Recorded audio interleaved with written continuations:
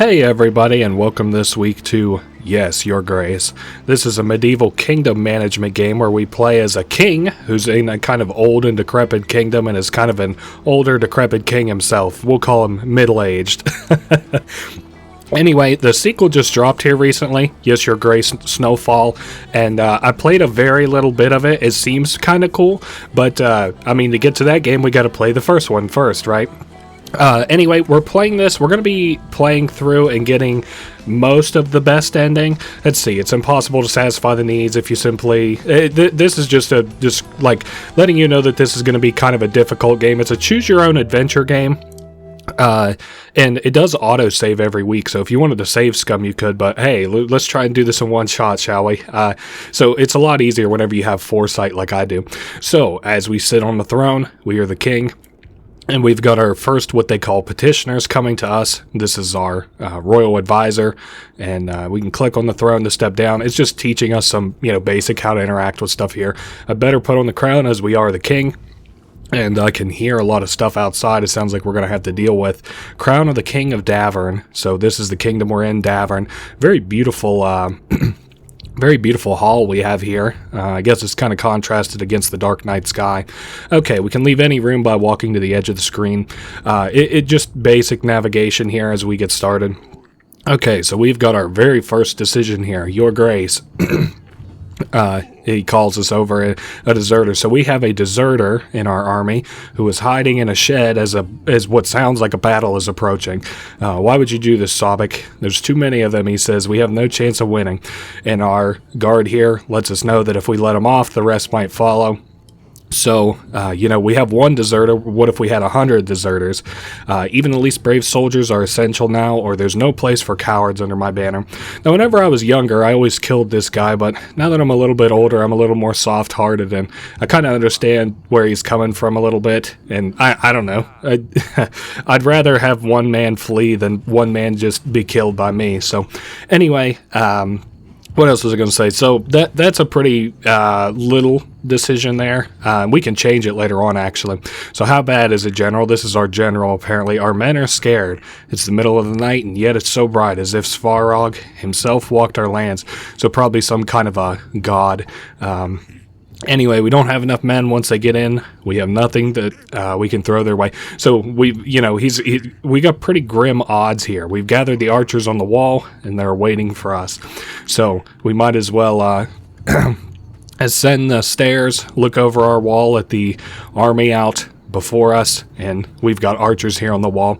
So we can make yet another decision for our speech. We can put up a white flag potentially, but I'm just going to call out for the archers to get ready, to aim, and to fire for Davern. Very pretty game. I just showed this to a friend here recently, and he's a guy who really doesn't fuck with like a pixelated type art style, but he actually was like, damn, this game's kind of pretty. And I was like, you know what, I kind of agree.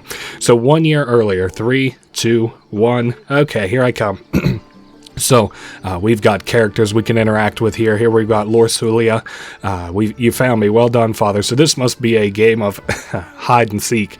She said she didn't want to play this game. She's too old for this. And we've got this lady here who is our wife, and our we've got another daughter here, and they're bickering amongst one another.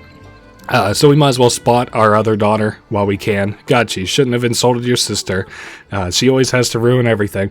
It's kind of cool. I like the storytelling in this game. The sisters are always at each other's throat. We've always got some kind of like a family bickering going on.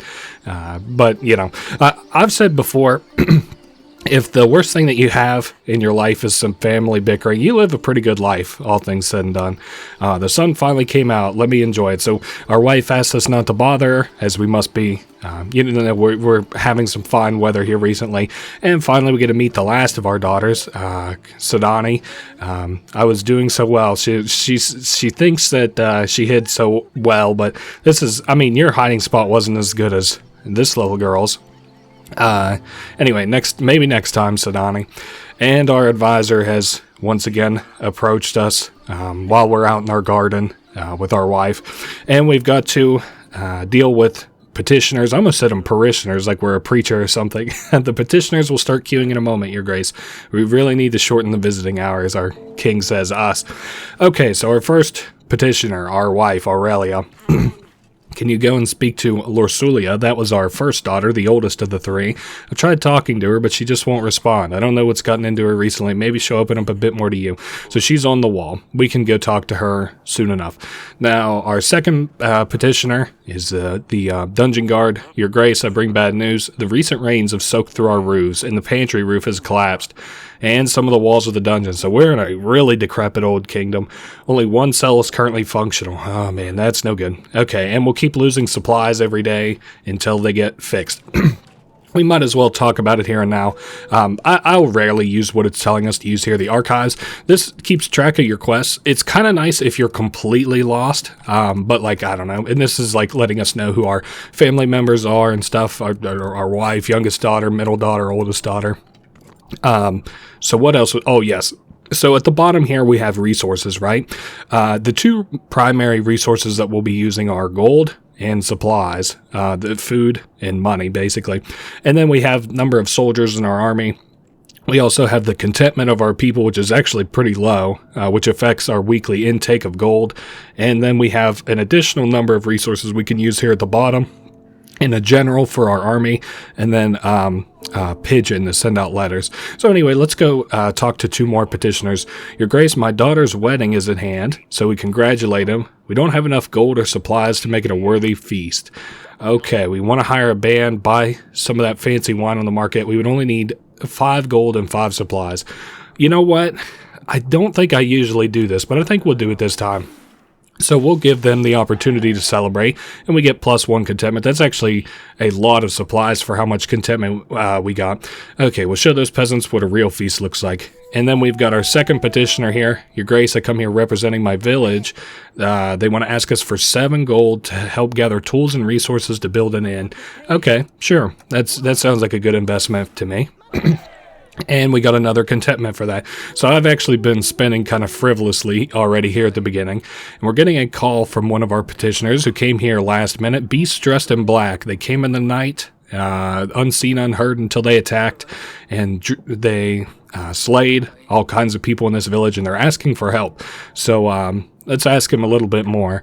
Bright red heads, short but sharp fangs, hundreds of them, gleaming metal for their claws. That's kind of scary. That sounds like a hell of a monster.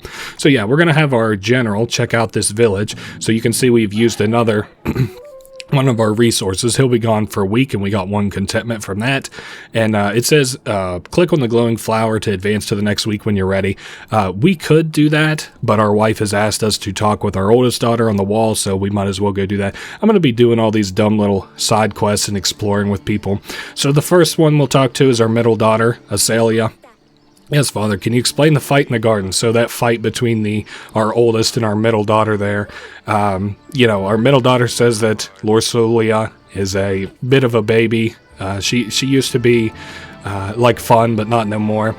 Okay, you need to stop fighting with each other. This isn't going anywhere, and I can't make you to like her. I think they're family. We can tell her that they don't need to fight. A lot of these decisions are kind of meaningless, but it's fine. And she said she won't do it again, but I don't know. How much can you trust the promises of a teenager? So now we can see the condition that our dungeon is in. We still have space for prisoners. I've had a scribe write a list of things around the castle that need to be fixed, and you'll see this in your weekly summary. Okay, and of course it's going to cost us a lot of money. So we have the hole here, different stuff that we can interact with, but they don't really do anything until they do something like related to quests. The dungeons are a mess. There's like mushrooms growing in it. That's pretty gross. We've got a peasant here. He's like, I think he's a thief, I think he says, but anyway, he's like, this cell collapsed over here. It kind of looks like, what if that was over my head? We can ask him why he's here. He's like, I bumped into an innkeeper on the street and stepped on his toe. The guard says, how dare you tell such falsehoods? He ordered a gallon of beer, drank it all, and didn't have the gold to pay. I think that I can't remember if there's even an effect to this. Let's just say you've had enough, because I know keeping him here doesn't do anything. So let's see what happens if we let him out. I guess nothing. Oh well. Anyway, let's go about our day. Because, like I said, if we just keep them in the dungeon, it really doesn't do anything. So anyway, we'll go talk with our oldest daughter on the wall here. She likes to spend her days looking out over the fields, and they're pretty, so I can see why she would. And we've got our cat here to pet, Dusty. He's a pretty loyal companion. Definitely good for morale. And if you pet him 3 times, you get an achievement. Well, pet him 3 times in one playthrough. You need to stop fighting with your sister. Okay, so obviously the older of the 2 girls are fighting. We can ask why she didn't want to play with us. She says, maybe I'm not 5 anymore. Very funny. So Azalea's been pretty nasty recently, and doesn't have much to say about that. And we can ask her if something's wrong. She says that everything's fine. So not in much of a talking mood. And if I know anything about young ladies, whenever they're not in a talking mood, they're not in a talking mood. So we won't bother her. Anyway, let's get back to the... we can, I guess, look at just some stuff around. This gate looks very old. Anyone with enough strength could barge through it. Not really a whole lot going on in our kingdom. We can just, honestly, just look around and see how busted shit is, but we're not going to do that. We're going to progress to the next week once we're done by clicking on the flower. The game in total takes place over 50 weeks. Okay, so we can buy upgrades. Now, because I did not spend very wisely, let's see what we got here. Repair theater. Okay, removes the contentment penalty from treasury. That I think I'm going to do. Damn. Okay, let's do fix market stall. Okay, and with that, we have to remove the supply penalty from the treasury. So let's talk about everything I just did here. Okay, so starting here all the way at the bottom, we have taxes, right? Every week, because of our contentment level, we'll get a certain amount of gold and a certain amount of supplies, which is based on the contentment level, I think, up to 100. So if we get that to 100, we're kind of maxed out. Now, we have a flat rate we have to pay our general. He gets paid 9 gold. So then we go up and we have a broken theater, which is currently giving us a contentment penalty every week, which we see as a -1 on here. Now, next, I did click on this upgrade to pay to fix the market stall so that we get 2 additional gold every week. That counts this week. So we have new market stalls where we'll get gold. We actually have enough money now to buy the repair theater option, which I'm going to do. And then you can see our expenses here. We fixed the pantry roof and we fixed the theater, so we won't get a contentment penalty anymore. Now, granted, we don't have any gold and we're very low on supplies, but I have kind of some plans, tips and tricks and strategies that we can employ to make that not such a bad thing. So firstly, we have the general here who has returned with the red-faced monster with short fangs or whatever. There were bandages who were pillaging a village. Redhead, right there with sharp teeth on it. A crest of Radovia. So these guys are bandits. I thought you could only find them in books and old manuscripts. Well, it seems like we have one right here too. Tell me, whose banner are you bearing? So who is the leader of your guys? Your man is right. Radovia is my home, and soon yours too. So he's pretty confident in himself and his people. We can ask him why he's here. We're just making a living. Oh, by robbing people? One might call it plunder. I would call it hard work. Well, you're going to spend a lot of time in my dungeons at that rate. Do you have a king, or are you just a barbaric thief? So they're free people. They don't bow to kings or lords. Damn, and he comes into our country saying that we're a king. So he's pretty full of himself. Well, they're asking what should be his punishment. So my personal philosophy is to throw him into the dungeon. No my mercy. Yeah, let this bandit go who we just barely caught. Yeah, I bet. And I don't see a reason to execute him necessarily. We'll say that he has he'll rot in a cell. Now also we get a kind of bonus for this later on, which I'm going to show off, do whatever. So let's talk to Audrey, our advisor. Radovians here. How would they get through the mountains? So I guess there's a mountain that separates us and Radovia. Why would they threaten a war? That's a lot of questions, but we need answers. Forgive me. I'm just puzzled, he says. Anyway, so we can talk to friends who would give us a hand, like other lords around. So with our current resources, a war would bring about certain defeat. I'll make preparations. So he's going to go and prepare us some lords to talk to and to get assistance. Now, the banker is instrumental in our early game strategy. Okay, I'm here representing Bank de Florentini, your grace. I hear your treasury has seen better times, but I'm here to help. Okay, so we can ask him how it works. basically, these guys loan us either gold or supplies in increments of 50. But, okay, so they give you like a 50 lump sum, and then you pay that back 10 gold or supplies, whichever you borrowed over the next 5 weeks. Now, So we've got 50 gold or supplies on the table, right? 10 get removed every week. And we have to pay, at the end of that, an additional 10 food or gold, depending on which one we borrowed, back to them to pay for the loan. But their first loan doesn't cost us anything. So one last thing to note, they can only do one loan at a time. So we couldn't borrow, say, 50 gold and then 50 gold the next week. They won't let us do it. And the first loan is free of charge, so we only pay back what we take. This is why I say it's so important, because we want to borrow gold here and now. They're going to offer us 50 gold repayable over 5 weeks, and there's no, for people who are adults and know this, there's like no interest, APR, none of that shit. So, anything else, Your Grace? Nope, that's all. You've given me my 50 gold. And like I said, here in the early game, when we can invest in stuff, that's really, really helpful. So, our oldest daughter brings us news. Celia sneaked out at night last week. So, our middle daughter went out and got drunk and to a party, a wedding party. And our oldest daughter is now here to snitch. And I can't, we're like, what's gotten into you, saying all this ill stuff about your sister. And she's like, she sneaks out to a party and gets drunk and I get chewed out. Oh man, these guys. Okay, so I don't think there's a ton to be had here. I actually want to talk to Lord Etten next. So he is Lord of Bronca. I'll be as straightforward as possible. Someone has kidnapped my daughter and they expect me to pay 12 gold to get her back. Okay. I track them down and I know where they're keeping her. I plan everything out. I just need your help to take her back, or I could pay the ransom. Okay, let me think here. So I think I'm going to, let's give him a general. Okay, pay them once, they'll only want more. That's true, very true. Okay, good. It has to work, he says.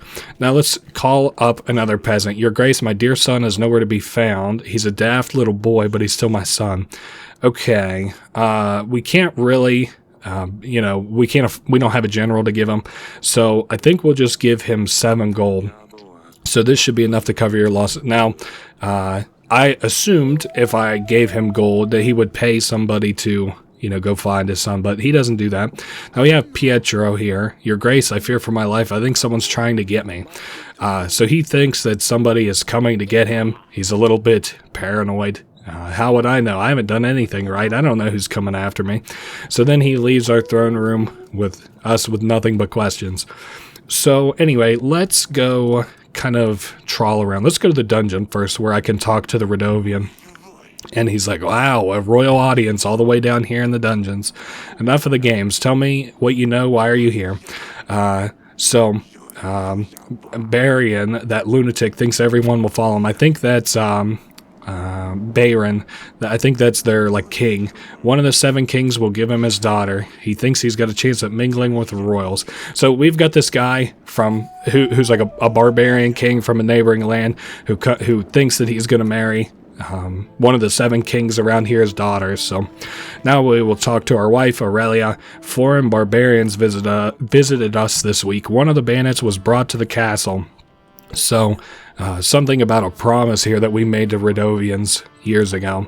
The bandit is in the dungeon and we already questioned him. So we're getting some ideas of a promise between us and bandits about a wedding for a king's daughter or something like that. And they kind of break it down here. Basically, our oldest daughter, the black-haired daughter, we had offered her up to be married if this bandit had spared our lives. And he's like, hey, that sounds pretty nice, so we won't kill you after all. And that same guy who threatened us is now the king of the Radovians. So with a knife to my throat, I'm not sure what else I could have done to think our daughter will marry some barbarian thug. So we obviously can't just give our daughter to the barbarians. And then we were cursed of some kind here also. So what now? What are we going to do? If Baron ever shows up to claim our daughter's hand, hopefully no one will believe him. So hopefully he'll show up and be like, give me the princess. And we'll be like, what the hell are you talking about? we got an idea of the strategy anyway, and we're just laying the groundwork for the story. Here. We'll get into more of the gameplay here soon enough. We can ask our wife how she's holding up. She says it's unreal. Marry a prince and a lord even, but let her marry a thug? Yeah, we can't do that. Okay. Anyway, let's go. Hey, at least he's king of the barbarians. That's for something. I'm still not giving her away, but... Alright, we've got one more person to talk to here in the gardens. Ah, yes, our Asalia, the daughter who just went to a wedding last night out in the village. So we tell her, we're like, yeah, I heard there was a wedding last night. And she's like, considering the resources you gave them, it definitely was a wedding to talk about. And we can say, how do you know this? Sounds as if they had a royal guest. I don't know why we snitched on our oldest daughter, but we say that Lorsulia told us everything. And I guess our youngest daughter, Sadani, she told our oldest. So, hey, let's see. I'm worried about you, or you're too careless. I can see why we wouldn't want our middle daughter sneaking out in the middle of the night to a party, especially where she was drinking.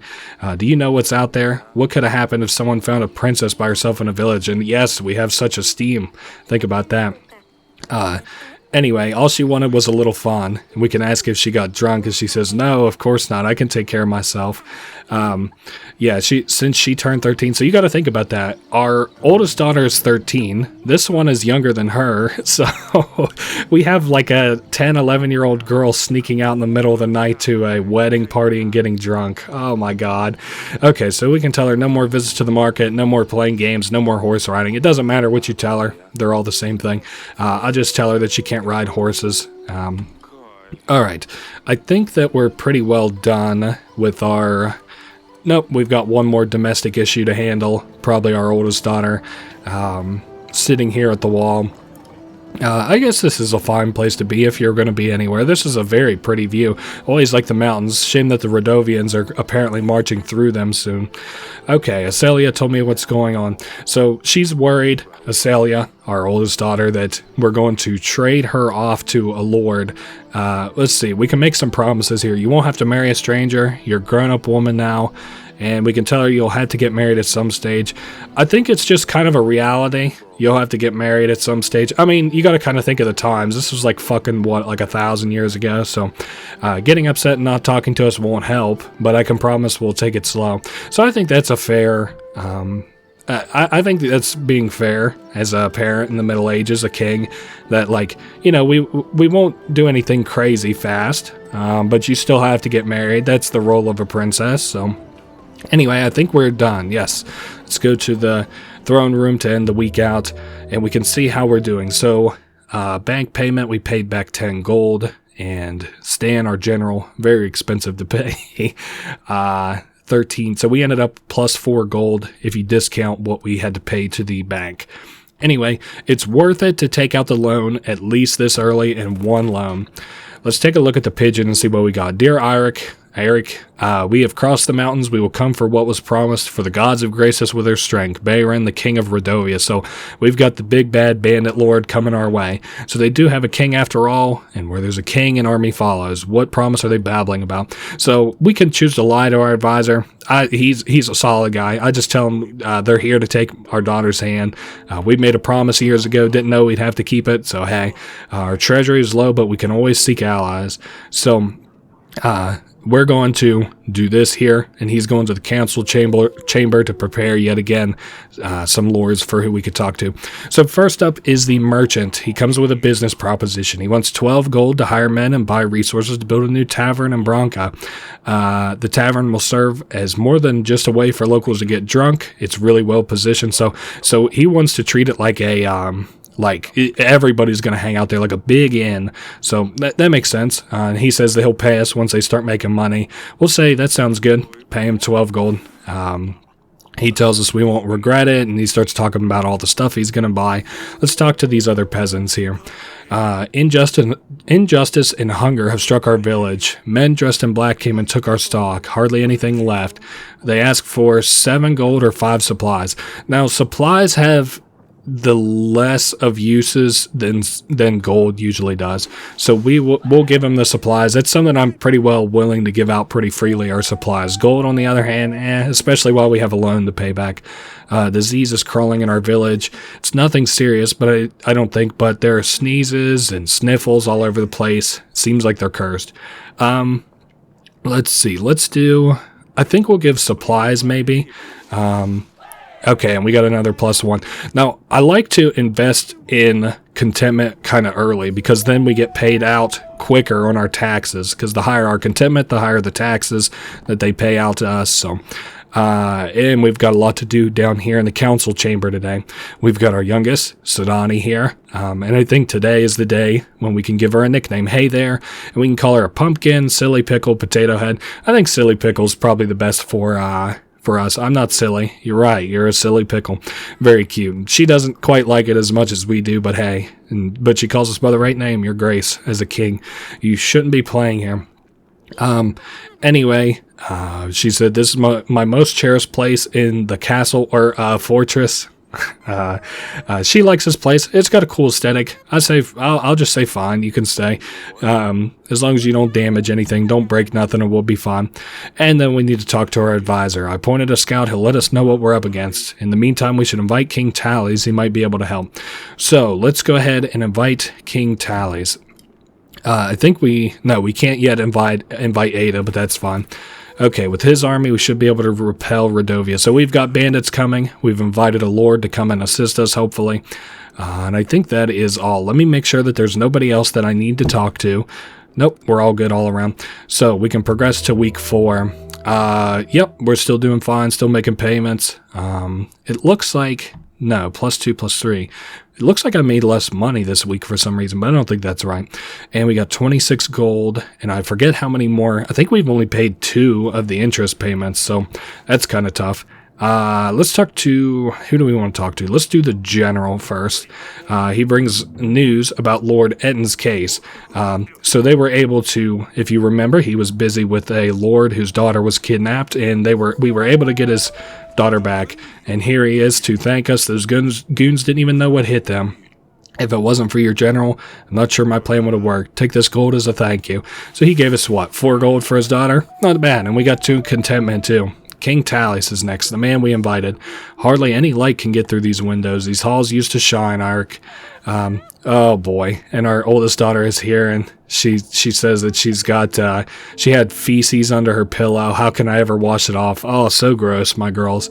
Let's see. Not now, Lorsulia. Can you not see we have a guest? So I choose to chew her out. Our daughter's got to kind of restrain themselves some whenever there's official business. She's like, there's always people in here. And regardless of what we do, this guy, he's always chiding of our decisions. He's like, if you can't even control your children, I'm surprised you still sit where you do as a king. And I don't know what I'm doing here. Anyway, he's asking if you're going to make him stand here like a commoner. Let's go talk in the council room. So that room that I said looked really nice before, where our youngest daughter is, we have a lot of books here. And he doesn't know why we're letting our children play in the archives. We could have chosen to make her not in here. That's fine. I really don't give a fuck what this guy thinks. So what can be so important that you couldn't just send me a pigeon? So I need an army, we say. Radovia has threatened me and my family. So we're getting threatened by bandits, and we're letting this king know. He's like, I will give you 3,000 soldiers. My army can deal with anything they throw its way. So my son Ivo, he's got a son, the prince, has been crying and moaning to me about finding him a princess. He's always bothering me, and it's about time that he grew up. A wife would keep him busy. So he is asking us for probably one of our daughter's hands in marriage. He wants our daughter's hand in marriage, and he wants access to the books here. And I think that's it. You still see cures for your wife. Her condition hasn't improved. So his wife is apparently sick, and he thinks the cure might be in our books. And he tells us that does not concern you. You get an army, I get Lorsulia and access to the books, as we already recapped. So an army for a marriage in return. So we're not trading our daughter to the bandits, or we're protecting her from the bandits in return for protection from another king. So we can say fine, but we'll do it on my terms. So, we're saying that the price point for our daughter is kind of low, which is a horrible thing to say. But anyway, when Radovia comes, who will protect you and your family? Okay, we can ask for one of these three things. And in my life, I've kind of thought which one's the best. I want 3,000 extra men, completely useless. Don't ever pick that one. You'll throw in 22 extra gold. Semi-good. But here recently, I think the best call is we'll tell him to provide a general. I just pay for one of yours. So he is going to, I guess, pay for one of our generals. I have only tangentially kind of like picked that. Like I picked that a long time ago, and I remember thinking it was kind of useless. And now it looks like he is going to pay for our general. Okay, and we can invite other lords. We might as well invite Ada, whoever that is, and see whatever she has to say. We might as well get kind of prepared for the upcoming war. We can talk to King Tallis, ask him how his wife is. I haven't seen Paloma in years. Does the illness persist? And he's kind of mad whenever we ask about her. He's like, if she wasn't sick, I wouldn't be here. Let's see. We can ask how the prince is, his son.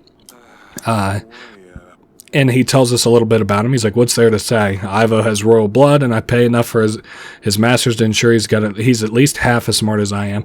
So he doesn't really, he's kind of buried in his struggles a little bit. He doesn't care much for how we're doing or how his son's doing all that much. Did Yeles and Barevia solve their wars yet? What were they fighting about? So apparently they had witchcraft out in their land. I don't know. It doesn't matter, I guess. Is everything all right in Hagos? I've always wanted to visit your beautiful town. So their capital town must be Hagos. Why don't you go and see for yourself what it's like better than this rat hole? Damn, you're an asshole. Did you find anything yet? Obviously not. Healing fever, how to prevent dysentery, something about malaria. So all general illnesses, nothing that really helps him all that much. Let's step out of here. Looks like he'll be paying for our general. I hope that's worth it. Our general is fucking expensive, so nothing, speaking of our general, for him to say. Let's go up here and talk to our oldest daughter and deliver the bad news to her. Lorsulia. It's you. There's something I have to tell you. You must marry Ivo, the Prince of Atana. Now, to be fair, that's a really prestigious city that it turns out to be. Like it's one of the best cities kind of in our part of the world. We need this marriage to secure an army that will defend us. A war is coming. And she says, so I'm going to be sacrificed. Did you even consider any other options? Hey, I only had two, yes, or negotiate a price. So, anyway, you don't have much say in it. She obviously is not happy with you at all. Basically selling her off like this, trading your daughter, to put it in very polite terms. So she runs off to her room she's upset about it, understandably. In the meantime, I guess we'll just manage our kingdom and get ready for this army to approach. Let's talk to our, oh boy. So our middle daughter is missing, but Sidani is here. Your Grace, how are you doing? And she's like, why do you listen to the man in the council chamber? And we're like, well, he's a king too. Now, our daughter thinks we're the better king, but considering that he has an army of 3,000, we at least know where the cards lie. And we can go tell our wife the news that our daughter is to be wed. Darling. Okay, Lorsulia is getting married. And she's like, did Bayren, the king of the bandits, find us? No, he'll be marrying Ivo, the Prince of Atana. We made a treaty with his father, Tallis, for a marriage, for an army. We kind of know what's going on here. And she says, that's great. So, like, she kind of rationalizes it like I do. Like, at least she's getting married to a prince and not some king of the bandits. This is fantastic news. Who's going to prepare the wedding? Guests, menus. So, I guess our wife is going to prepare all that stuff. We'll see how the treasury looks at the end of the week. And she says, did you already tell her? And we say, yeah, she wasn't happy. Anyway, who knows what Radovians do with their wives? Wouldn't surprise me if they cut them up and eat them for dinner the next day. You have some pretty brutal ideas about these people, but hey. Anyway, I think that is all, that we can do here. So let's go ahead and progress the week. Now, if we aren't paying Stan's bill, that is pretty damn tight. Let's see. And then tonight, as we're lying down, somebody's knocking on the door. Your Grace, Radovian forces have been spotted nearby. We should send men to track them down.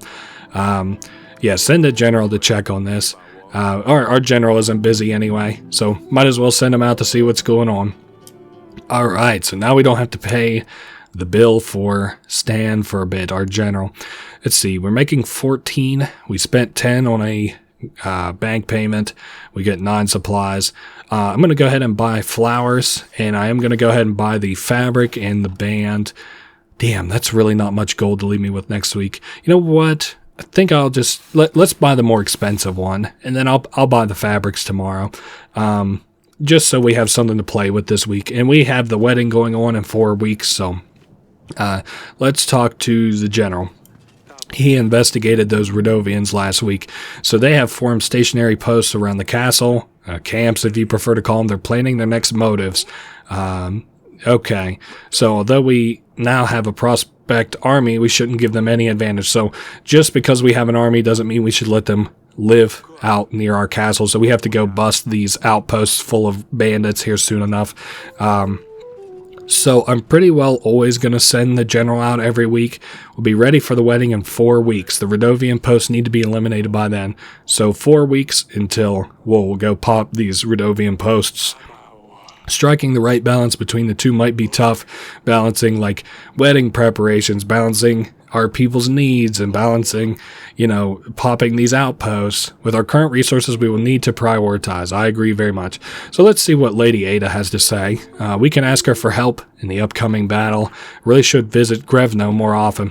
Thank you. What can I do for you? There's a nefarious thief going from lord to lord, pretending like he needs help. He convinced other nearby lords to give him gold, including me. So there's a guy going around scamming kings, and he'll visit us sooner or later. We can ask him what she wants us to do.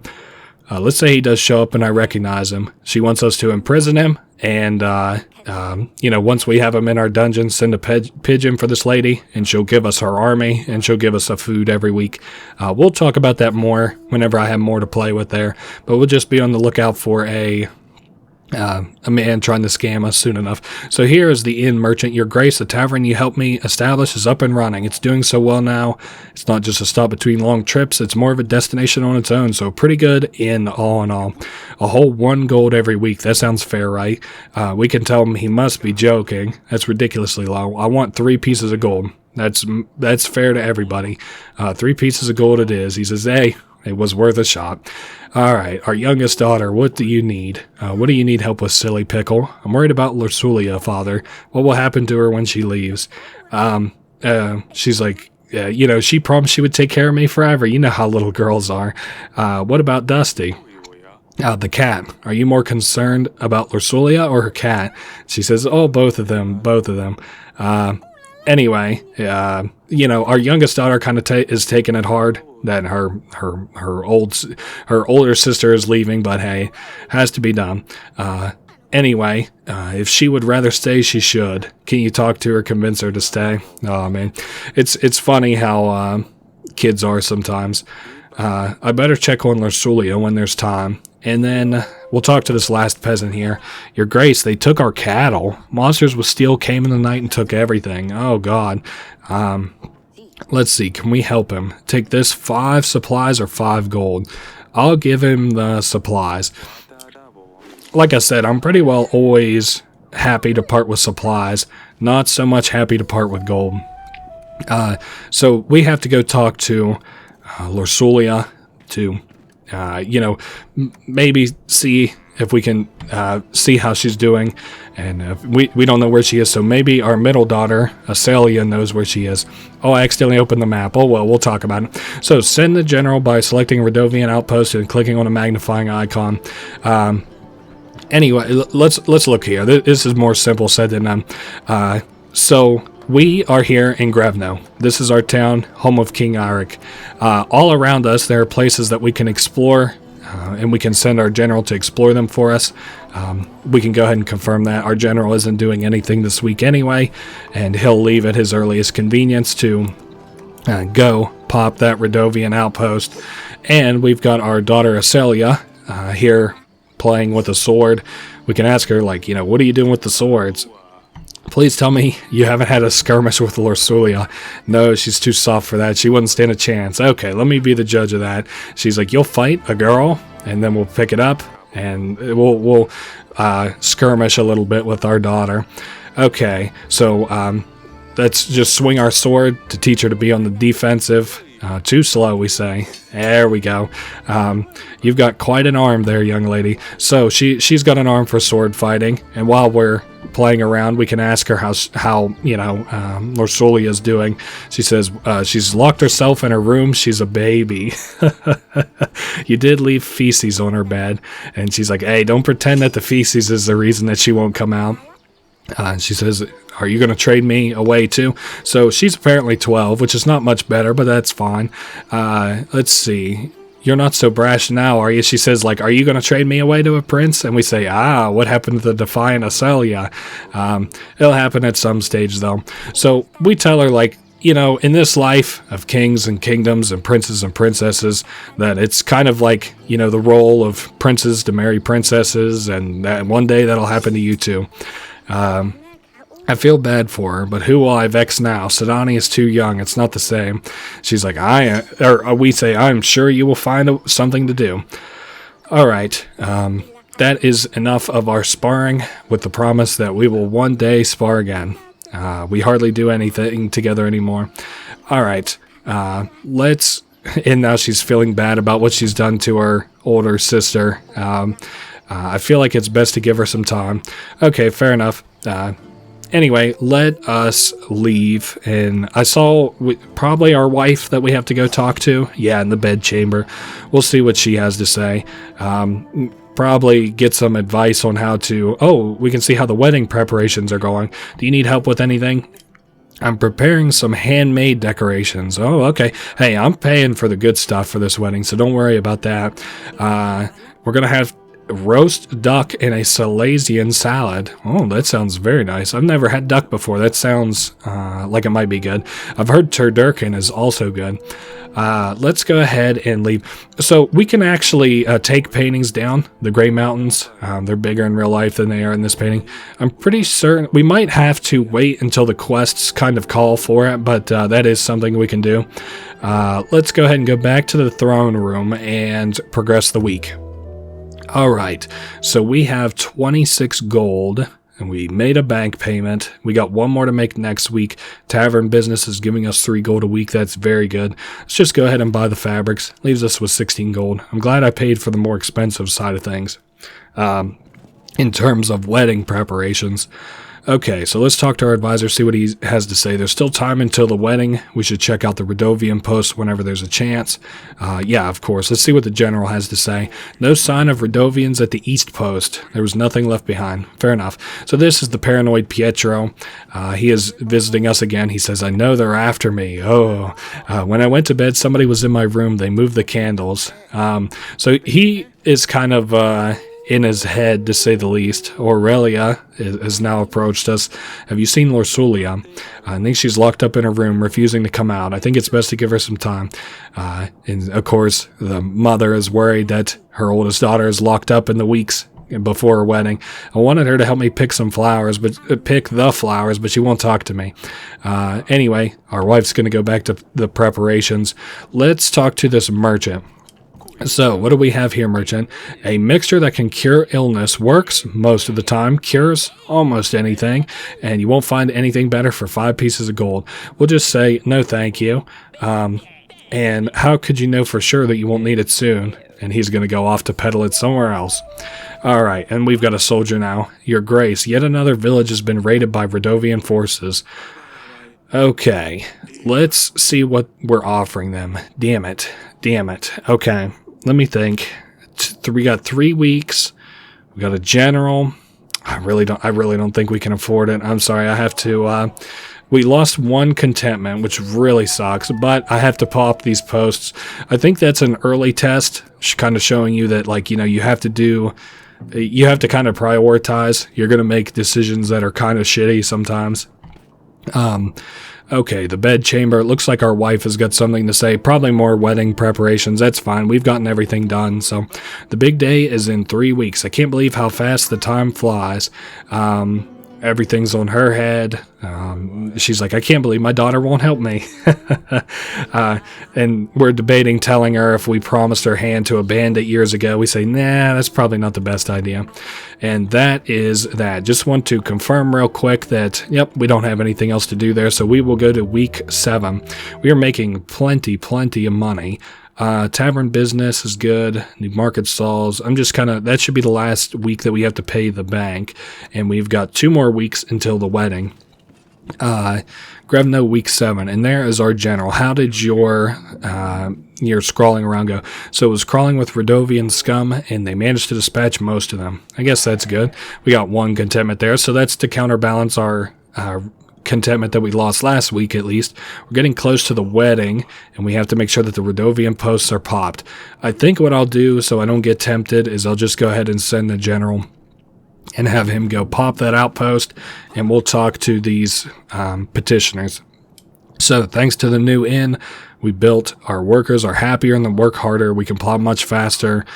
They need to maintain the inn, but I wanted to bring you something extra for your help. Oh, okay. They're going to contribute 1 gold every week to our kingdom, and we could say thank you. That's very nice of you. Now then, let's talk to Sadani. What are you doing there, silly pickle? She's like, if our cat's going to leave, I want a different kind of pet. And so the pet she's chosen is a snail, and she calls him Smudge. We're like, that's an unusual pet and a very original name. He's nice, but he's not a cat, she says. He's all slimy and sticky, kind of gross. So she has gotten her a replacement for a cat. Can't say it's a good replacement. Ivo will want Lorsulia by his side. What if the cat stayed? I see what you're trying to do here. So she thinks that, like, by some kind of trickery, she can trick her older sister into staying, all this stuff. And she's like, so there's no way that Lorsulia can stay? And we say there's no way. I think he would love it in the council chamber, Father. When can I go back there? Oh, yes, I forgot. I forgot we have the other king there. You mean the snail? What was its name? Smeary? She says, it's Smudge. It's not that hard, Father. He smudges, that's why. Yes, Smudge, I forgot. Anyway, the other king is in there for a bit, so I kind of wanted to show that off. We'll remember to show it off this week. Your Grace, I have a small favor to ask of you, teeny tiny. Would you happen to have any spare gold? So he asks for gold for some boots. I don't think so. Get the hell out of my hall, please. All right, another peasant. Your Grace, my village has been raided by bandits. There's a monster on their banner. Locals for sure, but they're armed. Our food supplies and cattle were stolen. Okay, I can send you supplies, but I can't do much about a general right now. Okay, and so they're happy to be just compensated. What does Audrey have to say? Sounds like the Radovia has copycats of sort. Other bandits can now get away with their crimes more easily, now that they can blame them on the Radovians. Things will settle down after the wedding. Okay, we've got a merchant here. I've been robbed. So this guy says he was robbed on his way to Hagos. He's like, I've got nothing. Is there a chance I could count on your support? And then we can tell him, are you trying to fool me? And we can imprison him. So this is the imposter that lady Ada was talking about. Might as well invite her next week. We've already got King Tallies here, which is what I wanted to show off while we're kind of waiting and out and about and stuff. I'm sure we have people to talk to anyway. Let's go to the dungeon first. Let's talk to this merchant. Your Grace, I really don't understand. Why am I here? You tried to trick me. Lady Ada told me what you did. He's like, oh, her? I didn't realize you guys knew each other. So we caught a trickster. Oh no, this is our wife that we're talking to. I wonder what she has to say. How's the wedding preparations going? Our daughter is still locked up in her room, and she hasn't eaten anything for the past few days. She's probably worried sick about getting married, and I can't say I blame her. What if somebody walked into your house right now and told you to get married? And that would be pretty tough. Anyway, yeah, we're good. I'll be in the throne room if you need me. I think we are good as a golden goose here. We have made a shit ton of money there. 41 gold, holy moly. And I think that's about all. We can't really invest in anything. So 41 gold, 22 supplies. We're actually flush to the gill with supplies. It's not really supposed to be this easy. But hey, when you don't have to pay for your general. And our advisor notifies us that we have to speak with the queen. And we can talk to the general. No sign of Radovians at the west post. We did find a hell of a mess, though. There were gold and supplies left behind. Okay, fair enough. How much? 2 and 2. Okay. And we've cleared out all the outposts. And our advisor says, we're ready for the wedding now. And there's Lady Ada. We can talk to her. Your Grace, you called for me. I have found your thief, we can tell her. We put him in the dungeons where he belongs. If I may, can I take him with me? Oh, of course. He's a thief. He's a criminal. Take him with you as much as you'd like. So she got scammed by that thief, and she now offers us her soldiers and a weekly one food supplies every week, and we'll point that out in this week's income. Okay, Your Grace, I'm starting to think that perhaps you are involved. He's like, I think you're involved. He's like so paranoid. He's like, I don't know who it is. I'm being followed. I think it might be you. Hey, here's our daughter. We're like, hey, it's good to see you. Can you please come meet me on the wall whenever you get a chance? Yes, of course. All right, and finally, one last peasant here. Your Grace, I'm here to ask you for your help. My father is very sick. He's pale as a ghost and shakes and sweats all the time. We tried treating the fever with cold water and a poultice of butter, onion, and garlic. Yikes, that doesn't sound very good. They even tried letting the blood with leeches. Yes, if we had a court witch, we could handle these diseases. That's true. We can put out the word that we're looking for a court witch. And as for her father, here, take this gold. It should be enough for her to buy medicine. Okay, hopefully that helps. I think that is all for the petitioners. That's good. We've got 3,100 soldiers. We got a whole bunch of gold, whole bunch of supplies, whole bunch of contentment. Good general. Good, I guess we could call somebody in if we wanted to. I guess let's do the gardens first. I'm going to save the wall for last. Let's go talk to our 2 daughters here. How are you doing? You're a king, so why do you listen? This is a line of questioning where she asks us why we listen to the other guy. We can ask her if she's ready for the wedding. She has one question she has to ask. Can Smudge come to the wedding too? Her little pet snail. Sure, why not? I need you to keep him very close so that he doesn't bother the other guests, and then he can come. Don't forget to say goodbye to Lorsulia. She's leaving right after the wedding, and she says she'll say bye to the cat too. Okay, and then we'll talk to Asalia and see if she's ready for the wedding as well. It's looking like it's going to be quite the event. Yeah, for you it will, not for Lorsulia. I still can't believe she's leaving. Hopefully she can learn to be friends with Prince Ivo. Yeah, I can understand why she wouldn't, though. I wish we had more time to find a prince, but it has to be this way. Alright, we are out and out off that. And let's go to the council chamber next. I think we're just going to let King Tallies know that we're ready for the wedding. We've been preparing for weeks. We booked a florist, throne decorations, live band, and Tallies is like, I don't care. I just want it done and over with. He's like, the vows are what's important. Anyway, it's going to be a party either way. We'll see you there. All right. Of course, the king will be there for his son's wedding. He's not nearly as excited for it as everybody else is. Oh, yes, and our wife in the dresses. I nearly forgot. Okay, we can ask her how the wedding preparations are going and participate in one last thing before the wedding. Okay, choose a dress. I'll let you do the honors. So, let's start with the big fancy dress. Oh, look at this puffy decorated piece of art. Isn't it beautiful? 50 gold is nothing for elegance. This is the one, right? So, look, we might as well tell her that this is expensive, but that's not really the problem. Don't worry about the cost. The bank said they will help us fund the dress, so it's almost free. Basically, it is a loan that is given to us on the dress. It costs us 50, and since it's our second loan, we pay an additional 10 gold on it. I'm going to look at the other dress. She says, I'll tell you how the other dresses compare. They don't. Okay, now we'll look at the shitty dress. This is obviously not an option. I found it in a chest of my old clothes. It even smells. Yuck. It won't cost a coin. Why wouldn't you clean it? What do you mean it smells? It won't cost a coin, but what would everyone think? So, the puffy one. Let's look at the middle dress. And This is a middle ground gown. Nothing special, but for 25 pieces of gold, we can't expect too much. So what do you think? The puffy one, yes? Okay. So let's talk about this. The shitty one obviously looks shitty. We're not going to get that for a wedding. The big one, though, our wife keeps trying to talk us into, that is a red herring. Don't get the big one, even though keeps constantly telling you to. Let's just get this middle of the ground gown. Everybody but our wife kind of likes it, and she's just happy that our daughter doesn't have a completely shitty looking dress. So I think it's a fair middle ground. Now I'm pretty sure. Let's go to the castle wall real quick to make sure, but I don't think. Yeah, there's nothing else we can interact with there. So let's now go to the upper wall here, where we can talk to Lorsulia in the days before the wedding, as the wedding is almost here.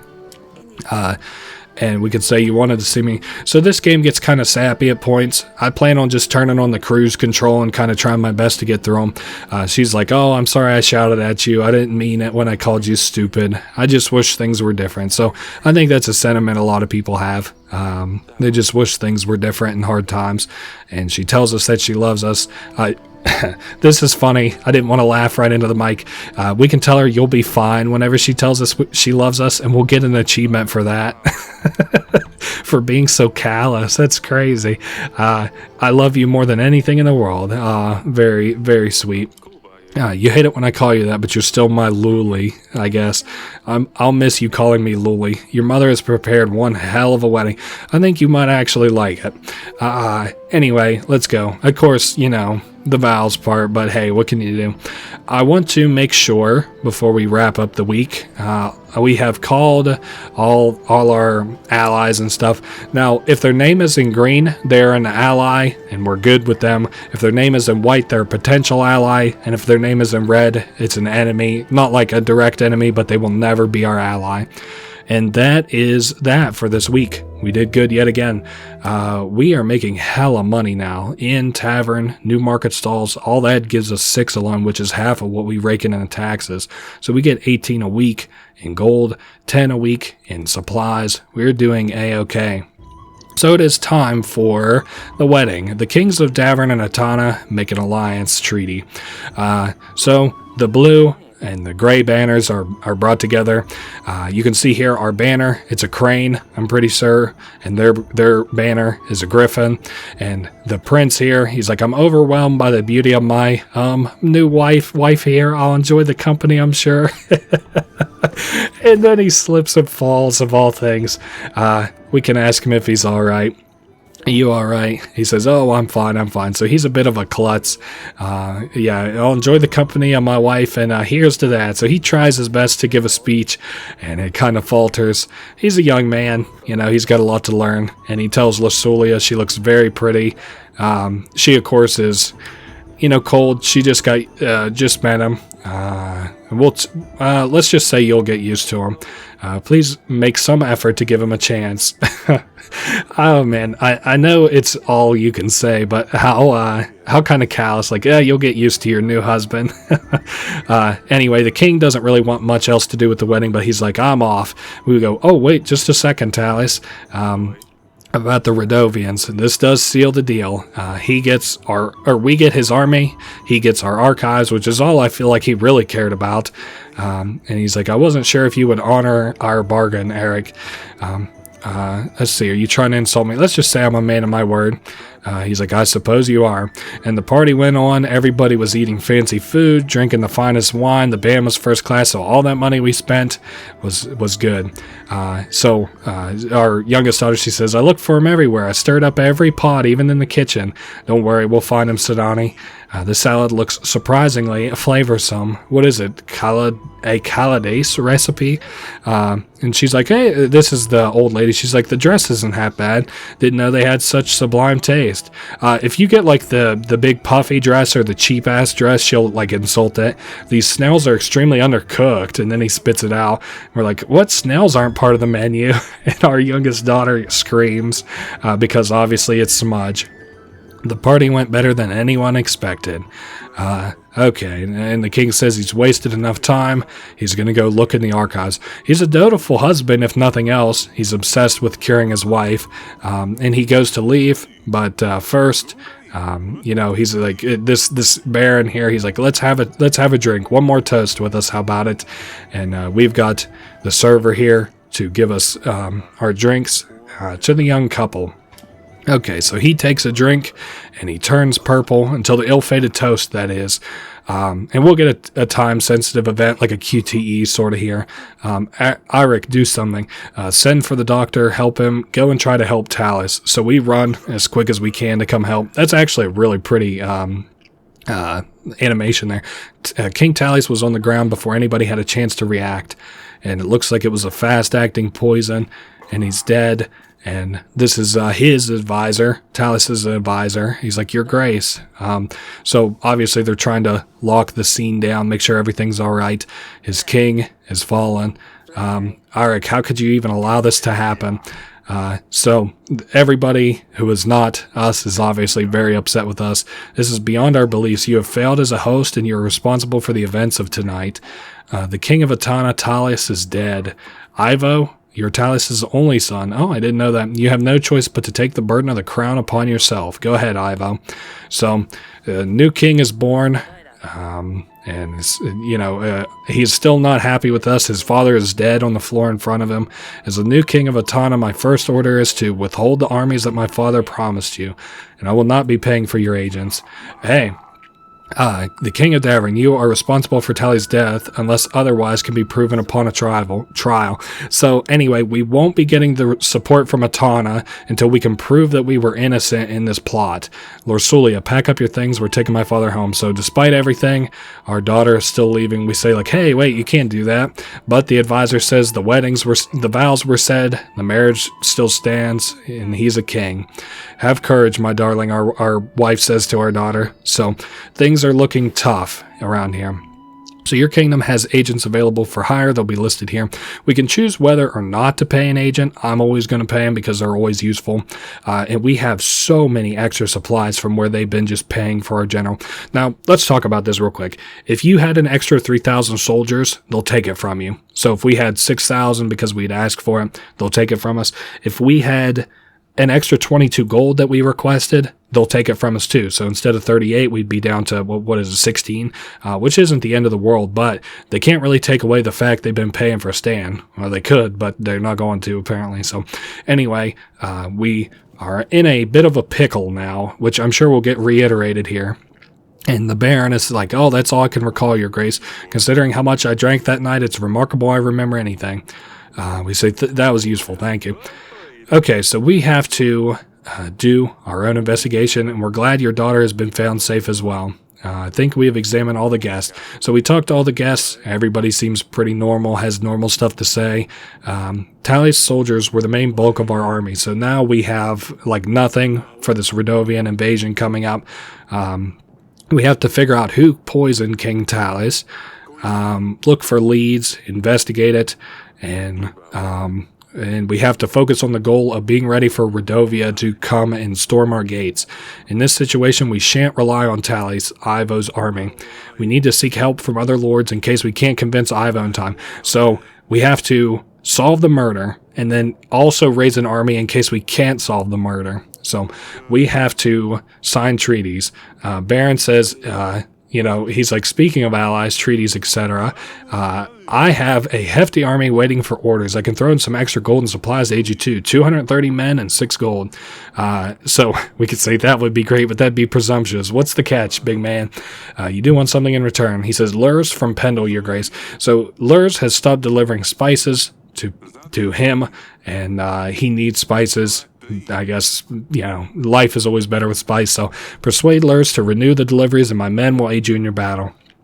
Okay, now that's a start. We should invite Lurs over, see what we can do. So we have an idea of how this is going to work anyway. Might be worth checking. Then maybe we can find a piece of gold or two.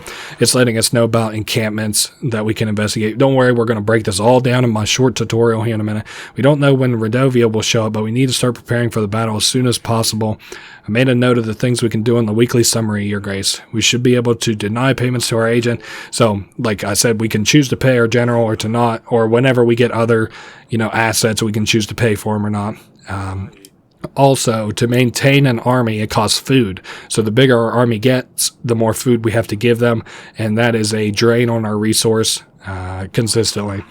Okay, so let's look at our letter first before we do anything. Dear Father, so it's probably our daughter, the Asalia. We have arrived. Atana is nothing like Davern. The vast streets of Hagas expand endlessly. The journey was tiring. The views have compensated for everything, so she's tired, but the place is beautiful. At the very top of all the rocks, there lies the city. It's very beautiful. I'm really sorry for the last weeks we spent together. Hug Mom for me. Oh, that's very sweet.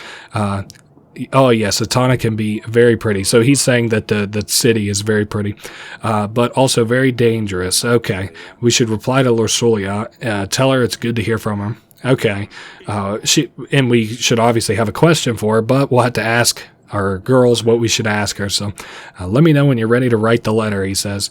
Okay, let's see what else he has to say. We should see what's going on with the spices. Yes, we will invite Lurs, and he's telling us how we can do that. So we've already kind of practiced how this works. To prepare for battle, you need to make alliances with lords. Some lords will provide extra gold or supplies in addition to their army offer.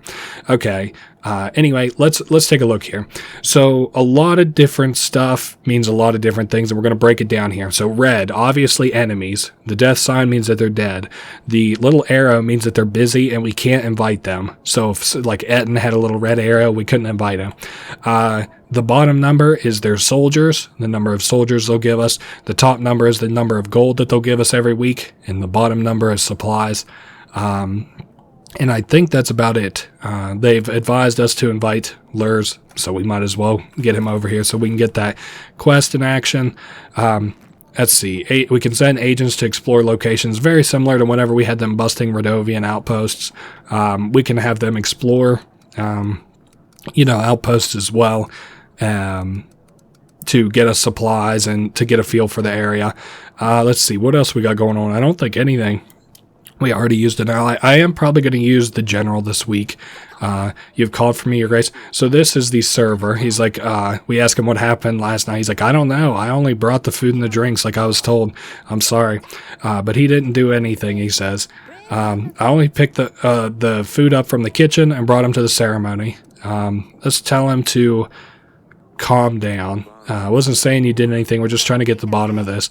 So, obviously, I would suspect him too, but I don't think he knows anything. He's too jumpy. He's like, the dungeon guard said that he saw somebody in the wine cellar, and what we served was wine, so maybe you should go talk to him. So, don't leave Davern, so we tell him not to leave just in case we suspect him or have more questions, so...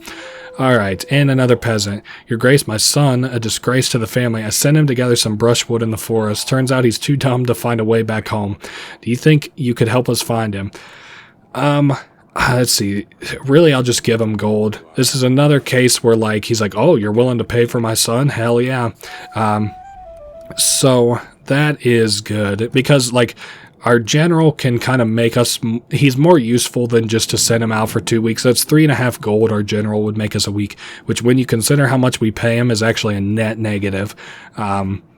Okay, but of course I did just pay some random stooge instead, so let's talk to Asalia and see how she's doing. I hate that you had to see that being King Tally's dying on our floor. That wedding didn't really go to plan, did it? No, what happened was terrible. And she's like, it was a pretty wedding until then.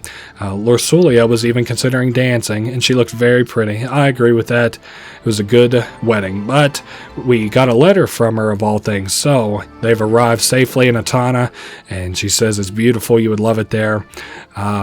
Anyway, we're chiding her. We're like, if you acted better, maybe you could leave the castle more often. When you write to Luli, can you ask her about Ivo, what he's like? Okay, so she wants to know what her new husband's like. We can certainly do that. Let's go talk to our wife and our little girl. Actually, you know what? Let's see what's going on in the council chamber. Okay, so that's who we've got as Sadani in here. And we can ask her how she's doing first. She's like, I'm sure last week was real stressful for you. I don't understand why it would happen. How could someone eat Smudge? So that's really all she cares about, is that Dusty's gone, Smudge, and her older sister. Smudge is 6 feet underground.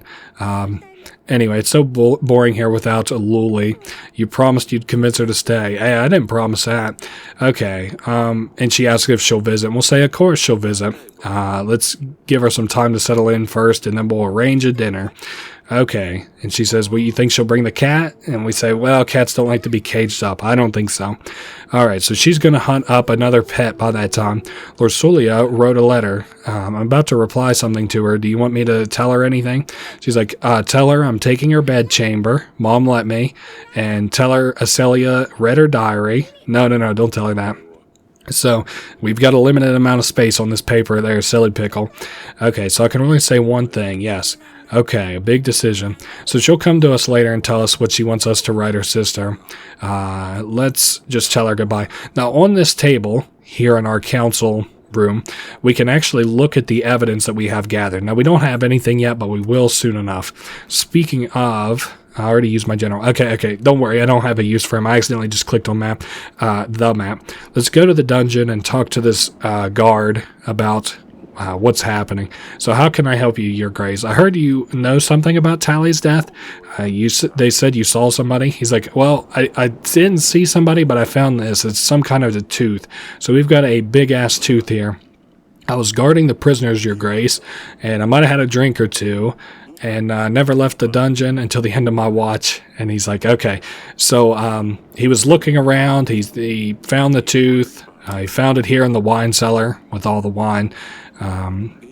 He didn't see anybody, though. So anyway, he's like, I'm sorry. I was kind of negligent. But, I mean, it was a wedding. Did you expect that somebody would get killed? Okay. And let's talk to our wife here very quickly. What happened at the wedding was awful. Let's start with that. Still can't believe Tally's was poisoned. It could have been me. We ask, she's like, do you think our daughter will be fine? We're like, yeah, I'm sure she'll be just fine. We can renew our treaty with Ivo as soon as we get the investigation finished. I really don't think they say anything else. She's like, she's going to go get some rest, which I can understand. She deserves it. Let's take the needles here, because we can use this to progress the quest a little bit. Let's go to the garden. So we have a crack in the floor here, which you might have noticed. If we can find something similar to a sword, we can open it and find a piece of paper. Let's go ahead and take it. It is a letter. It's a map of the castle, and it says, find wine in the cellar, mix it with 7 drops of the substance in a glass, be seen by no one. So it's also decorated with some beautiful flowers. Anyway, so we have a note saying how to kill somebody. We have a big-ass tooth that was left there. Did we actually have to come here? Yeah, our wife wants something. Oh yeah, I haven't finished really talking to her yet. I just got so engrossed with the needles. I have a lead on the investigation. So we have 2 clues right now. We have an animal tooth, a big dragon tooth, and we don't have dragons here, obviously. A guard found it in the wine cellar. She said it could have been a merchant or like a hunter or something, but, anyway, whenever we find people who can kind of investigate these things, we will. So we found a letter in the gardens. It contains instructions about pouring poison in a wine glass and a map of our castle. Okay, so, we've obviously got instructions that somebody had to follow, and I think that's pretty much it. Let's go ahead and leave here. And I think we are squared away. There's only one thing I want to look at here real quick. Let's go back to the evidence table now that we have evidence pieces. We've got a tooth, and we've got a letter, and we can review. We have to find an expert and question suspects both on every piece of evidence. It's not really that hard, but we just have to balance it into our schedule just a little bit. All right, so we can end the week here and now. Your army needs food and supplies to stay maintained and ready for battle.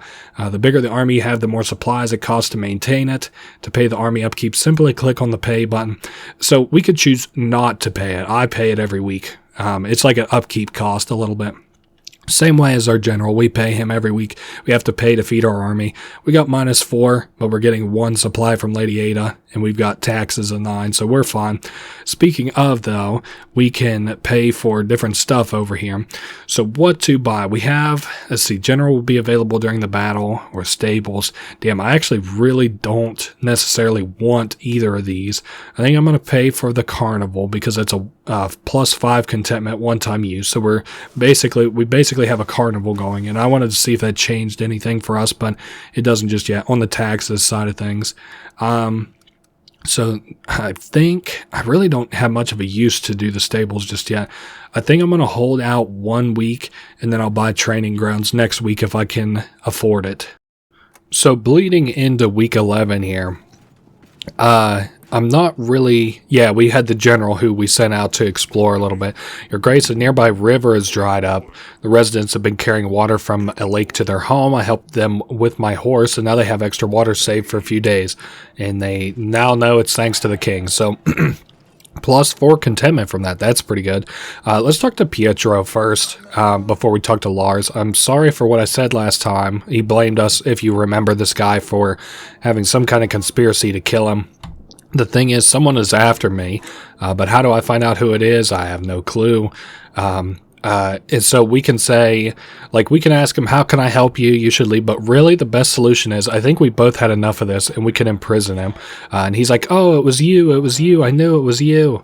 But trust me, actually, if we let him be, he will die. So that's kind of weird. So Lurs, I called him Lars. Lurs, you've called for me, Your Grace. So... let's first ask him about the animal tooth. Is there anything you can tell us about it? He's like, nope, it's healthy, no holes or chips, but I have no idea what it's from. How about this letter? Can you tell me anything about it? He's like, looks like a page from a book. Are you sure it's a letter? He's like, it's pretty because he doesn't know anybody who decorates their letters. So let's ask him about the spices. I've heard you stopped supplying Branca with some resources, spices, I believe. So he's like, you've been talking to Lord Etten. He's like, he trades my spices with another city to get fortune dabs, which are also called oracle dust. Oracle dust is kind of like hallucinogenic opium, if you want to imagine it like that. He's like, I heard about Radovia. I can help if you aid me. So let's go ahead and ask what oracle dust is. He's like, it has medicinal uses, of course, but also recreational. It's highly addictive, particularly popular among priests. Something about spiritual enlightenment. Makes a lot of coin, but ultimately costs people's lives. So it's like a drug kind of running rampant. Let's say, what is Praxis? Oh, that's another city. Okay. So we've heard enough. He's like, I urge you to help me instead of Lord Etten. He's like, don't buy any oracle dust. If you hear of anybody trying to sell dust, don't hesitate to put them in your dungeons. Okay. So he's like, if you do the right thing here, my army will stand with you when the war begins. He has 200 soldiers and 6 supplies. He actually has less supplies than Etten, but oracle dust kind of comes with its own headaches where I choose... let's talk about it as soon as we get this guy out of our court, actually. Let's say that's all for now. Okay, and then we'll talk to Audrey just real quick. If we send a general to Koski, he should be able to stop the sales. So that's like a quest we've been given to ally with this lord, is if we stop the sales. But if we do it, we're going to end up making an enemy of Etten, and he will not join with us. So most of our quests, and I'm just going to say most, whenever we join with a lord, they're usually competing against one another. So, like, for example, Etten here sells drugs, and he wants Lurs to give him spices so that he can continue to fund his selling of drugs. Okay, so Etten and Lurs are kind of at odds with one another. Lurs doesn't like Etten, but Etten needs Lurs, and you can only ally with one of them. The same thing could be said and is true of Joven, and there's another guy here we haven't yet gotten, but basically, like, Joven and Noxki and another guy we haven't yet had pop up, which is a shame. I wish I could show them off. But basically, most of these people are at odds with one another, and you have to choose kind of wisely who to pick. So Sedani is back in our, he's like, she says, I hate Lorsulia has left already. She looked very pretty in that dress. So everybody really liked the dress. We can tell her that whenever it comes her day to be wed, she can also wear a dress very pretty that. So have we replied yet? No, actually, I forgot last week to write our daughter because we can write whenever we want. How about we say, we'll ask about Dusty, the cat. Thank you, Father. I mean, my grace. So, Asalia, Father, you promised to practice sword fighting with me, so we'll go practice sword fighting with her after we're done for the day. And your grace, men with monsters on banners came and ravaged our village. Okay, the village is still burning. Most of our supplies are already lost. Okay, let me think here. I would about half like to just send supplies. Yeah, but the general... You know what? Just send the supplies. Let's see. I believe this should be enough to get you back up and running. Okay, so that one did work out, because not always paying their... just paying their, like, problem away doesn't always work. So I'm glad that that worked for him. Think about the man whose son was lost, for example. He wasn't exactly pleased by the fact that, you know, we couldn't find his son for him. So we've got different people we can ally with here. I really don't remember what Masha wants. I literally can't remember what either of these guys want, but let's invite Violet. I think she has a very cute name, Violet, even though it's spelled like that. Okay, let's talk to Acelia now that she's wanted to, practice sword fighting with us. So I'm sure that, like, whenever you play with your hobbies with somebody in your family, it's a good time to talk. So, too slow, she says. She's getting better at it. Have you heard about Sadani, our youngest daughter? I told her she should find a pet that can actually do something besides be disgusting. So she's been leaving bait in the gardens trying to catch something. So one day, she hit a stuffed skunk and told Sadani that there was something in her trap, and little Sadani picked up a sword and started hacking away at the stuffed skunk. So then their mom came out and ruined everything, our lovely wife. Anyway, there's really... I think that's about all to the story. We can go talk to Sadani. She says, you have to admit it's kind of funny. I don't know. It really doesn't matter. I just say only a little bit funny. It is funny to think she would attack a stuffed skunk. I probably wouldn't do this in real life, because I think that this is like, you're just asking to breed kind of problems between your daughters whenever you admit something like that is funny, but oh well. It's a game. We can be a little bit... Okay, Sadani, now we can talk to her about the skunk. And she's like, well, I just got scared. I didn't know what to do. I was worried you'd be mad at me for bringing monsters into the castle, so she took the sword and ruined her stuffed animal. And then we could say, like, whatever we want. I'm just going to say I forgive you. He's like, it's an old stuffed skunk. I was just getting ready to throw it out anyway. And I don't know. I think... forgiving here is the way to go. It doesn't matter. I don't think that anything... Like, there's no...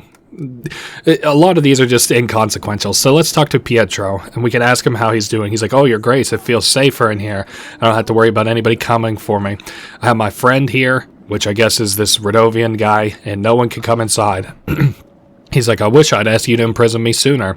Okay, so we have imprisoned him. He's like, I owe you my life. I'll give you my army. So apparently he has an army. But don't jump up and down just yet, because... it's not that big. You can see in the top right, I think it's like 6 men. No, not even 4 men. Okay, so that has been that. Let's go ahead and go back to our advisor and get ready to send a letter to Acelia. So, write the letter. Okay, what should I write? Let's ask her about Ivo, I guess. Ask her how it's like having him as a husband. See if he's a good husband. Anyway, it'll take a couple weeks for a reply, but otherwise, excuse me, we're ready to go. We're actually doing really good on contentment and stuff. Yeah, we got a kick up in our tax rate, so that's really nice. Okay, so for army upkeep, of course, that's fine.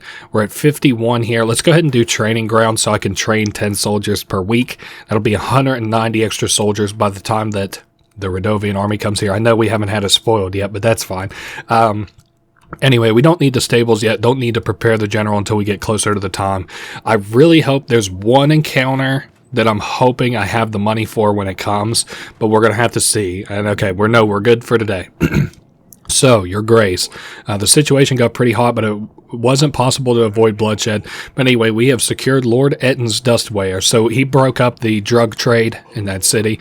Your Grace, how's our investigation going? So we have an animal tooth, a letter, and we'll get another piece of evidence once we progress a little further. And he's just letting us know that we can invite lords to kind of question them. So while we invite, like, Violet to join in an alliance, we can also ask her about... the investigation. So, I hear y'all fight with the beast face. It's very funny. She has this very funny way of talking. My name's Violet. My elders have fought with the beasts many years before me, and I heard they brought some Radovian dog here to your castle. They say you keep him in the dungeon. I want to help you with those nasty beasts. I'll give men and resources. Basically, she wants our prisoner, and she's willing to give us supplies and an army. So I'll just say he's all yours. I don't need to guess what she'll do with him, so... she's like, I'll take it slow and make sure he knows I'm there. Oh, one more thing, Your Grace. My deal's off if you ever help any of these dogs. But I don't think that ever happens. So we can ask her about the animal tooth. We just got 150 soldiers pretty much for free. I found this in my wine cellar. Can you tell me anything about it? She's like, that's one heck of a tooth. It's beautiful is all I can tell you. Can I ask her about the letter? Do you have any idea where it came from? It's not from my lands. She's like, it's not signed. That's rude. So she doesn't really say much, but she's really helpful in terms of an army and supplies. Now we've got Sudani here. Is this a new pet you're hiding there, silly pickle? Your Grace, may I introduce you to the Stabber? That's the name of her little hedgehog. Let's say the Stabber. Why the Stabber? Well, I wanted to name him Hanson, but that name is already taken. The other option was to call him Squisher, but it didn't really seem like that would scare off enemies. Underneath, he has a velvety, yummy tummy. You wish you could just stroke and squish all day. I actually knew a couple people in my life who had hedgehogs as pets, but I never cared for him much myself. On top, it's a whole different story. On top, he is a scary, stiff stabber. We can ask how she came up with this. She's like, do you know the tale of Hanson? No, we might as well say no. Hanson was a hedgehog who rode on a black rooster, Your Grace. He was ugly and unwanted, but one day he helped the king find his way home. As a prize, the hedgehog asked the king to promise to give him whatever greets him first upon his return home. It turned out that the king's daughter was the first to greet him. 1 year later, the hedgehog came to claim his reward and married the princess. It was difficult for the princess to love the ugly creature Hanson was, but she learned to accept him, and she proved her true love for him. So, just some dumb... Not dumb, but it's just a fairy tale. So, Lady Danica always tells me these tales before bed. That's very sweet. A lot of books have different versions of it, the way that old kind of fairy tales are. But it's very silly, but Danica likes this one a lot. See, I'll turn the Stabber into a prince. So that's her plan. She's going to turn the Stabber into a prince. Once the Stabber is a prince, he can help me get Luli back. I'm sure she will like him even more than Ivo. It's not like we have any option. We'll just tell her that she can keep her little pet, I suppose. It's the Stabber. The Stabber is on a mission, and he is about to stab someone. Well, our advisor says at least she'll be occupied, but we're not sure if that's a good thing. Oh well. So we got a peasant here. Your Grace, my village has been raided by bandits. These scum are fiercer than any other. There have been casualties. They killed an entire family, and he's counting on help. So, we have to, if they are locals, we should show them there's no place for such behavior. Yes, I'm going to send my general on this. Okay, my general find the bandits, bring them to justice. We got 2 contentment, and let's go ahead and look at who we're going to invite next week.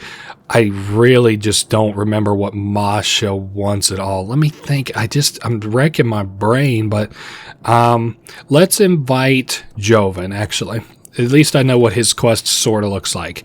And then we're going to leave the hall here. I think we're good for the week, so I'm aiming for about 25 gold. Damn, we actually had a shit ton of gold this week. We don't need anywhere new to explore just yet, so we can hold off on that. We actually have plenty of gold for this week, which is great. I didn't look to see what our new supply rate is, but that's fine. So, here we have a letter from Lorsulia. King Ivo greatly mourns the loss of his father. Oh, that's very sweet. And the king himself is sorely missed by lords and advisors. Together with his son, we prayed for justice for his father. The journey home, the prince is kind of clears his head. He's like, obviously your dad didn't kill my dad. He's like, but we still have to go through the trial since I was kind of hot-headed and I told my advisors and stuff we would. So, anyway, let's just really quickly, okay, we'll find the one responsible, I'm sure.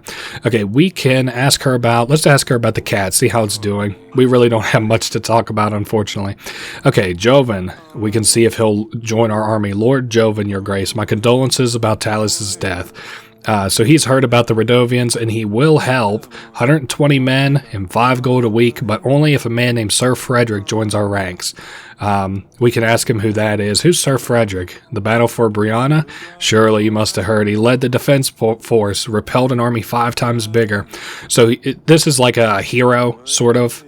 He's like, we trained for years. He's like, I just want you to get checked by him before I agree to it. He's like, if he says that he'll join you, I'll join you. Okay, so I'm sure Sir Frederick will help. It's just a formality. I don't think we can ask him about like the letter. I don't think he has anything to say. Some lords use fancy paper to show their wealth, but he doesn't know who this was.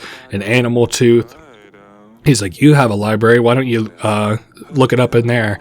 But we don't have a bestiary, so that's all to talk about for now. Now we've got our daughter here, Acelia.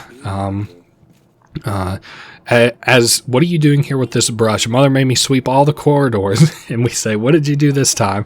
Nothing. And then she's like, if you don't tell me, your mom will tell me. I had better start sweeping floors before she finds me. So she must have did something pretty naughty. Hey, at least she's cleaning up the throne room.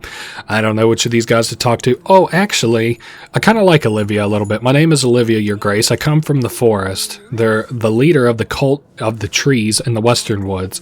And she's come to us for help. She asked all the neighboring villages, but none of them will help her. So this is kind of like a foresty cult type deal.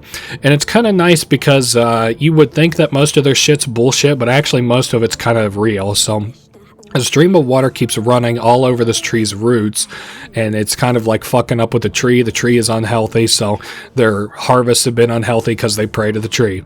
So without the tree, people are depressed and scared, so we have got to help.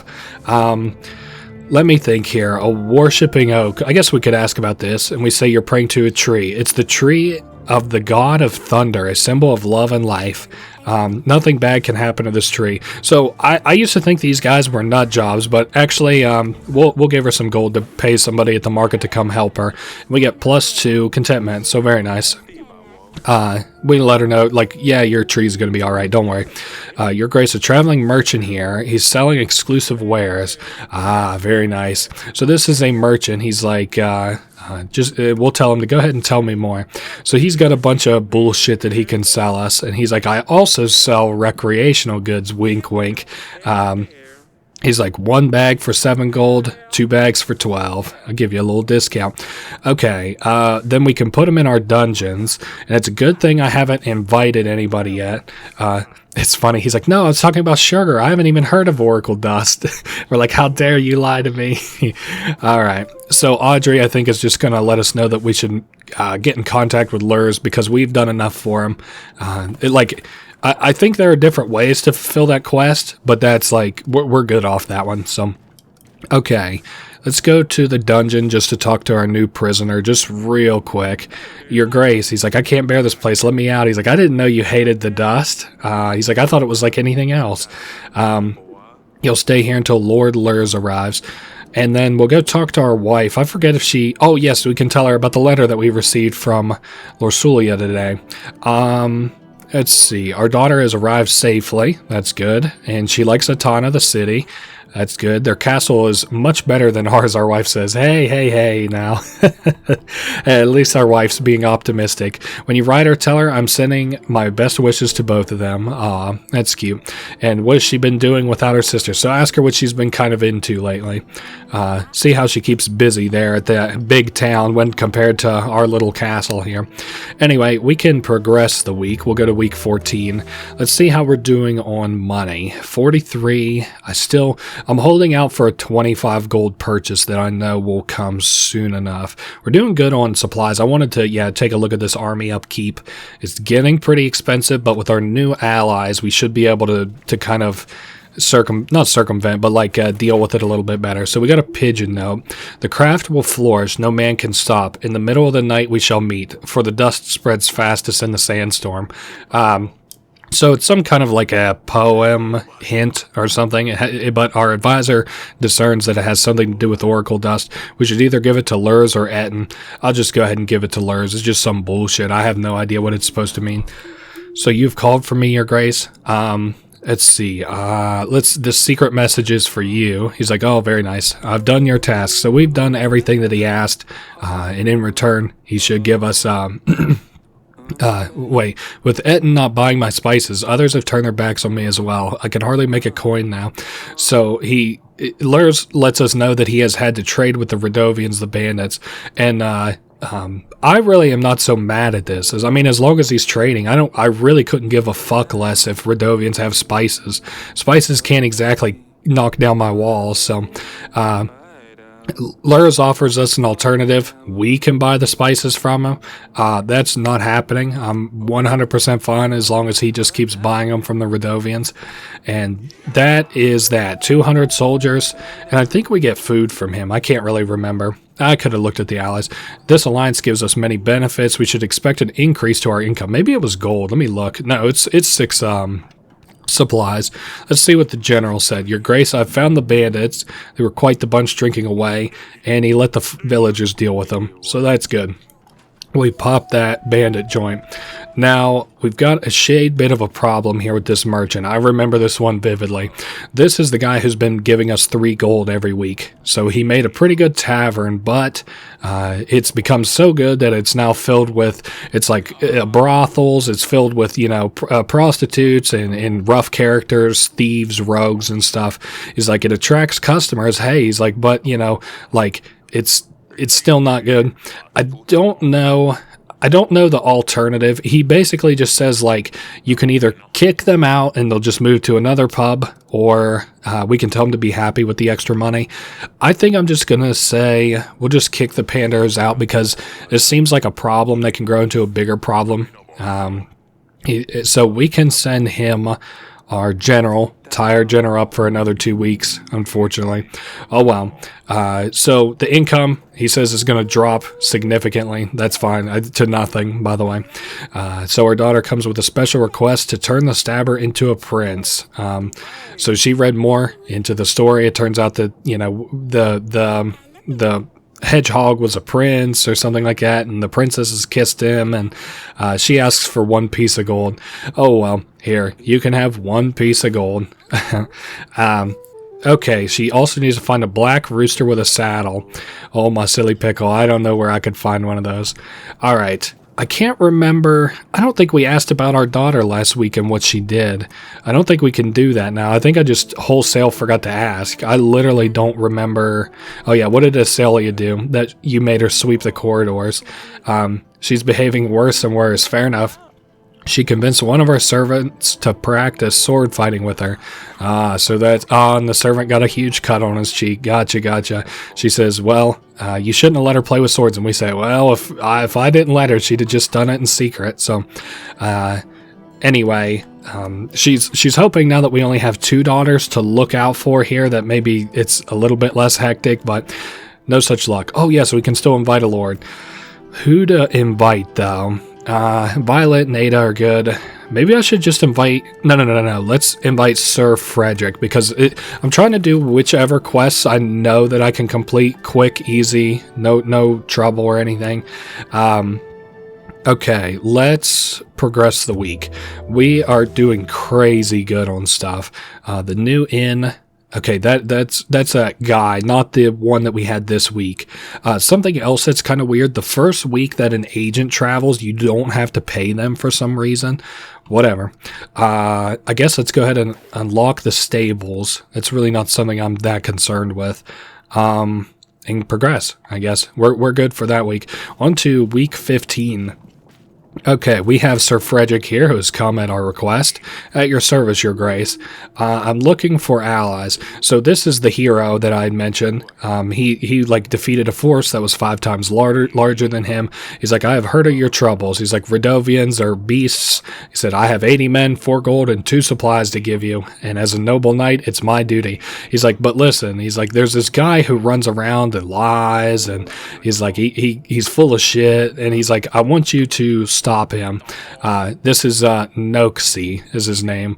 Even the finest swordsmen bear scars. Many have fought and died. That Noxie, show me a single person who can confirm his accomplishments. So there's this guy who tells bullshit lies. He's like, I ask you to help me prove it. So we can say, like, who is this guy? Noxie the Dragon Slayer, he calls himself. Thinks he's a knight, but he's far from it. So it's just a guy who goes town to town telling lies, and this Sir Frederick doesn't like him because he's like a fraud or whatever. It's always the same story, different details of him killing a griffin and stealing her eggs and whatever the hell else. Tell him there's a lycage in the nearby forest. The creature's just a story, and of course it's not there. See what he says, though. He's like, if he brings you proof of something that doesn't exist, then you caught him red-handed. He's like, and if you do that, I'll stand by your side in one last battle. Okay, let's go to the pigeon. Dear Eirik, I hear that I'm already too late to marry your daughter. We had some struggles, but we'll be ready within 14 weeks. I believe we can explore other options, and I hope you will keep your promise. Davern, the king of Radovia. So we've gotten yet another thinly veiled threat from Radovia, and he is coming in 14 weeks. We need to gather an army, we need to make alliances, and hope Ivo will help us. Oh, goodness. So, we faint. We as a king have fainting spells a lot. It's not good. I couldn't imagine anybody would follow a king who constantly faints, but hey, our wife is here, our doting wife. She's very lovely. Radovia is coming. What happened? We'll just say I had a strange dream. He's like, I had a dream that Radovia threatened to take all our daughters. Tally's was dead and I had no army. He's like, who?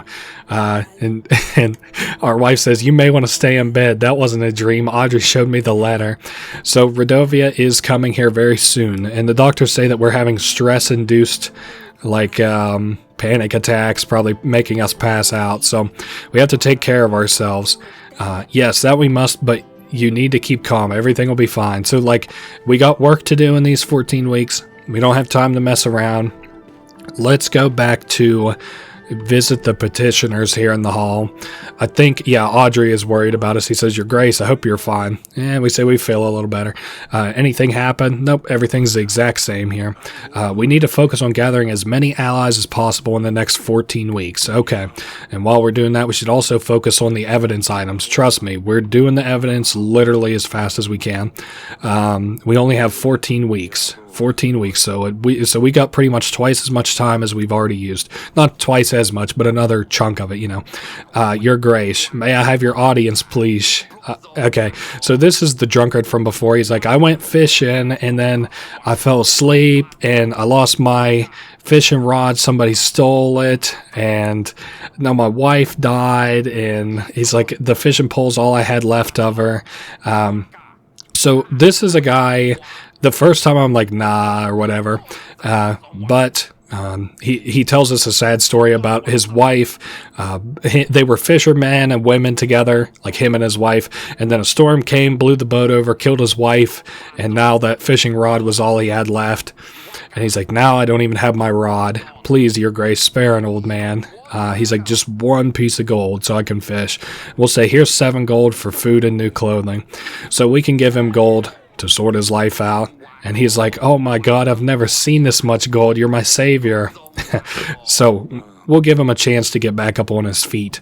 Now, this is the lady he says that the water from the oak is cleared. And our people hadn't prayed or confessed in weeks, and now they're so happy. So she brought us something. It's a bouquet made of the oak's fallen leaves. They're supposed to bring love and luck to our throne room, and we hope it works. So she will leave us a new gift over here. What a day for gifts, because we have a merchant here. Your Grace, I bring to you a special thing of magical splendor, only worthy of a royal. Okay, so he presents to us my magical cock. How rude. But it is literally just that, a magic hen, rooster cock. Don't let your eyes fool you. This ain't a regular cock, Your Grace. The cock has been enchanted. Can we stop? It could tell a lie from the truth, Your Grace. And when it senses a lie, it will voice its disapproval. Okay, so it's needless to say, well, not needless to say, I should preface, that's the better way to say this, that this thing actually works. So I mentioned this game is kind of fantasy, right? Well, this is one of the magical sort of things. My name is Audrey the Fourth. We could lie. I had honey porridge for breakfast. Let's just say my name is Audrey the Fourth, and it's my real birth name.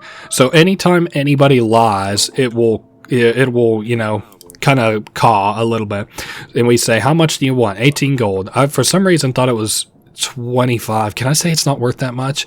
I don't know if this thing will work, but my daughter would be quite happy with it. Okay, Let me just set it all up. So he's going to set us up a little rooster here who will crow. So Donnie's going to love this. I should go find her later. Kaka, it says. Let's see. So I already have my general busy. Let's see who I would invite. I think I'm going to invite Noxie. And I'm going to show you a really kind of unique way to complete that quest. It's not like there's only really 2 ways to complete it, but I prefer the way I'm going to do it over another because I think it's kind of cool. So come and see me in the throne room, we can tell her. He's like, let me finish feeding the stabber and then I'll be right in. Okay, so our daughter wanted a rooster and we've got a rooster now. And hopefully she'll come see me. Maybe she'll come visit tomorrow. Hey, who knows? Anyway, that is enough for today.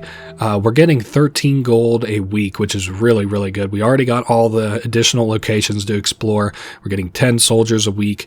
We're burning 16 food, so we're very lightly in a surplus there, but crazy surplus in gold. All right, so continuing on to week 16. We have a start. I want to save the Dragon Slayer for last, I think.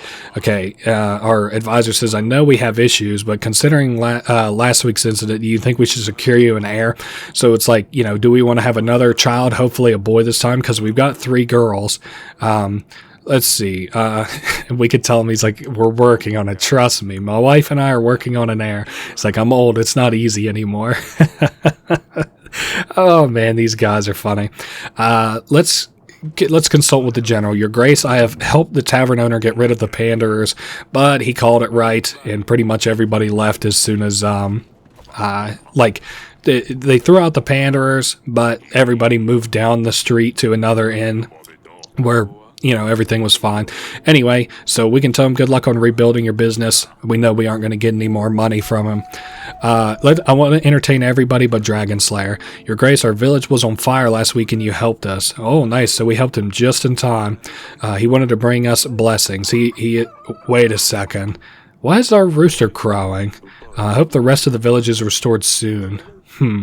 I don't know what that was about. Maybe he lied. I don't remember that. Anyway, we have another guy here. I come to you with a personal matter. You see, I've lost my only and beloved pig. She means the world to me. I've heard that you pay gold for the ones that we've lost. Is there a chance you could help? Let's see. I'm trying to think here. Let's just say, nah, don't waste my time. Don't bother me with such petty matters. He's like, this pig was like a son to me. And then we could tell him, just get the hell out of here. He's kind of being like a little rude, begging to us, right? This guy can't even remember what the gender of his pig is. He's like, you called it a he, now it's a she. And he's like, but, I just remember where I left her. Sorry to bother you, Your Grace. It's funny. Usually the magical rooster kind of like dings whenever something like that is about to happen. So, oh well, at least we only have our daughters left and the Dragon Slayer, of course. Father, I was wondering if we could practice sword fighting again. Yes, we say. We'll be out in just a moment. And what does Sadani have to say? Oh, that's right. We told her about the rooster. And it's cawing. And he's black, which she likes as well, because that's like the story. You are the bestest father in the world. Oh boy, you're so beautiful. The stabber's going to adore you. Yikes. Take good care of him. Did we just... Oh, okay. Yeah, we do just up and leave him. Whatever. Worse things have happened. I actually don't have that achievement yet, so whatever. Fuck it, I just got an achievement. I've turned off the Steam overlay, so... Your Grace, it is I, Noxie the Dragon Slayer, bowing low before you. Also known as Grophos the Great, Wanos the Wise, Peter the Powerful, the royal wedding was fantastic. Oh, I thought he was going to... The royal wedding was fantastic. Oh, that's right. You were there? Question mark. The food was first class. That's right. I did it all up that day. Let's see. We can ask... You're the famous Dragon Slayer? And he's like, yes, everybody knows my name and my fame and all this shit. With pleasure. We can have him retell the story of the griffin. Its sharp claws could tear human skin with absurd ease. I stole into its forest home with great care and planned a path to its defeat. The dragon's nest was at the very top of the mighty oak tree overlooking a rushing river. Clever as I am, I noticed that the nest was full of hatchlings, mucky little dragon puppies. I chopped down the tree while the big one wasn't there. The great oak creaked, groaned, and fell straight into the furious river underneath, taking the dragon's young with it. The squeak of the little dragons carried far, and so the big beast herself appeared. Desperately trying to save her babies from the brutal current, she kept crashing into one boulder after another. At last, she dragged her battered body onto the shore, but the weakened creature was no match for my mighty arm, and the beast was no more. After all, wit and brains come before strength and fists. Remember that, kids. Oh, I mean, your grace. I usually don't read things verbatim like that, but hey, you have to get into the mood of these things. So he's come straight to the king as we've called for help. What evil creatures await me here, staying in your beautiful land? Let's see. There's a monster. Go tell your stories elsewhere. I think we can say that, yeah, there's a monster, and we tell of like a basilisk out in our town or whatever. He's like, really? Actually, maybe we're talking about Radovia. So he's like, well, I've never heard of a creature. What is it? What does it do? Emit gas, crush men's bones under its heavy hooves, breathe fire. Let's see. It's an army. An army from behind the tall mountains. They aim to claim Davern as their own. He's like, oh, it's an army. I see. Well, that's a hell of a challenge. I can help, though. So, this guy here has, offered, as just because he can, and we are king and we're in need, he's offered to help us with his 180 men and 5 supplies. Now, he doesn't ask for anything at all. He says, oh, nothing at all. I'll help you free of charge. Now, I prefer this guy over Sir Frederick. Sir Frederick, has me hunting down random, just lying-ass dudes to help him. This guy, he sees me in trouble, and he's like, dude, I'm straight up there. So, I'm going to say, let's actually do, I have found a letter. It's on finely decorated parchment. Do you know where it would come from? So he doesn't know anything about the letter. How about the large tooth? He says it's an impressive tooth.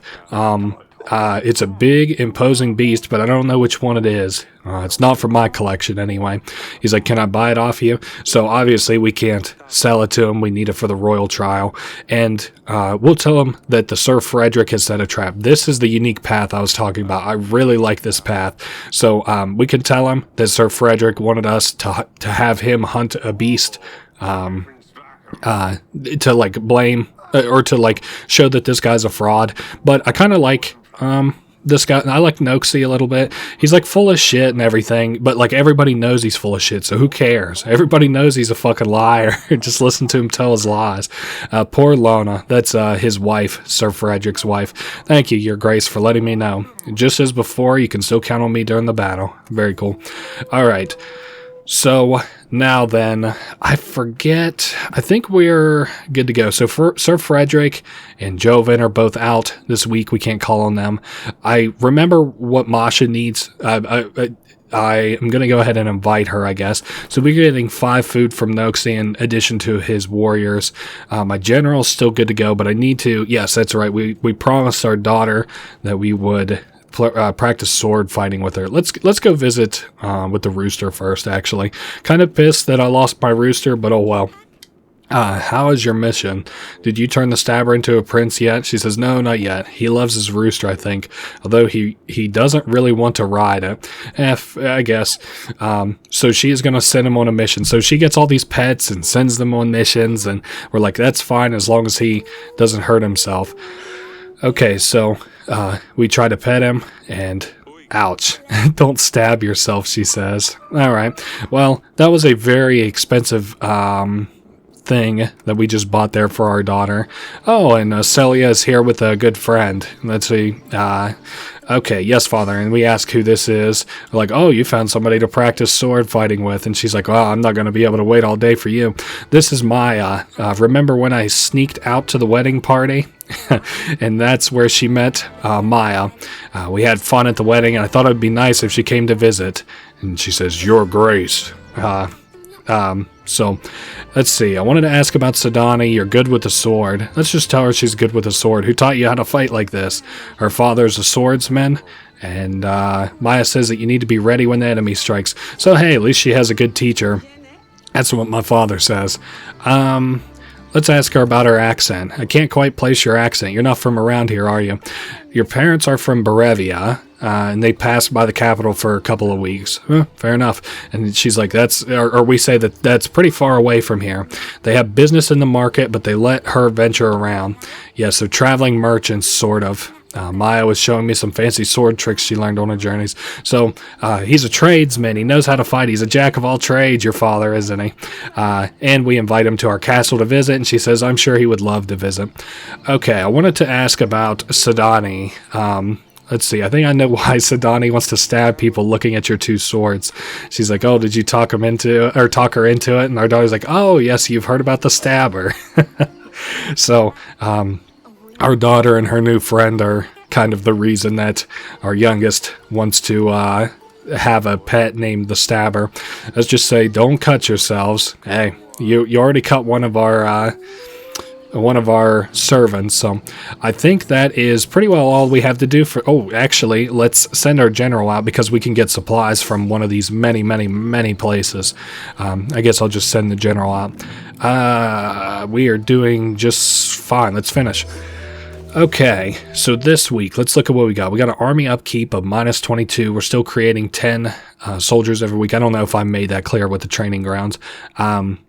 So 13, 14, 20, 25. We're +3 on supplies right now, and we're plus a lot on gold. Let's see, 7 + 2 + 1, so 10, 13. We're +13 every week on gold. That's crazy. Yeah, I guess I could see how much it's... see how well we're doing. So we've got 41 gold and a lot of supplies. Oh, and we got a pigeon just in.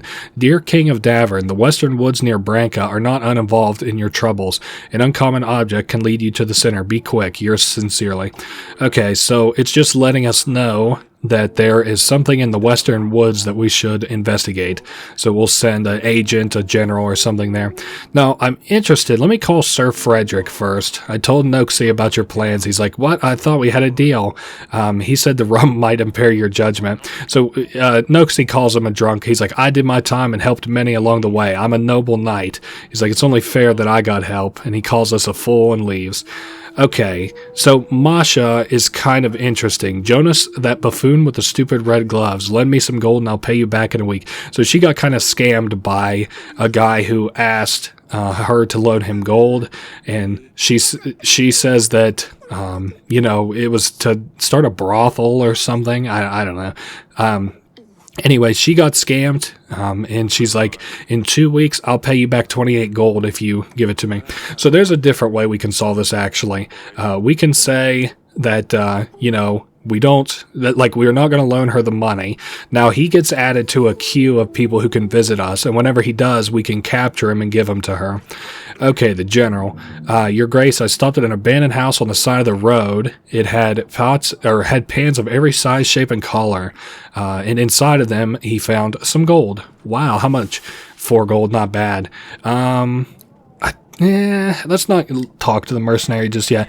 Your Grace, I wanted to see you about my missing potatoes. Somebody must have stolen them, and he thinks he knows who it was. But they say only 1 request per visit. So he's like kind of getting off of the point here. He's like, I wanted to get some rest, and I sat on one of the fine chairs in the hall. So he accidentally sat on something that seemed like a living pincushion, and unfortunately it's a hedgehog. He's like, I fear the chair creature has poisoned me. What can I do? The Stabber. Oh, it sounds very dangerous. We could at the very least pull out the needles, I guess. And this lady says, I have something that'll help. My name's Elena. She knows about brewing potions, magical anomalies, diseases, and wound healing as well. So she's a witch, some call her. She's just more like a well-read woman. So she could be very, very, very helpful to us. Let's see. Let's not say what's the catch, because we already know we have to pay our agents, but let's say, can you help this man? Let's do a test of skills. He's like, oh, I can help him. I'll make an ointment to help with the swelling. Okay, so we got another agent. So Danny won't be happy to know about the Stabber, but we'll have to let her know. Oh well, it's her job to keep an eye on it. So now we have a new agent added to our roster in the witch. So we got 1 general, 1 witch. Let's talk to the peasant, I guess, next. Your Grace, Pendle, our village has been raided. They were men dressed in red and black. So this is the Radovians. This means they're getting closer to us. Okay. It didn't look like an entire battalion, just a small squad. Okay, let's think here. So our advisor is telling us not to attack, but this guy is saying that his village is under attack. I think I would like to help. Let me think. I can give you guys supplies. Would that be good enough? Yeah, we tell him to stay out of sight and stuff. He's like, is that all, your grace? Damn. I mean, we gave you a whole bunch of supplies. He's like, we'll relocate. So all these supplies are so that they can relocate closer to the castle because we're worried that we might start the war early. Okay, and a mercenary says, we hear of the upcoming battle. It's a good time for us to earn some coin. 22 skilled men for 16 gold. That is not even close to worth my time or money. He says, we'll be back in 2 weeks to see if you change your mind.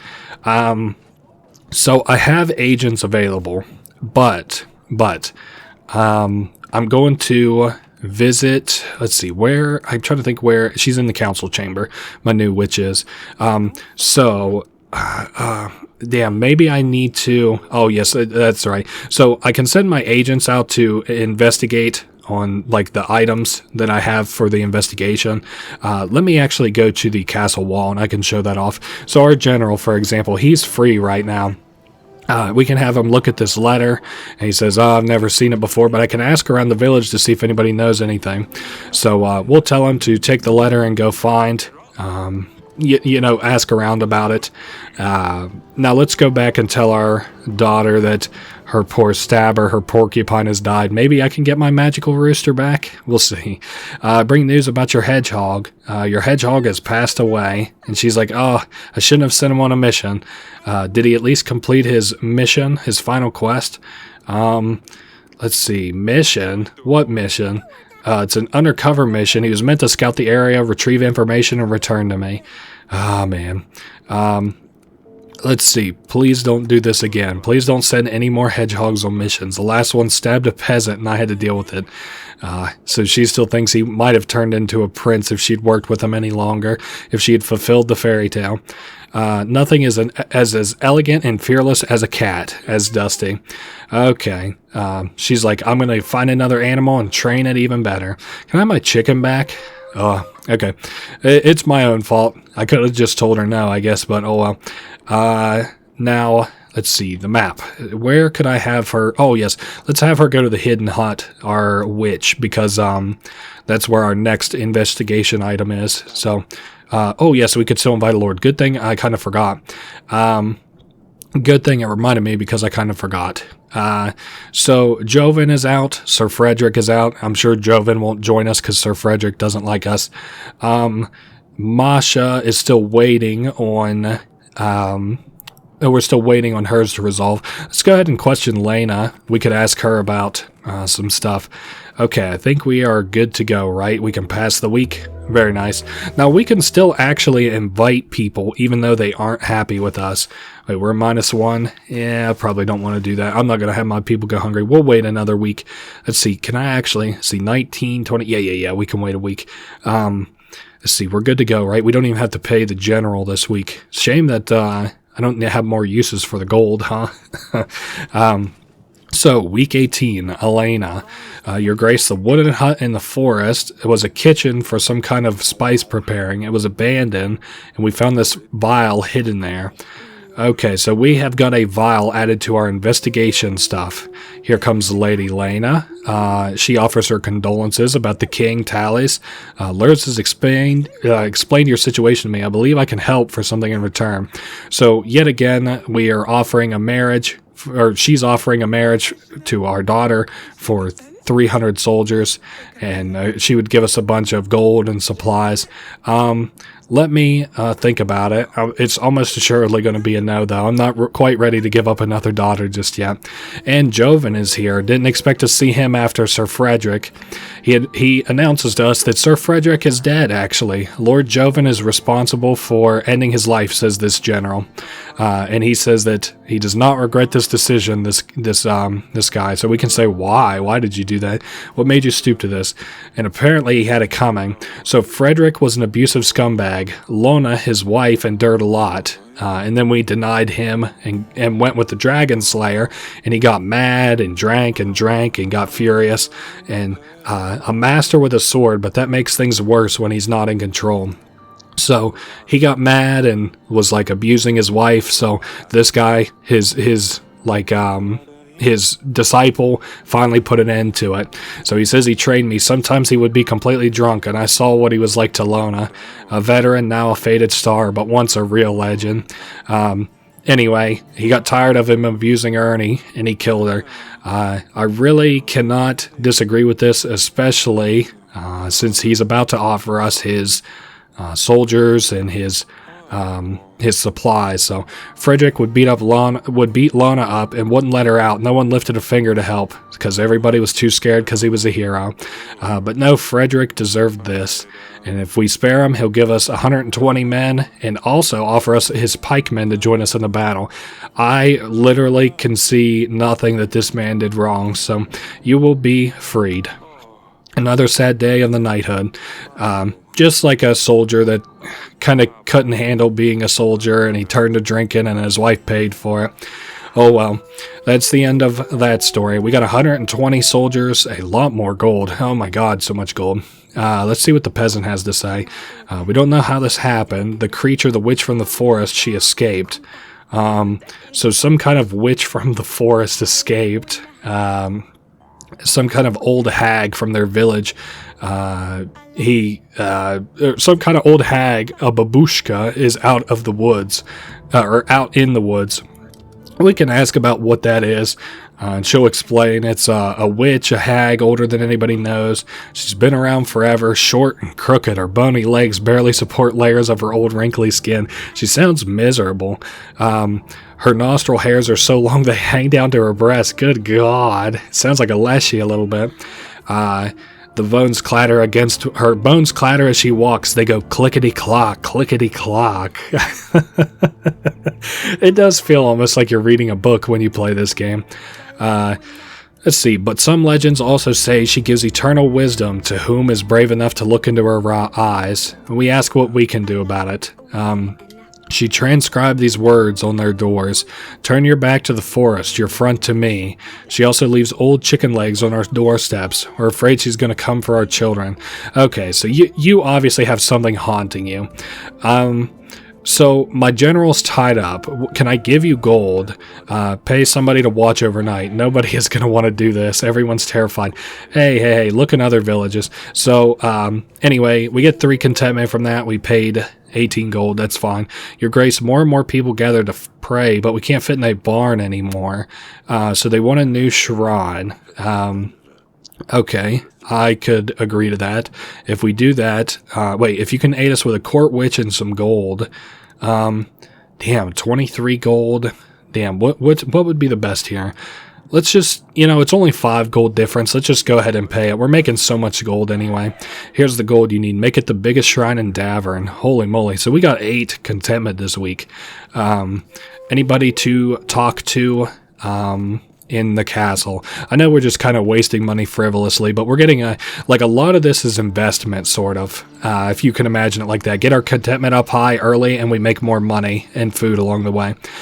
Lady Lena visited me. Yes, the lady. And it was an old woman who was at her sister's wedding, and this our daughter here, Asalia, she we're telling her that, hey, would you like to be wed off? And she's like, I don't have much of a say in it anyway. No, of course not. I'd be happy to hear what you think. And we say, she says, of course I don't want to be married. And we're like, I don't know why I ever thought you would even want to be married to this man. That's my mistake. Anyway, we can now talk to our wife, probably about the same thing if I had to guess, Aurelia. Let's see. What do you think about finding Asalia a prince? Apparently she's still so young. It's crazy that our oldest daughter was 13. This one's 12, and she's like, she's still so young. Not that our oldest wasn't young too, but hey. Anyway, they're offering us support in this battle. I'm really not that worried about it. I don't want to give another daughter away. The first marriage went horrible. I don't want a repeat of that. Oh well. I know this isn't entirely fair, but I don't want to get her married to a stranger. I kind of agree. Not giving away 2 daughters in 1 year anyway. So we'll invite Lady Lena and tell her that we have no interest in that. And we're done for the week. We just have to send out our witch somewhere. I like clearing these places left to right, unless you have something really specific you're looking for. And let's invite an ally. Sir Frederick's gone. Masha was still waiting on. Let's go ahead and invite Lena, because I still have stuff that I need to do with her. And we'll go back. I don't know why I'm going to the throne room. It's just force of habit. Okay, 20 food, 24 gold. I could prepare the witch, but I might want to hold off on that. Let's see what we got here. We got 20, 27. Damn, so we're barely making 1 food a week. Yikes. Well, let's hope that we don't hit the next criteria too soon before we get somebody else who's willing to give us some food at least. So now we're at the point pretty much where we have to give gold over food. So he didn't find out anything specific about the letter, but the word has it that kings of the north usually decorate their correspondences to show off their wealth. So probably somebody from the north. Now we can ask the witch. Local baker was missing his flour deliveries. Oh, okay. So, the baker gave us a basket of freshly crusted rolled breads. Fresh, crusty, rolled breads. I'm getting tied up in my words here. Almost time for a break. You have called for me, Your Grace. Okay, let's ask about the animal tooth. She's like, oh yes, I've seen something like this before. It's a charm necklace. It's an expensive thing. The bigger the tooth is, the more dangerous demons it can protect you from. I have a small one as well, just in case. So, we at least know the purpose of the item a little bit. So it's like a good luck charm, sort of. We can also ask, let's see, I don't think it means anything, but we can ask about like the flower letter. She's like, sometimes people decorate their letters. I don't know anything about it other than that. We ask her what she decorates her letters with, and she's like, oh, roses. It's a symbol of love. Okay, I've found this near Branca. Can you tell me anything about it? So it's a vial of some sort, the vial we're showing her. And then I'm going to go ahead and tell her I have to decline. She says, do as you wish. Sure. And she's like, if you keep this up, nobody will help you on the battlefield. I wouldn't worry about that. So this is the drunkard from before with the fishing pole. And he says, Your Grace. Stefan, is that you? You look great. He says, you gave me hope, Your Grace, and I was in a very bad place before. I'd given up, but after you gave me the gold, I realized I could make something of myself. So he hasn't stopped drinking entirely yet, but he drinks a lot less, and he found a new path in life by helping the less fortunate. All they need is another shot at life. Okay, so he's flipped it around, and he's like, I owe my life to you. And we didn't know if what we were doing was the right thing by giving him gold, and we tell him he's a good man. You've inspired me to be a good person, Your Grace. I'll never forget this, he says. Here's a little something I've gathered by some of my fish on the market. And we'll tell him there's no need for this. You don't have to give us any gold. Not this time. Use them to help other people in need. And he's, of course, really touched by, he's like, I'll help everybody. He's like, thank you so much, Your Grace. Okay, farewell, Stefan. Now, we've got somebody here with red gloves. Now, didn't we know something about somebody with red gloves? He's a traveling merchant. His name's Jonas. He has a unique collectible item for us. It is a set of cards, but look, before you send me away, it has beautiful exotic women on them. Only 12 gold. Hey, I could almost be convinced. Did you say your name was Jonas? I think you'll stay here with me.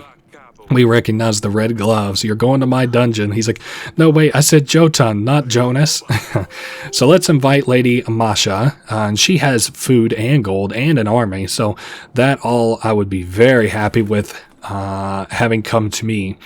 Okay, Grego, Noxie, Lurs, Etten. I'm just kind of looking around at who I can invite for some stuff here in the future. Okay, Your Grace, I'm a sorcerer from the market. Your petitioners often visit me, so if we can't help our petitioners, sometimes they'll go to a cheaper alternative in just some guy who peddles potions. So he says, would you be able to help with some extra gold? 18 gold versus 2. You know what? Fuck it. Let's do the gold. I don't want to tie up my witch just yet. So we got 3 contentment. Take this gold. It should be enough to stock up on ingredients. Okay. I really don't like this guy. Some people might, but his name is Torlando. He is a poet, and what he likes to do is tie up my agents and bitch to me whenever I don't give them to him. He's Torlando the Wonderful. He's a writer and poet. His popularity is known all across the kingdom. I do think that you get like a bonus if you, I don't know, maybe we should just do it. May I honor you with my latest work?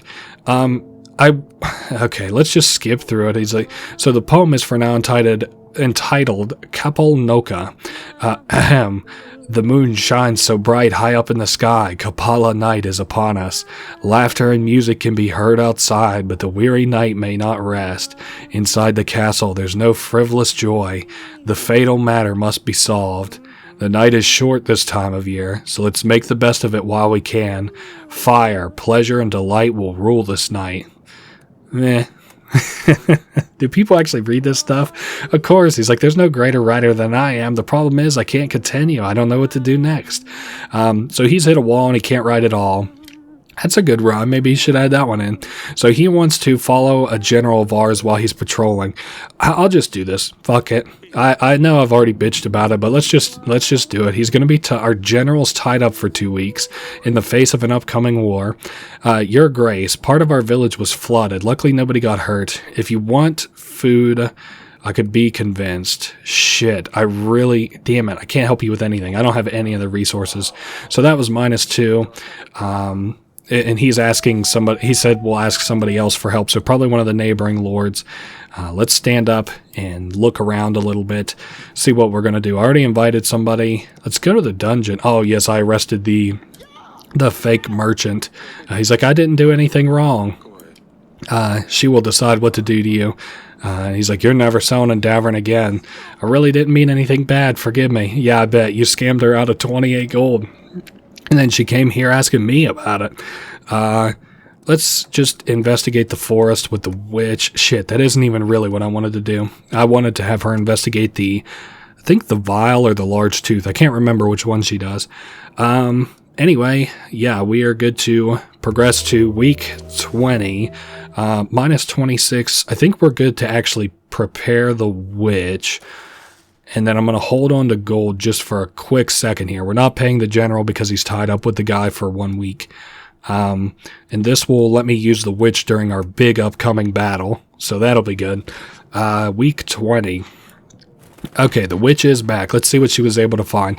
An old lady in the nearby forest needed help with wolves that keep stealing our chickens. Okay. She gave me supplies in return. Oh, hey, we got our food restored, basically. So, tell Sidani Dusty is fine. This is from our daughter, Lorsulia.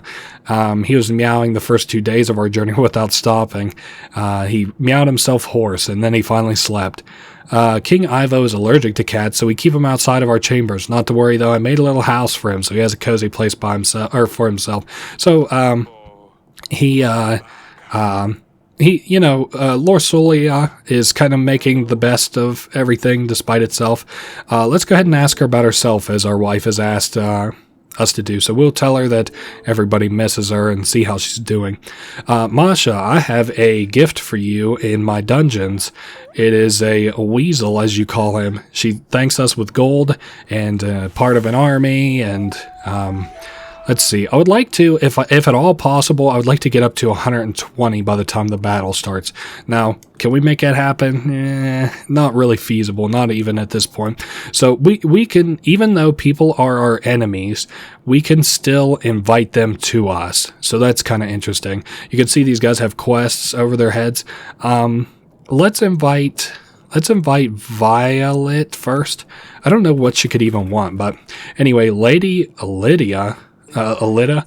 Oh, yes, Lena, the lady who offered her son to our daughter, if you remember, for a small army. She says, don't accept her offer because apparently a curse plagues her family. We can ask about it. What curse? So her son, if he doesn't get married by his 20th birthday, he'll fall asleep and never wake up. And we can ask if the curse can be lifted. The only way to lift the curse is to bestow it on somebody else by having him get married. They'll then adopt the curse. So she came here kind of asking for our daughter's hand in marriage so that, the curse could be lifted. So we say thank you for the warning. And but don't worry, we already told her no. So don't have to worry about that. Your Grace, where I come from, there's an odd fog surrounding the nearby forest. Let's see. They said they would find the one responsible, but never came back. They think the fog turns people into frogs or bugs. I guess I'll go ahead and send my witch. And then whenever she comes back, cross my fingers, I'll be able to send her on the Vile mission, or maybe with the rider. We'll see. Oh, Your Grace, my boy, my dearest grandchild, got himself into big trouble. So he's in trouble with Oracle Dust sales. But he started using it recently too. Oh, that's no good. She's an old lady and she doesn't want to get involved, but now her son is sick. He can't even leave his bed. He keeps asking to bring more and more dust, but I know this will cause his illness to get worse. Okay, please help. Let's see. We could pay for a healer. Yeah, fuck it. So we give her a shit ton of gold that improves the morality by 4. And let's see what the cook has to say. A rooster has been running around our kitchen for days, but we finally managed to catch him. It was a beautiful bird. We couldn't keep him as we already have a rooster, but it made a delicious broth. So they caught my chicken. That was worth 25 gold. And we tell him that was our daughter's pet, but he's like, oh, I didn't know. I'm sorry. He didn't know. It's fine. Anyway, so she lost her porcupine. She lost her porcupine, lost her rooster now. She's not going to be happy at all, I'm sure. Let's go talk to her. Let's check on my table real quick before we deal with that. So let me close this. Okay, so we have a question somebody. Now we need an expert to look at the tooth. We need the tooth and an expert. And then here we just need to find an expert. I think we are goodish. Let's go talk to Sidani and see what she has to say real quick. Let's see. Lorsulia sent a letter and we asked about Dusty, and she said that Dusty is completely fine. He didn't like the journey, but he's at a cozy castle now. Big cozy castle by some warm fireplace. And she says, no, he's an explorer. He probably runs around the castle walls. And we're like, of course, Sidani. So I had to let the rooster go. I'm sorry. So we tell her that not that he died, but that we let him go. She said, I wanted to do this myself. He wasn't suited to be an agent. All he did was poop. I'm glad you set him free.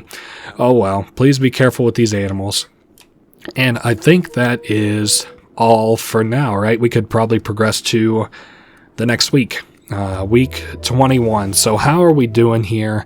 I still want to hold out on gold for just a little bit. Our food seems to be doing better after... Oh, yeah, you know why we're doing so fine on gold is because I got the witch out doing stuff. 31. So let's see. We got 11, 28, 31. So we're still just +1, just barely. Contentment is fine, though, which is good because we got 21 in gold taxes, 17 in food taxes. So, yeah, we are doing just fine here.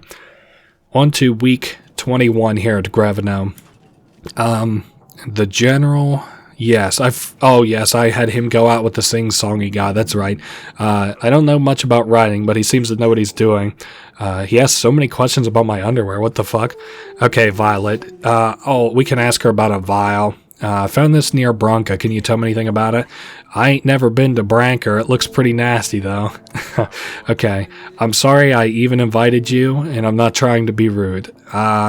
So I did invite her, speaking of which. Noxie I don't think he can help me at all. I think I can invite Etten, even though he won't ally with us now.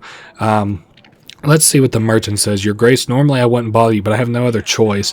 I'm a merchant delivering goods from one place to another, and he sells trinkets. Let's ask what he sells.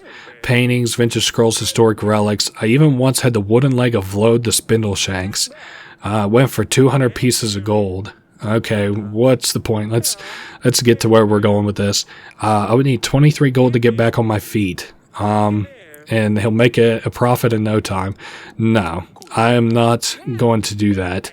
Vlad the Spindle Shanks, that was a good one. So he's talking to himself. He's like, ah, shit, I thought that was a good story too.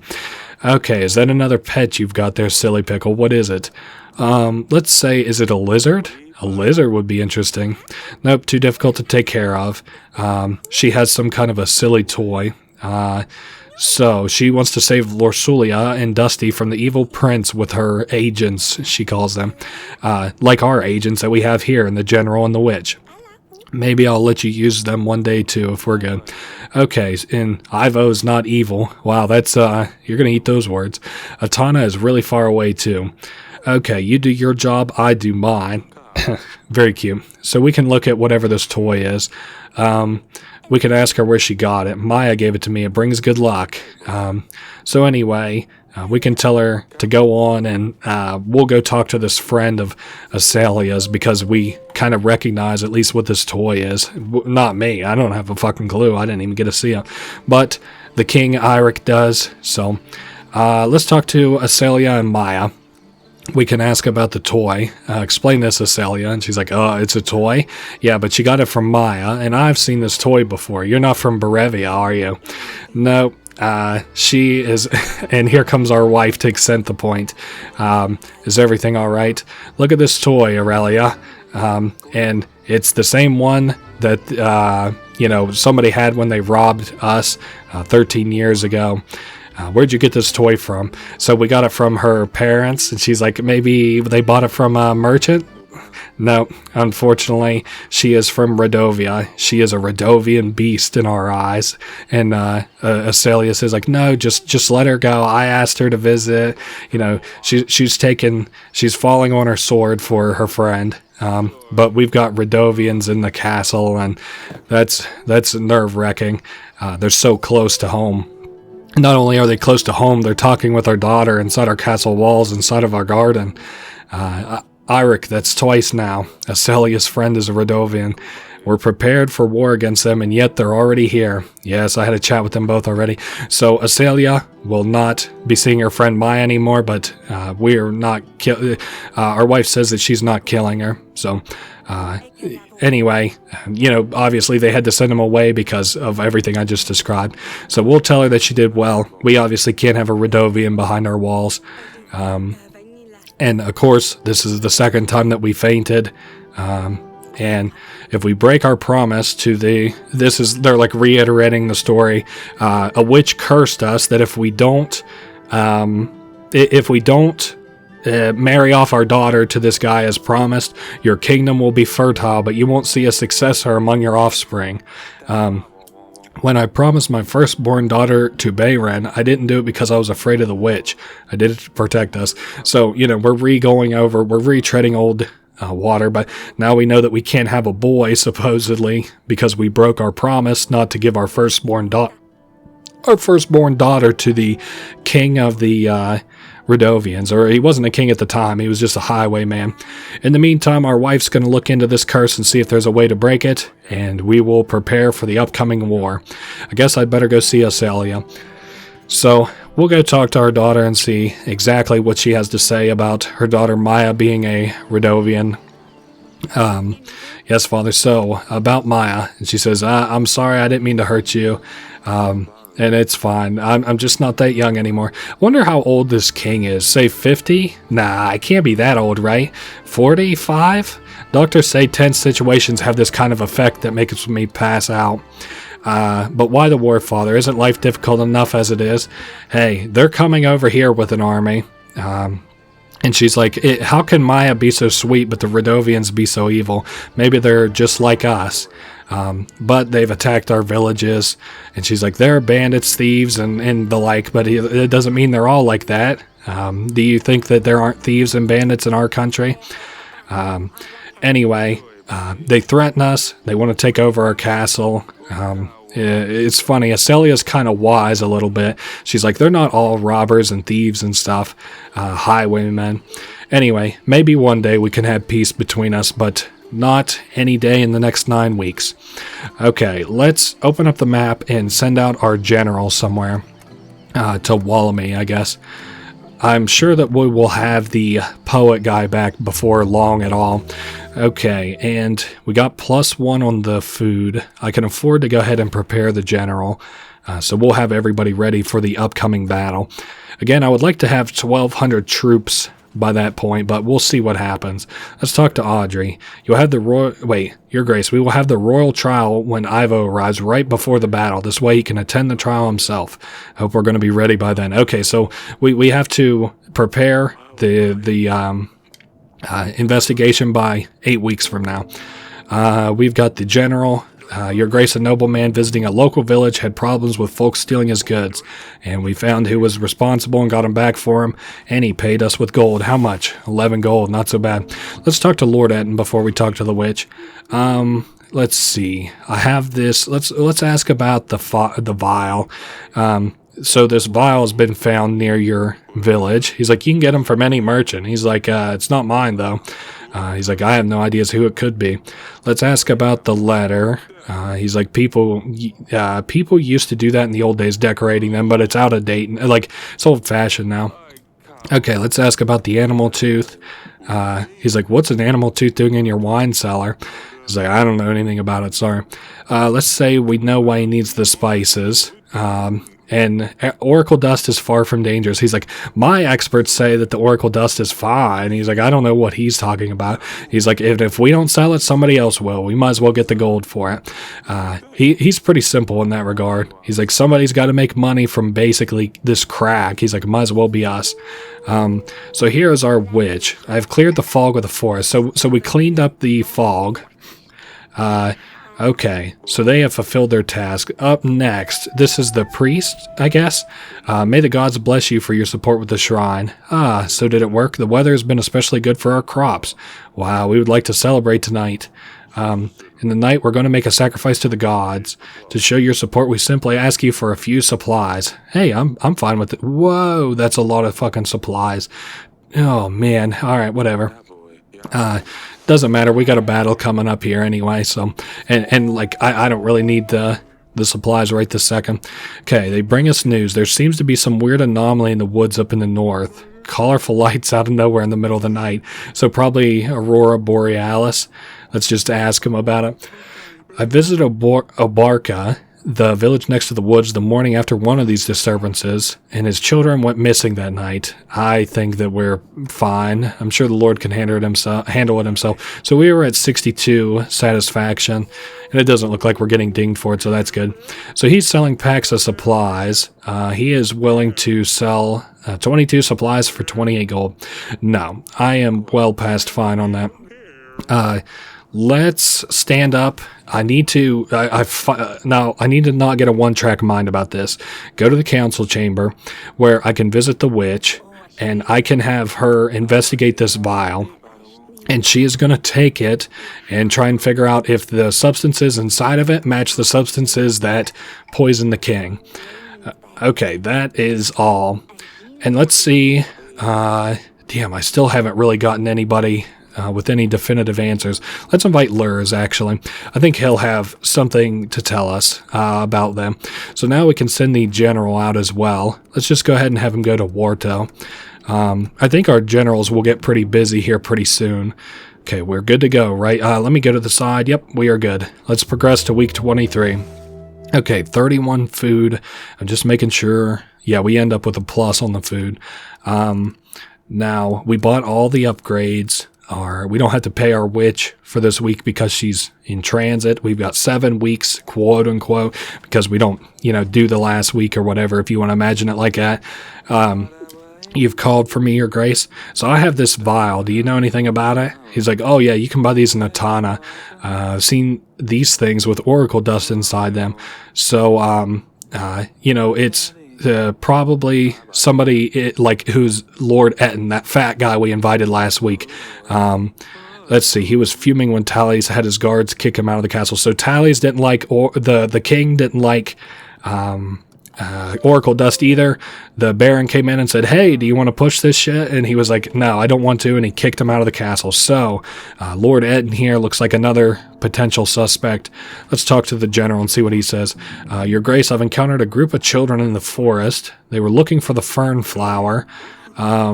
Okay, and so he found kids lost out in the woods and took them back home because they were lost, and in return he got some food and contentment. So that's really nice. Your Grace, we have found someone that willingly stayed up all night to watch in our village, and this scared the witch, but the babushka is back again. Her men on horses, they came. Okay, so there are 3 men on horses, and they are terrorizing their village. So we have to do something. She's like, will you please send your men? So the red horse is in Oborka, the black horse is in Jablonka, and the white horse is in Belka. Yeah, we'll see what we can do. If you open the map, you'll be able to look point. So it's like gets added to our map. Can we see it? Yeah, Jablonka, Oborka, and Belka. We'll send our agents out there to deal with that directly. So he says our treasury isn't in the best shape, but actually we are doing just fine. Thank you for the offer, though. Let's talk to Sodani. See what she has to say. What on earth is that fox doing in the throne room? It's her new agent, the Hisser. Back with the pets, are we? Yes, you can't exactly send toys on a mission. So she has a new pet here. It was a hard one to recruit, but it took time. Let's ask why she calls it the Hisser. I could only guess. She says it's easy because he hisses. So we've had the Stabber, Smudge, and now Hisser. And I think that's it. We can ask if he's safe, or we can ask our council here if he's safe. And he's like, it's a fox. He's not going to be that bad. Okay, we can keep him. Hisser can stay. Hisser will be known everywhere. First in Davern for his noble deeds, then in Atana once we take Lorsulia and Dusty back. Perhaps he could compete with Dragon Slayer Noxi one day. That would be quite a tale to tell, I'm sure. And to hear Noxi tell it, oh my god, it would be even greater tale. How are you feeling, darling? So she's worried that we have fainted twice, so she's like, if you're gone for good, who's going to take over the throne? And she's like, a king should have a son, and we'll tell her not to feel guilty. That's not your fault. That's just not the way those things work. The fates have other plans for us. We have 3 beautiful, healthy daughters, and it's not your fault we don't have a successor. Yeah, it's nobody's fault. Maybe we'll try one more time. She's like, I got some ideas how to make things more interesting. Maybe that'll help. So maybe we can make a gift for her, he says. We certainly can make a gift for her. But before we do that, let's go ahead and let's go ahead and clear these villages of their horses, the horsemen that are trouble. But real quick, so we got Lurs. I could invite Noxi. I could invite Grego. I could invite Joven. Let's invite Joven first.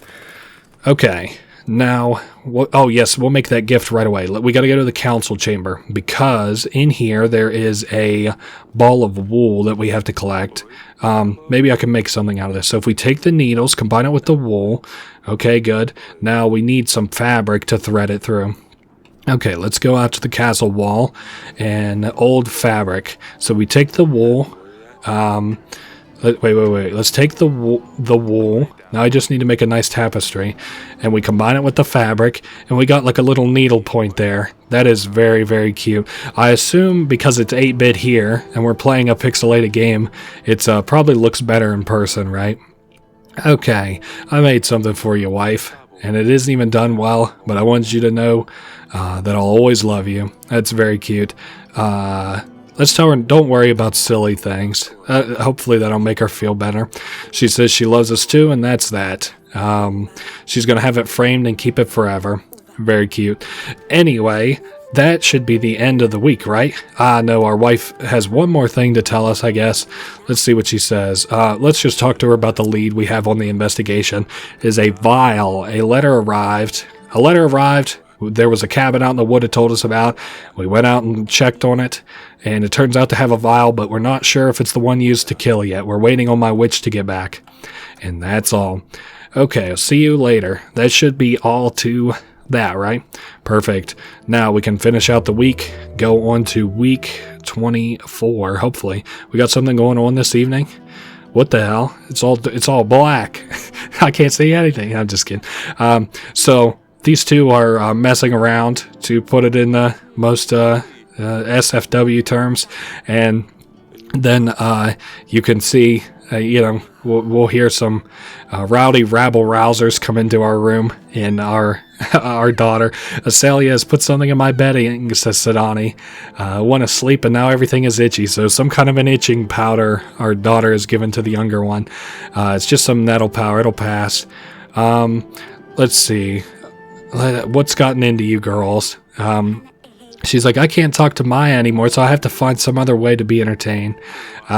So, of course, we're messing around and stuff, but our daughters kind of keep that from happening anyway, at least this week. Anyway, we are flush to the gills with gold. We're doing pretty good on food. We're actually good pretty well across the board. Foresight in this game helps out a ton, whenever you can tell problems are going to come and stuff.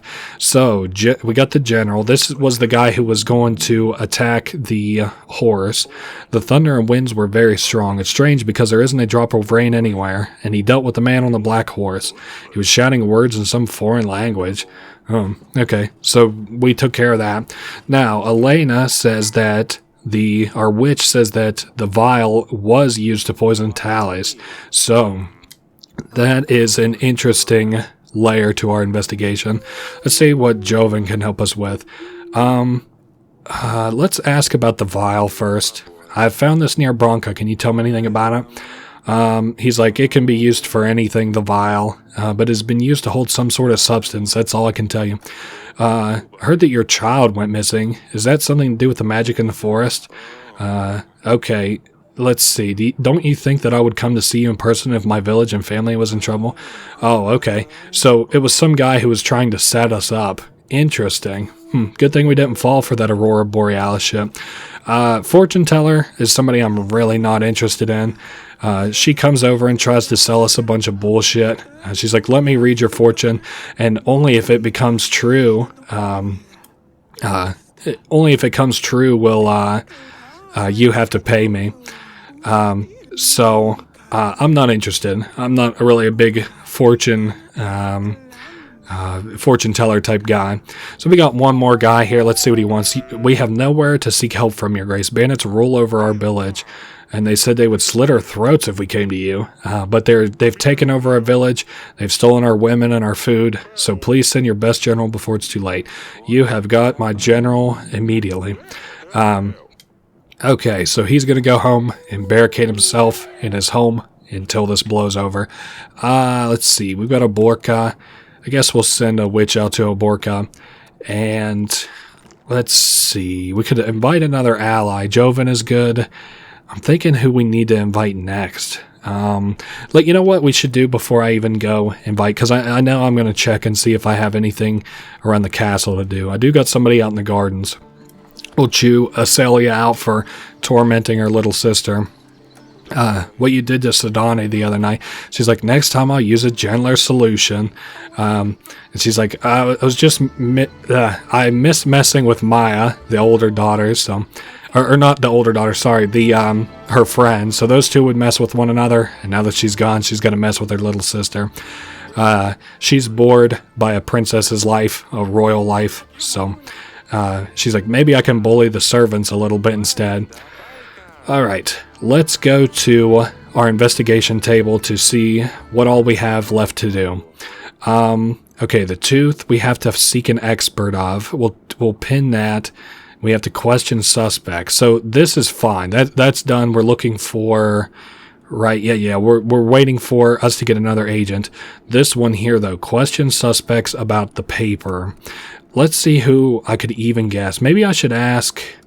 Let me ask Noxie. I can't remember if I've already asked him or not, but that should be good for week 24. And then, let's see, we got the general... We lost 32 food, so that has even gone up again. Right, 11, so that's 29, 30, 33. So we're still just barely +1. We paid the witch, but didn't have to pay the general because he's tied up in something. We have 100 gold. God damn, we're doing so good with that already. Okay, so Grevno, week 25. We'll see what kind of trouble we have to deal with here. We got the witch who's come back, and the dragon slayer, who, whatever. Alright, I think we'll just simply go in order here with the witch first. So, when I arrived at the city, it had a strange aura. It was full of a red fog. Man on a red horse. Same spell he was under as the last guy who was on the black horse with the rain. Next, we'll talk to the Dragon Slayer. At your service, your grace. So, we found this vial. Do you know anything about it? He used to buy poison vials for merchants to use on monsters, but he doesn't buy them anymore because they never worked. He doesn't have much to say about that one, apparently. So who would we invite next? Somebody with a quest marker over their head. I guess we could do Grego next. But you'll have to forgive me. Let's take a excuse me. Let's take a break from our petitioners, because how many do I have left here? I have an expert, which is a given, and then I have question suspects. So I mean, maybe this guy has something to do with like the suspects or something, like, or at least he'll give us an idea of, or maybe he is the suspect. I really can't remember. Anyway, let's talk to another peasant. Your grace, a strong gale has descended on our village, so wind's coming and destroying homes, and he ran as quick as he could to get our help. So, which one to give you? Damn, I wish I could give you none of this, but that's fine. So let's do, damn, I guess we'll give you the witch, as much as I really don't want to. I certainly hope I can do that. Next up is a chef-looking fella. So we got 4 contentment off that too, which is nice. They are after me. Please help. I have a little bakery on the market. I also run an additional side business. Folks call it Oracle Dust. Oh boy. So some crooks came by demanding more and more dust, and they threatened him when he refused, and they took his little girl. Okay, so he has no gold to buy more dust, and we don't have a general to give him, so we'll just give you gold. We'll just have him pay off the band. It's not a good idea in reality, but hey, we don't really have much option right now, so I'm going to stand up and check the rest of the castle, make sure that there's nothing else that is required of us. Nope, no sir. So we can continue on to the next week, and we made back all that gold pretty much. So we don't have to pay the witch. She's out and about. We just paid the general. Everything is fine. I'm glad we're going into what's considered the third act with like a whole shit ton of gold. I don't know if I mentioned that, but like it's well worth it. And there goes our little girl running with her fox, and she tells us that it's fine, but we're going to check on her later and make sure. So they got rid of the outlaws taking over the village. They're not going to cause any more troubles. The people were very thankful for your help. Well, I'm glad to hear that. Now we have Grego. Welcome to our castle there, Grego. He has heard of us, and he wants to help, but his trade is this. He wants a specific painting, painted by the most prestigious artist, and he's looking for it in our collection. It is the Stork by Sylvek van Gay. It's, I don't know. Basically, he's going to give us 80 trained men, 3 supplies, but I don't want to give him any of our paintings. But I could show you which painting that is, just in case you're curious. And he is willing to give us the time it takes to take it down and give it to him. But I'm not going to do that. I do think I'm going to re-invite him. Okay, never mind. We can ask him right now. You know anything about this letter? They look like rowan trees. These trees grant protection from evil witches and their curses. They put it on a lot of children's cradles to protect them. Okay, and then we can go ahead and ask him about the vial. I don't think it's a glass vial. He can't say much about it. And then an animal tooth. Do you have beasts in your dungeons? Ooh. Otherwise, if you don't find a hunter and ask him, is all he's saying. Up next, let's pick a peasant at random. Let's pick the second guy.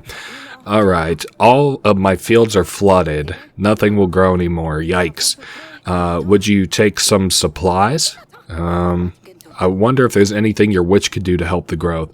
My witch is out and about right now, so we'll probably get dinged off that 77 down to, let's see. Oh, he's like, all we're going to do is dig from now on, down to 73. Oh, well, not that big a deal. Your Grace, everyone is gone. All of the townsfolk of this town have up and disappeared. It's a ghost town now. Okay. Are you trying to set a trap for my agents? Let's ask this guy, because we talked to Lord Joven. He's like, there's no anomalies and his children aren't missing. He's like, better tell me what you were planning, and who knows, I may give you a quick death. Alright, so we're gonna capture this guy. I can't believe I've fell for that pretty much in all my playthroughs. It's unique this playthrough that I didn't. Rats, they're everywhere. They took over my barn. There's hundreds of them. So this guy has a barn full of rats. We might as well send the general. Not much that I can do about that, other than send a general, so. Oh well, we'll have a lot of gold for that. That means, though, I can't send anybody to clear this last village I need to. Not yet. I think we'll get it just in time, but for right now. Also, I want to invite somebody, I think. You know what? Let's go see how my investigation stuff is going just real quick. Let's look at the table. Yep, the only thing I need is an expert, and then we're done with the investigation. So I actually think we're pretty well good off inviting people, unless I wanted to sell a painting. Oh, I said I promised you that I would show you where that's at. I believe it is in our bed chamber, and it is this stork painting here. And then I think you can go on to sell him all kinds of paintings, like the tapestry on your wall and stuff. But I'm not gonna sell him anything. So, okay, so let's ask what's going on with our little girl, Sadani and Hisser. I've seen you chasing Hisser all across the castle, so she is training him so that nobody can catch him when he's on his mission that she's gonna send him on. We just tell her to stay safe. Of course not. I'll help if he's getting out of hand. So we tell her if she needs help, just come ask for it and we'll help her. She's like, you won't take him away, will you? And I'm like, no, we'll help, of course. This guy has nothing to say. So, I mean, I don't know. I would put that guy to death, personally, considering that he's tried to trick me twice now. Vile letter. I think we're good to go to the... Well, I could invite a lord, but do I want to? Let's look over this one more time. King Tallies, King Ivo, those are both done. Like, we can't do anything. Joven, no. Lena's done. I think we're all good. Frederick's dead. Violet's good. Ada, nobody has a quest marker over their head. I think we're good to go. Let's progress to the next week. So, I'm interested to see how our food is going. Let me add this up one more time. So, we've got 29 between these, and we got 30, 33. So, we're only getting +1 supplies every week, but that's fine. We can live with that. In our total, how many warriors we got? 1,100. That is just fine. That's more than enough for the upcoming battle. I think the maximum you can do to affect the battle is 100, so that's fine. We're doing just, I mean, we're as perfect as can be. Really. I mean, we've had some hiccups, but hey, we are almost ready for the battle. This is our last chance to form any alliances and ready our agents. Okay, and when we're ready, we'll march to the foothills of the mountains, where we'll meet Radovia. They will certainly not be ready for an attack. We have a chance to win this. I think you are right. I think we're doing really good. Okay, what we asked of her was a very difficult task. I really don't even remember what we asked. Managed to help the villagers support the walls of their homes. Oh, that was that wind whipping, I guess. Hey, well, you did a good job anyway, apparently. Torlando. Oh, Torlando. I forgot about you, Torlando, until now. Thank you, Your Grace. Your general was magnificent. And now I believe he is going to ask... if he can borrow our witch. A witch would make a great addition. Oh, brother. Sounds like a good plan. Yes, please take my witch for 2 weeks. Return her right before the battle. How about it?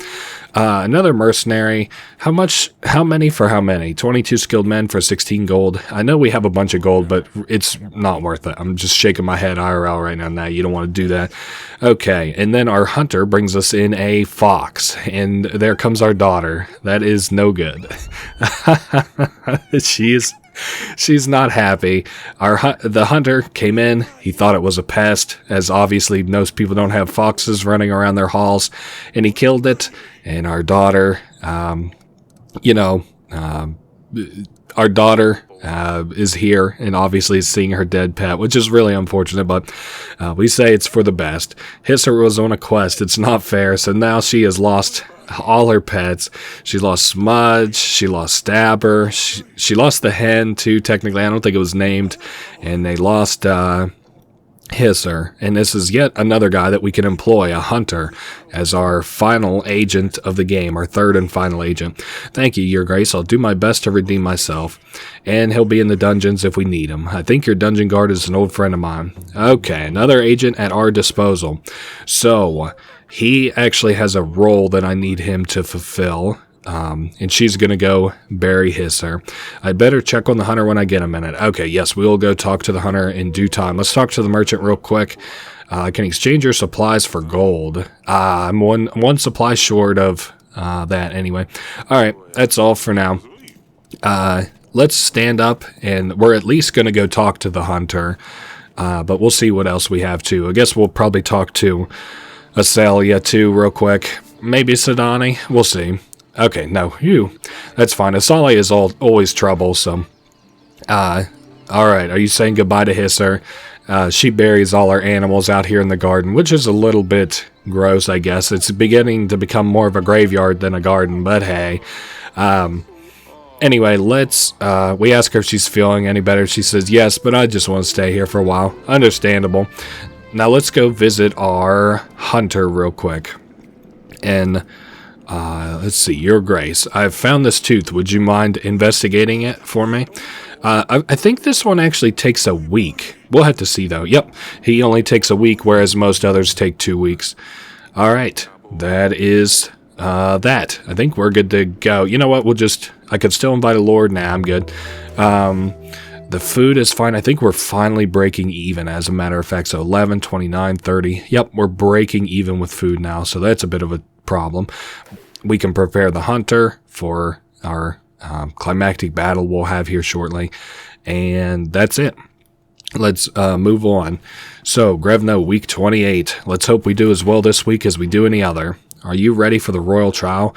Oh my god, am I ready. Dude, this hunter here should have my last piece of evidence. Let's see what he says. So he brings us information about the tooth. It's a very rare dragon tooth and has come from an Ala demon, a female dragon who lives in the ancient forests of Kalador. Oh, okay. So somebody who was an adventurous type person likely had that tooth. Superstitious too. So we're getting a letter from our daughter. I don't have time to explain everything. I know you're not responsible for the king's death, and I think Ivo knows who poisoned his father. Ivo and his advisors are talking behind my back. I have heard Ivo say he has some kind of plan. I can't wait to see, and then cut off. That can certainly not be good. Okay, let's get the general out of the way. Your Grace, I've returned from the barn full of rats. He wasn't lying. There was a lot of them. I got my boys to catch them all. Very good job. Let's talk to Lady Ada. What is this? Nice. This is yet again that lady who warned us about the woman with a cursed son. She's now warning us about selling our paintings to this guy. Basically, what he's not an art collector. He's a guy who makes art, and if we sell art to him, he'll destroy it. So it really doesn't matter. I guess you buy art, you can do whatever you want with it. But we appreciate, obviously, Lady Ada letting us know about it regardless. Let's get Aurelia out of the way. She'll probably be the easiest. She has important news. She didn't want to jinx anything, but it must be around 14 weeks, and now she's certain. So, we're pregnant. Oh, congratulations to the royal family. Hopefully it'll be a boy this time. Someone to carry on our lineage. Have you told the girls yet? She says nope, and we ask if we can tell them. So that's kind of cute, I guess, that they're letting us tell our daughters. I'm sorry to bother you, but we're in a very bad situation. We don't know why this is happening. Our sacred oak is dying prematurely. Ugh, that's no good. So they gave all kinds of sacrifices, gathered and prayed, but nothing's helping. We think Volos has escaped underground. All right. And it might be hiding in somebody's house. Hey, I'm happy to give you whatever you ask for, just don't ask for the witch. How about that? Okay, please send a hunter to find him, or give us supplies for tonight's ceremonies. I don't have the supplies, and you are really going to tie up my hunter for a bit, but whatever, fuck it. Good enough for me. Now just don't ask for my warrior and we'll be fine. Oh, we got 5 contentment there. Your Grace, my village was attacked by vicious animals. Oh boy. So wolves came and killed chickens, and they're worried that they'll be back. Okay, damn, I actually can't do anything about this even if I wanted to. Sorry, sir. I wish I had more supplies to give you. I'll tell the boys to prepare. We leave at dawn.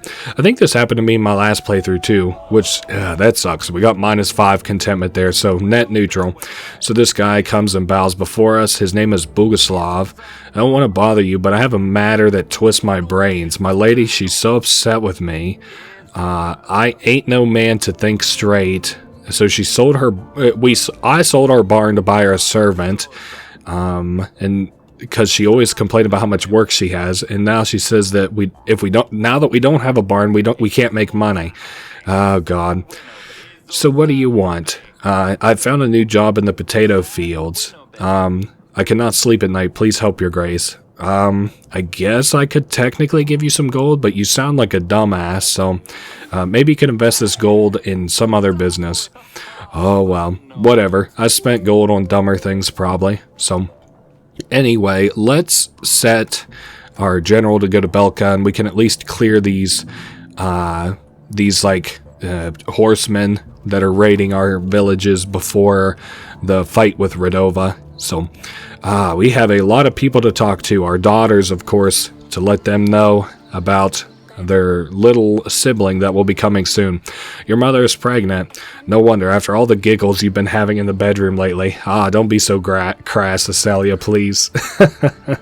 Haven't you got enough with you three? Yes, so we're hoping for a boy this time. Alright, maybe a boy wouldn't get so torn up about silly jokes. He'll be 12 years younger than you, probably 13 by the time he rolls around, so... I don't know that you'll be in the mood for pranks by the time you could pull them. Okay, your sister is visiting soon. That's a good announcement. Yes, is she bringing Dusty? She's not bringing Dusty, and she's not going to be staying for too long. And I don't know what else she asked, but okay, nothing else comes to the gardens. She's like, I need a new agent, but nothing's coming to the garden. How about another snail? They can't do much. Yeah, unfortunately. And the snail has been the least destructive out of all of them. So we're letting him know now that she's going to be a big sister. And she's like, I already have a big sister. Like, no. You're going to be a big sister. You're going to have a little sister or a brother. And she wants a little brother. Hey, we're all hoping for a little boy. Okay, but he or she is going to join us in around 20 weeks. Is this a long time? Yeah, it's still a little ways away.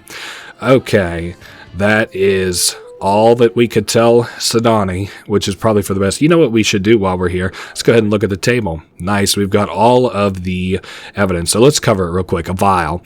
The witch tested the substance in the vial and confirmed it matched the poison used to kill Talis. The vial was found near Branca, the village managed by Lord Etten, just so we can kind of, go over it. This is Lord Etten. Let's go to the next piece of evidence. Next, we have a tooth. The hunter found that the tooth came from a dragon from Kaladir. Lady Lena mentioned that dragon's teeth are worn by soldiers to help them in battle.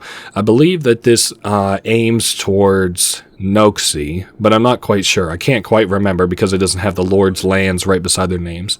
Next up is the general found that the northern lords used to decorate their letters this way. And Lord Grego said the trees on the letter are rowan trees. They're used to build children's cradles to protect them from evil spirits. Certainly something, if nothing else. So let's now go talk to our wife, Aurelia, and see what she has to say. Of course, we ask how she's doing now that she's pregnant, and we ask how she's feeling. She's like, I've been vomiting all morning. I got morning sickness, but hey, I'm doing fine. You remember when I was pregnant with Lorsulia? Oh, those were different times. No wars, no lords, no silly peasants. It was just being a king and a queen back then. Anyway, so she said that she wants to start a fire in the fireplace, and that sounds just good with me. That's not a quest deal that we have to do, just her talking. Alright, we can progress to the next week. I don't need to worry about inviting a lord.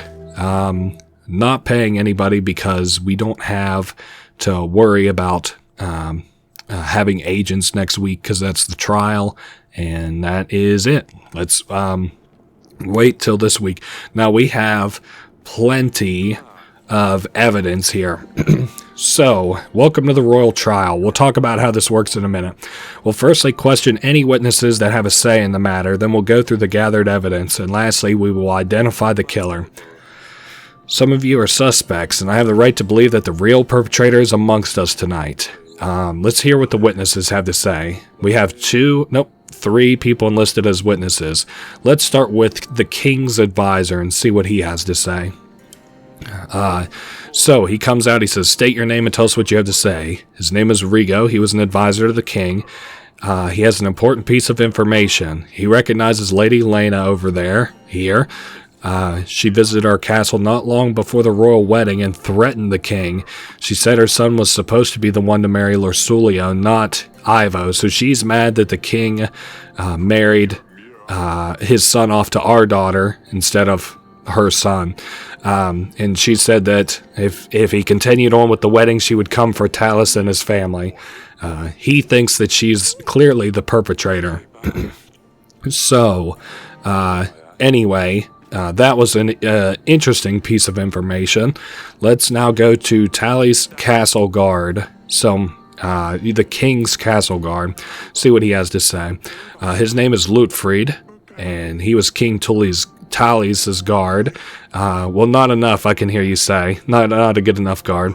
The day that the king died was a day that he experienced shame, blah, blah, blah. Get to the point, says Ivo. I agree.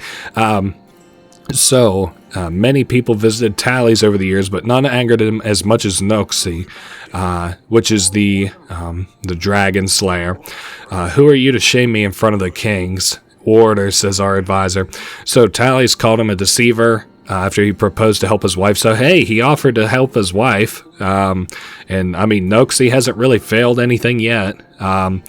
Anyway... Noxie was enraged, claiming he wasn't a fraud and that he would show tallies. Okay. I don't really have a question about that. I think that I still don't see a reason he would kill tallies for that. A peasant from Branca. I believe this is somebody who might have been at the dinner. Maybe not. I don't think so. They look a little lowly.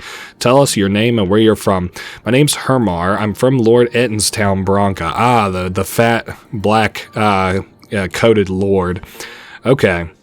He owns a vineyard in Branca, and they've been observing Lord Etten for a while now. He's been acting very strange, walking around the village in a trance. And so he's like, this guy has walked all around the village, and he pisses on my grapes, and he spits, and he curses Talus, and anyway, it seems like this guy just kind of has a personal vendetta. So let's proceed and cover the evidence next. Firstly, we have an animal tooth here. It's very rare. Only one person could have, had it, and that's Noxie the Dragon Slayer. So, we have him step forward so we can question him. The only one creature that fits this unique shape, an Allah demon from the far lands of Caladur. Is this yours? It must be because, who else would own such a unique prop? So we proposition that because he was embarrassed by the king, he killed him. So he says lies. I'm a man of honor. I would never do such a thing. King Tally's made a fool of me. That's true. But I left his castle as ordered. And so our advisor asks, why would you be sneaking around Grevno Castle? So he was looking for a quiet place to talk to Lady Lona. So Sir Frederick's widow, before she was a widow, he was talking to her. So this guy was kind of cheating with Sir Frederick's wife before he died. Anyways, she pulled it off his neck in a very fascinating conversation, he says. He's like, I don't think it's mine. It could be mine. I didn't have anything to do with the wine, though. Okay, up next, let's talk about a decorated letter. The scribe includes illustrations detailing the usage of a poison and a map of our castle. Okay, Lady Lena, please step forward. So, instructions that seem to be from Lady Lena. She's a lord from the north. And this was found under a paving stone in our gardens. So, what say you, Lady Lena? So we know, I guess, that somebody from the north wrote it, just not who. She says, I would never do such a thing. I might have had cold feelings towards the king, but there's a big difference between not liking somebody and killing him at his son's wedding. But I could understand the motive here a little bit. The idea that, your son was supposed to marry. And now, granted, she didn't try to kill me yet, and I'm not giving her another one of my daughters for her son, but anyway, the final piece of evidence, a poison vial. So, with the substance inside, we're certain that this belonged to the person who poisoned King Talis. And, of course, we found it in his territory, the Baron. So, it is a village under his control. With Talis' death, weaker borders with Atana would make it easier for him to distribute the dust beyond Davern. So this guy could push Oracle dust easier if the king was dead. He says, nonsense, I may be running a little side business, but this product can now be found literally anywhere. The vial does not prove that I was the one who killed Talis. This could have been anyone. Okay, back to the king. Alright, no more evidence. I guess, as our advisor tells us, there's no clear answer here. We have to sentence someone, anyone, or else Ivo will put the blame on you. Okay, it's just politics at this stage. You might want to consider the benefits you gain from each lord. Fair enough, fair enough. So, we have to choose... well, let's wait till we have the option real quick. Based on the evidence or lack thereof, I sentence... Okay, so, there is Lady Lena, Lord Etten, and the Dragon Slayer. None of these guys are guilty. I'll tell you that right now. If we sentence nobody, Ivo blames us, and then our advisor admits to it, and they behead our advisor. That's the worst option, in my opinion. Next up, we obviously don't want to sentence the Dragon Slayer. He's an ally and will lose his buffs. So, don't want to do that. Next up, our options are either Lord Etten or Lady Lena. At this point, from a role-playing perspective, I think Lady Lena is the most likely to be guilty over the other lord. So, anyway, because, again, it makes more sense to me that she would, be more upset about it than Lord Etten. As he said, he's like, I can still push the shit, so, and Ivo is like, we've decided that you're the one who is guilty, and we understand why. So you have my 3,000 men, Eirik, whenever the time comes. So later that evening, oh, this ought to be interesting. How about our room? Nope, it's us talking with our daughter, overlooking this hilltop. She's like, is this the place the battle will take place? Very, very damn pretty night sky. They weren't kidding about that. What was it, the lights in the sky? So, turns out I was always staring into the end of it all, she says. Hey, nothing ends. With Ivo's help, we'll be victorious. And she's like, if he helps. So, that's kind of weird. He'll keep his father's promise, don't worry. So, a lot of things have happened since you left. Have you heard of Maya? The Radovian girl who snuck in and became friends with Celia. And then she says, has she grown up or is she still a mess? I don't think she'll ever change, we say. This time, she played a prank on your sister. She put Nettle in her bed. Sedani has found a couple new pets. Let's see. Dusty was your cat. She had a snail named Smudge. Look at all the names you can say that are wrong. Smudge. She gave me a hard time about it, so we won't ever forget its name. There was a hedgehog, a fox. I'm worried what she'll tame next. Also, you can expect a new sibling. And she says, congratulations, I guess. It's hard to imagine what she must be going through with a battle on the horizon. Yeah, in a week or so, we're going to have a battle. Okay, I miss you, all of you, so much. Let's see, we miss you too. And we give her a hug before we have to close out the night. Tonight's been pretty successful. It's been pretty nice. But we noticed bruises on our daughter. So that's no good. And we ask if Ivo's been doing this. He's like, oh, no, he wouldn't. He's kind. He takes care of me. Just like I told you in the letters. And she's like, oh, don't tell him, Dad. He's the king of Atana now. And so she's like, he has your army and everything like that you need for this battle. Don't fight him. Don't make him mad. So anyway, I can't let the bastard treat you like this. I'll talk some sense into him. So here comes Ivo himself, and we'll go talk to him. Pack up your things, we're going, he says. And we can go ahead and confront Ivo. This actually only leads to negative consequences, but hey, what can you do? You think you wear the crown on your head and you can do whatever you want? And he thinks that she's like plotting against him or something. He's kind of like, he's, what's the word? Like manic. He's kind of crazy. He's not like, he's paranoid too. And he really doesn't like Lorsulia. I don't know why he ever fucking married her. And we're like, if you lay your hands on my daughter again, I swear I'm gonna. And he's like, what? Defeat Radovia all by yourself? You're forgetting your position.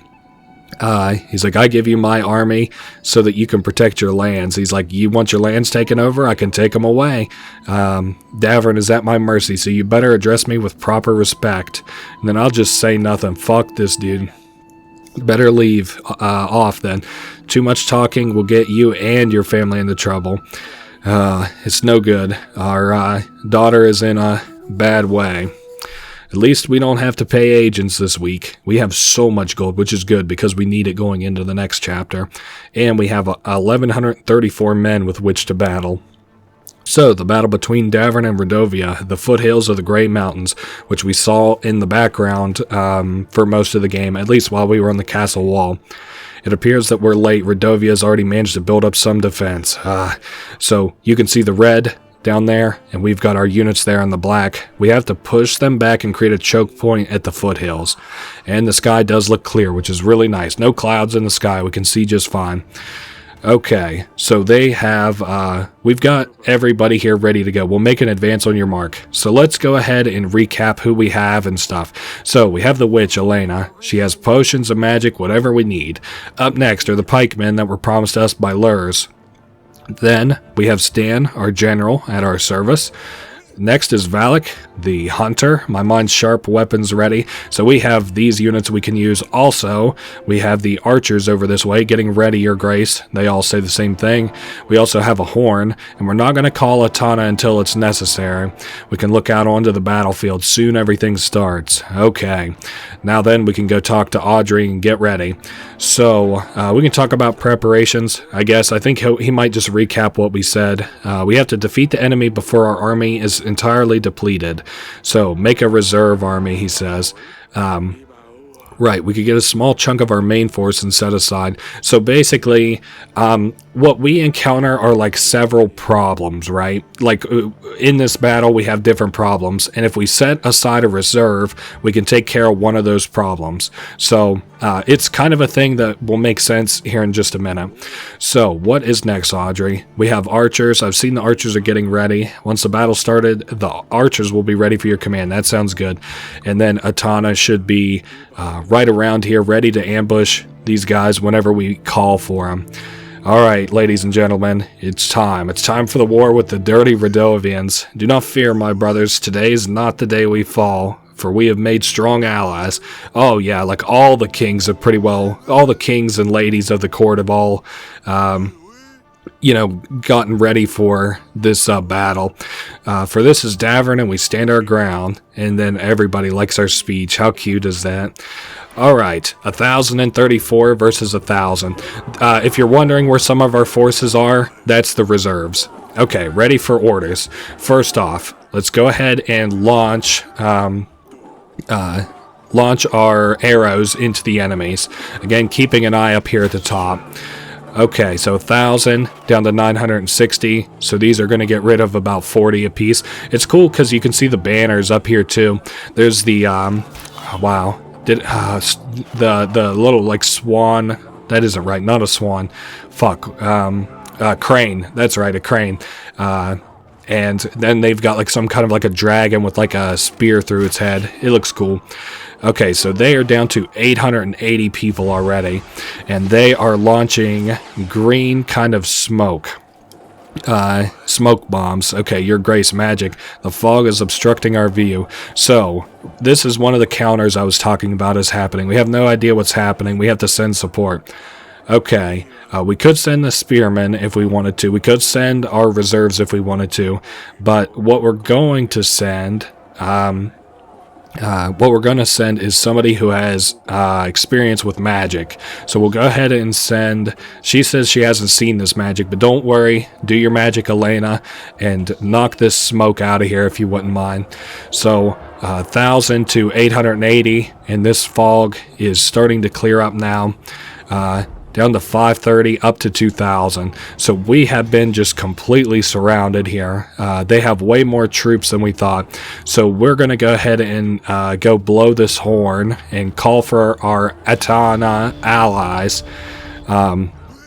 Okay, archers at the ready. So they load up 2 of our archers, and they're waiting our orders. And we'll go ahead and knock out another 80 enemies. He's going to get himself into position. Fire. Very cool. Okay, down to 1990, and then we'll knock him down to 1950. Okay, gentlemen. Ready, aim, fire. Very cool. Okay, 1950. What could even happen next? Oh, they've got some new units moving in, these red guys, the Radovians. The fog is gone. We thought we could get an edge, but they brought monsters.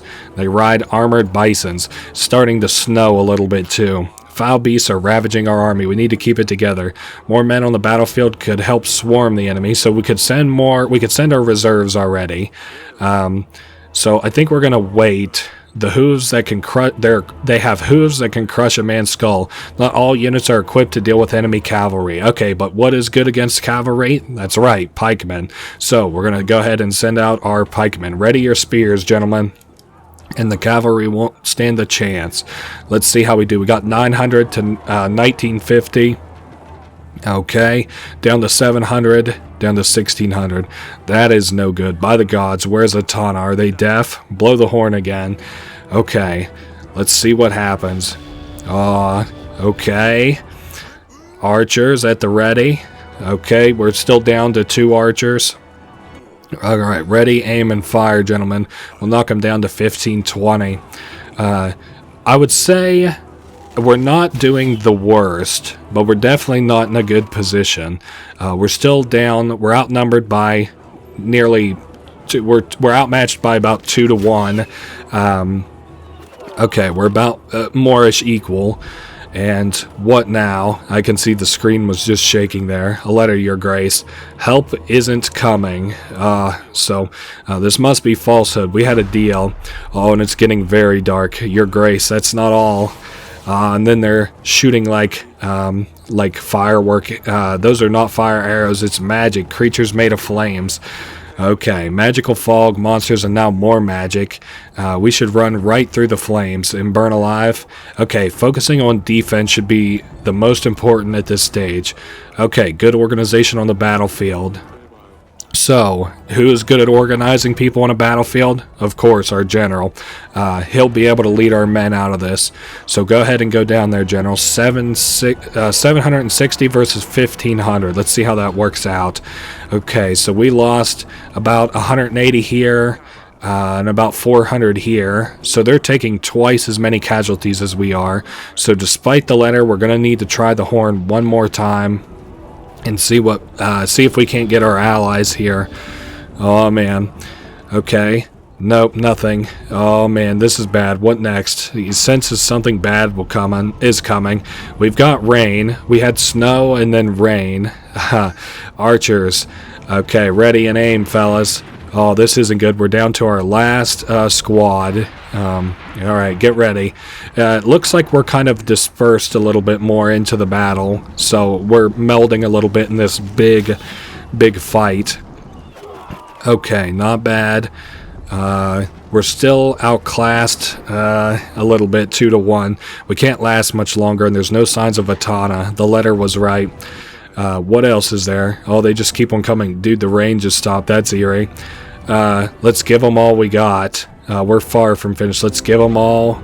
Oh, they're moving out a war machine of some kind. I couldn't even imagine what that is. We have no other choice. We have to send everyone in. Gather around. Okay, gentlemen. All I've got left is the reserves and our hunter. And let's show them what we're made of. We should be able to manage. I don't know about just fine. We've seen beasts and magic, but they haven't seen what we have in store. Let's show them what Davern is made of. Give them hell. Okay, on my order. All right. Show them what you've got there, reserves. So 500 up to, it should be about 700, 800. Okay, damn, 700 barely. Okay, and then finally, the hunter. And he goes down 600 to 1,000, almost 700 to 1,000. Okay. Wow, we're about to even the odds here. Audrey, we gave him all we got. Oh, come on. I still think we have a chance here. We've got the high ground on this hill. This has been tough, and it's been very close, but I think we still have a chance. Oh, and there comes an avalanche. Very pretty stuff, though. Wow. What a climactic fight. And just like that, after the battle, it's nice and quiet. The gods have saved us all. Unbelievable. We have survived. Do-do-do-do. So we lived that. Whatever we can say about that. We don't have an army to feed because we only have 30 units in it. Wow. That's all that excitement down to nothing. What the fuck happened to our army there, bro? Okay, Eirik, King of Davern. I thought justice would find you through Radovia's hands, but I suppose I'll need to step in. I saw through your lies, Eirik. You would not only kill someone for your own wrongdoing, but I see that you also perform evil occult practices. What the fuck are you even talking about, bro? From Ivo, the king of Atana, magic like this is dangerous and should be banished. So we somehow like poisoned him, his father, and framed them or some shit like that. As he lost his mind, evil tricks, the collapsing mountains were nothing but sheer luck. He blames us for the collapsing mountains. How about the avalanche from us blowing into the horn 100 times?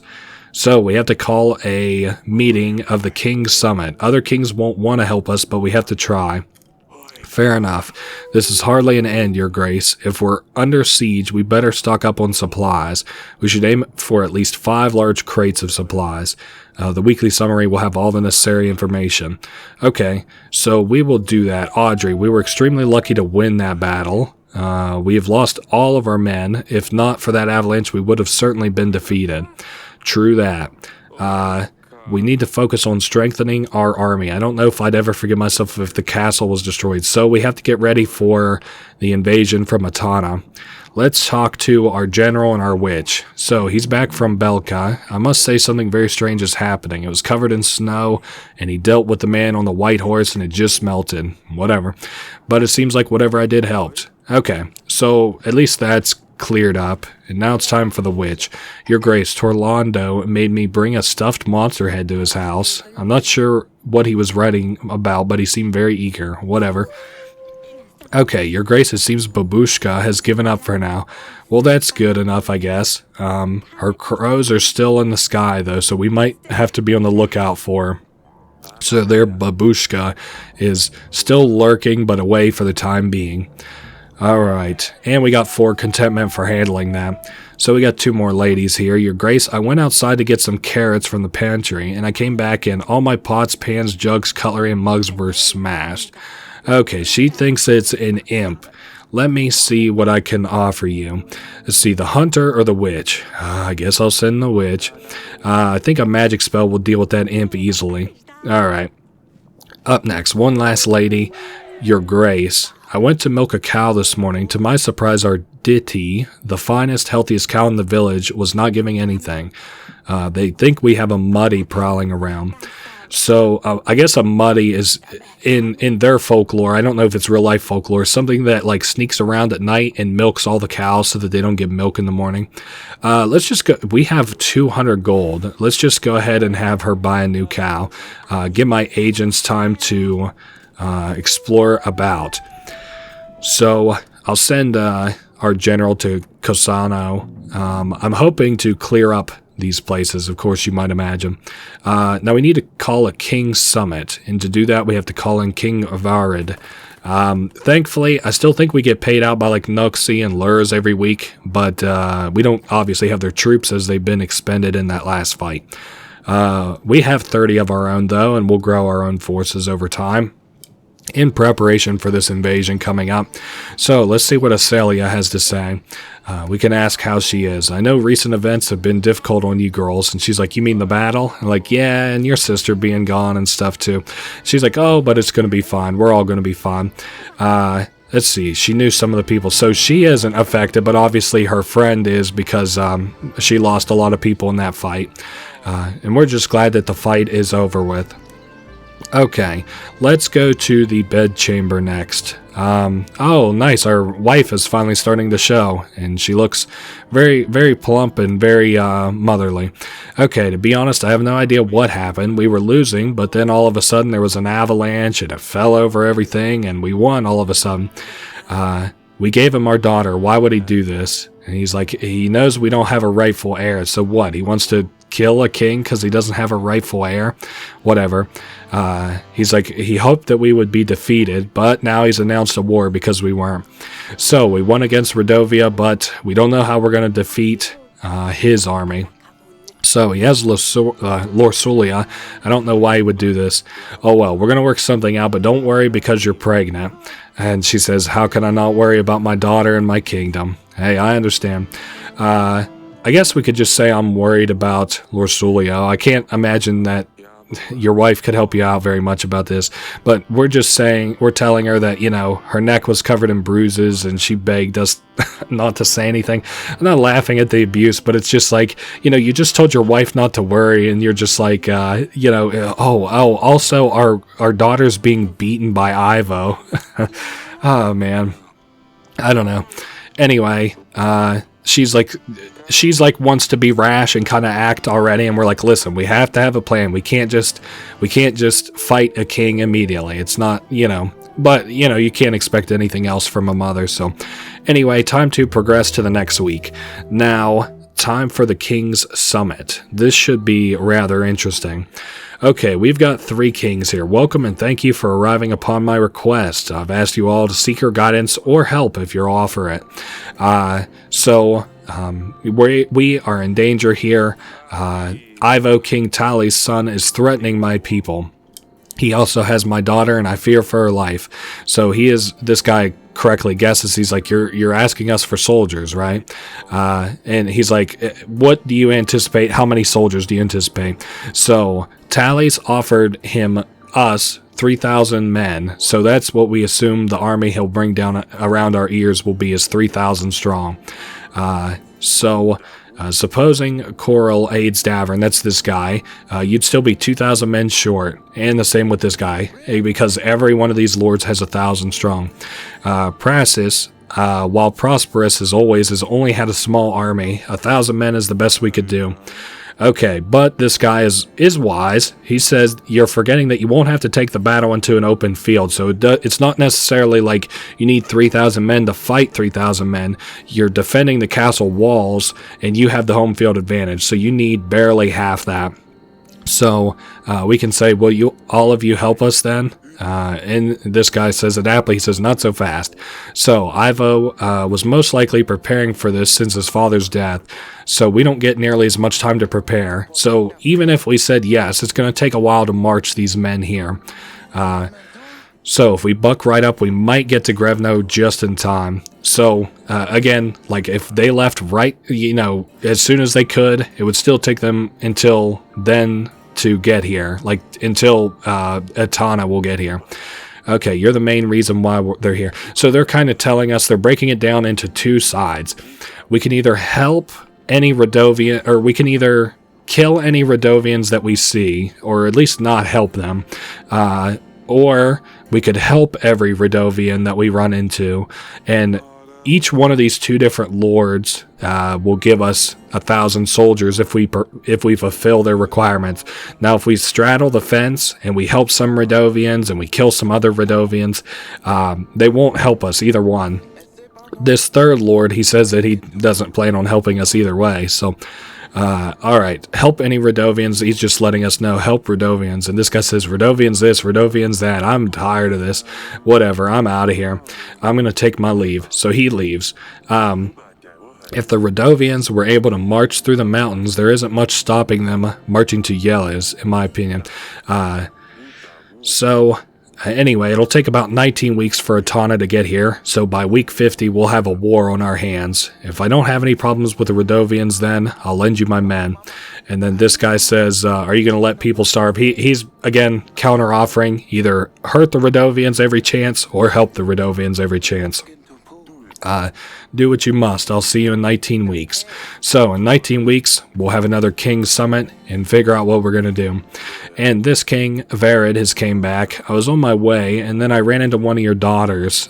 She seems quite mature for her age. And he says, what, a marriage for an army? And he's like, and I took you for a fool. Let's see. I can either say, seems like I don't have a choice, or no way. I think I already gave one daughter away for an army, and I'm not about to do that again. So, and he's like, they could get here sooner than you think. So basically, once again, trading a daughter for an army, very crass, and we're not going to do that twice. Okay, you'll need to save supplies in order to prepare for the siege. We can set aside supplies with the plus button. It's talking about something down here. We'll show it to you. Okay, so we have 90 supplies, right?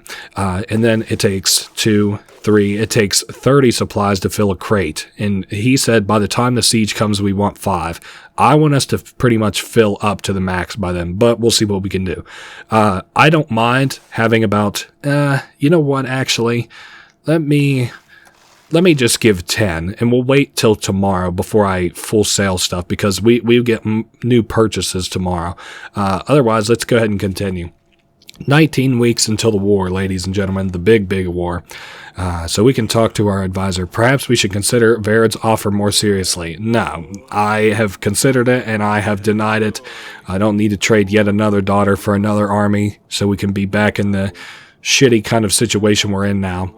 Okay, so it's saying that maybe we should recruit from our villagers because we've helped them out so much over the last year. Maybe it's time for them to return the favor. So, because peasants can't really read, though, we have to send out our agents to have people come to our place so that we can recruit them. So first up, the general, Your Grace. I ran into a small bandit camp. They were keeping a merchant captive, and he helped him and he gave us some gold. Very nice.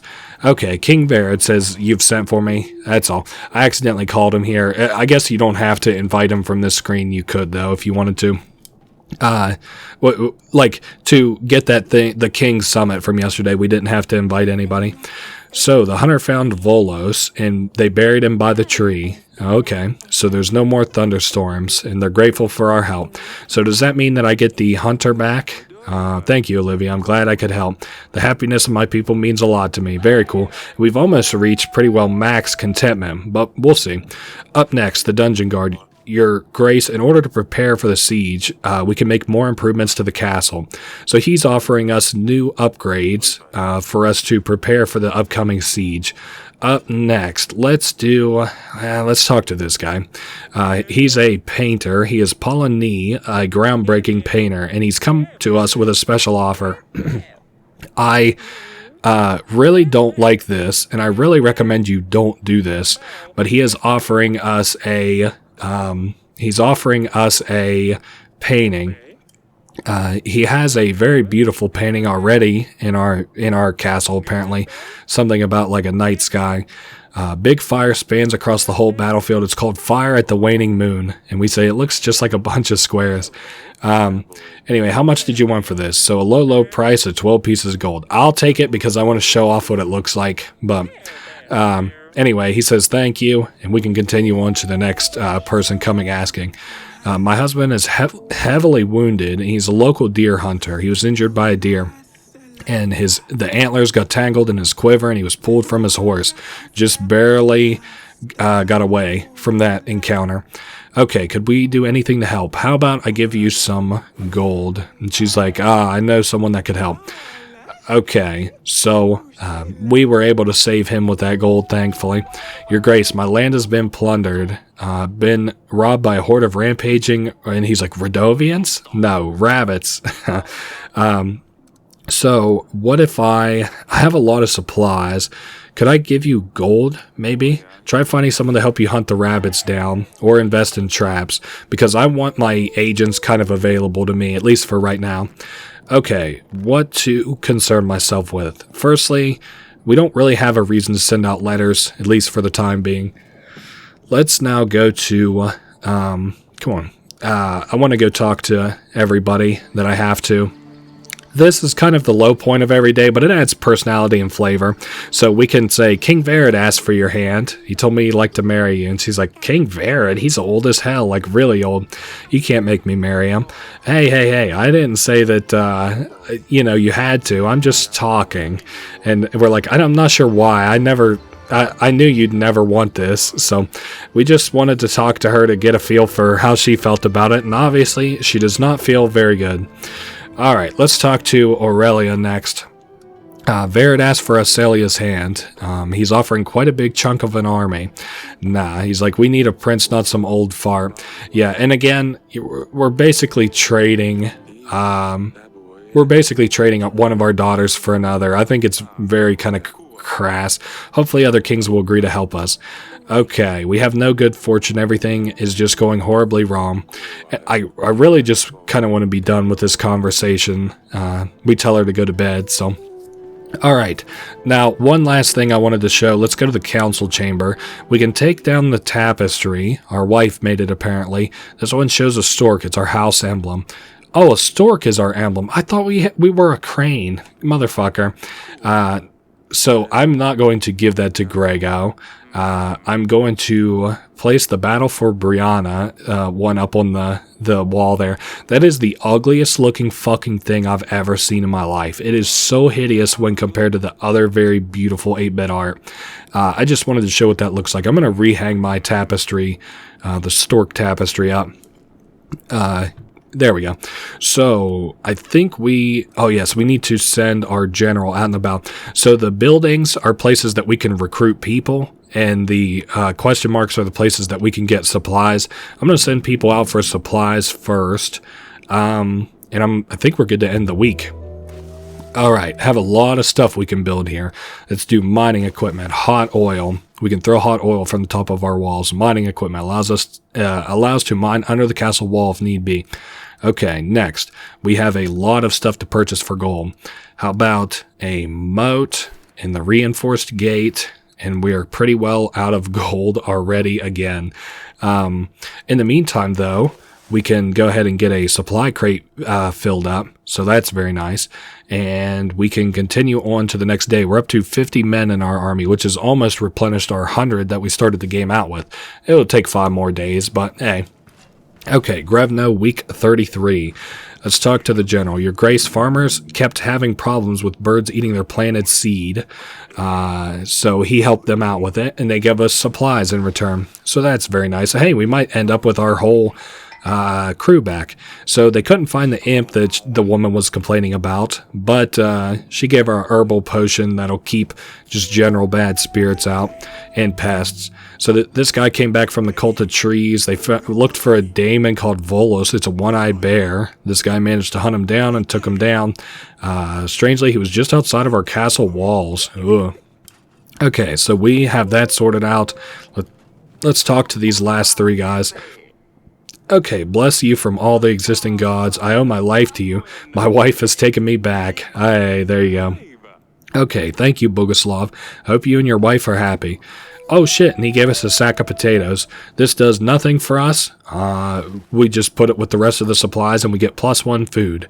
Okay, for the past couple of days, weird noises and humming have been coming from the well, so we actually want to be pretty diligent with this. As much as I am happy to have gotten the witch back, we do want to make sure we do this right. The supplies is not the way to go, so they're hearing weird noises from their well, and we can send our witch to investigate it. And that puts us flushly at 100 contentment. Which is the maximum that we can get rewarded for, but we can go higher than 100 contentment. The butcher in my village keeps throwing bits of leftovers on the path. It rots and smells. Okay, so we've got somebody who keeps littering, and it makes the place gross and stink. Let's send the general, since it's only going to take a week. And she's like, oh, I can finally sleep now. The neighbors are going to be glad to hear this. Should have came here a long time ago. Okay, so we end up with only 1 unit, and it is the hunter, and we'll send him up to probably. I think we are good. I'm going to go take a little walk around, though, just to make sure that we got everything squared away for today. Hopefully we did. Thank God. A day when I don't have to deal with family squabbles is a good day. 43 up to 58, so we're plus 15 apparently. Well, also because the witch isn't around. Damn, I don't know. I think I might hold out on gold another day. On the bright side, though, we can create a crate and a little bit more of supplies and continue on to the next week. 17 weeks until our siege. Grevno, week 34. So, the general is here. He says, I tried to talk to the butcher, but he didn't want to listen to me. He said he wanted to come talk to you. So, we'll see the butcher soon enough. Up next is the hunter. He found an old wagon blocking the road, and he gathered men and moved it out of the way. It turns out it was full of gold and supplies. How many? 7 and 7. Very nice. Up next, a peasant. Your Grace, we invested the gold you kindly gave us in a special fence. Oh, okay, so now it stops rabbits from burrowing into the lettuce patch. He's like, we would be honored if you would accept our fine produce. Wow, we almost traded the gold for supplies there pretty much. At a loss, but hey, he's selling packs of supplies. I'm not going to do this, but I will sometimes consider the flip side. I will consider selling supplies for gold sometimes.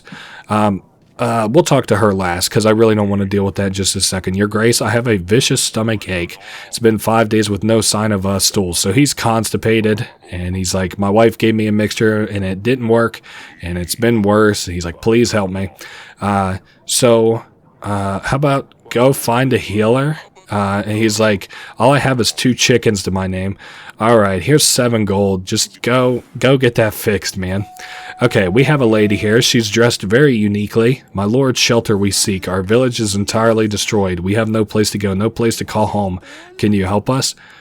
We can say it's, let's say what village first. She says, Brinsk, my lord.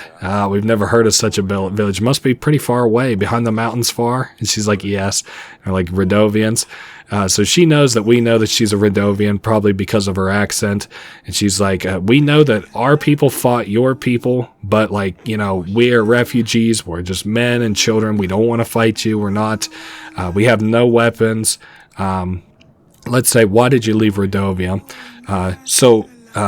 Like, you know, we have a pretty healthy, fertile land here, but their home country is at war. They're bickering. There's not many resources. They're always fighting. So they're fleeing from there over to our land. Okay. Us and you will differ not. Until then, we just need a place to stay. Let's say your people killed our brothers. Unarmed, you say. So, you know, we killed most of the people who were armed, and we're like, oh, you just happen to be unarmed, huh? We did not want this fight, nor know how to defend ourselves. Davern, their king, did all he could to help as many of us through as possible. The rest of us are stuck behind the mountain trail, so there's still a lot of people stuck on the other side of that mountain trail, apparently. Lies or not, I cannot help you. Okay, there's just a couple dozen of them, women and children. They just want a place to stay. Okay, whether you think we should help them or not, you should keep in mind that King Yedric will only aid us with his army if we refuse all requests from Radovia. On the other hand, King Fabian will aid us if we help all Radovians. Okay, so I'm gonna pick the good side, or the more Paragon side of things. We're gonna feed them, give them 5 food a week, so they get food and supplies, and they're allowed to stay here. So she gives us an item called fire flowers, which is what they used in that battle, which look a lot like fireworks. Okay, so we got we had a weird trade there, to say the least. Let's see if the kingdom needs anything. Our wife needs something. Okay, let's go talk to her. I got a feeling I know what this is. I hate this quest. Nope, it was Radovians.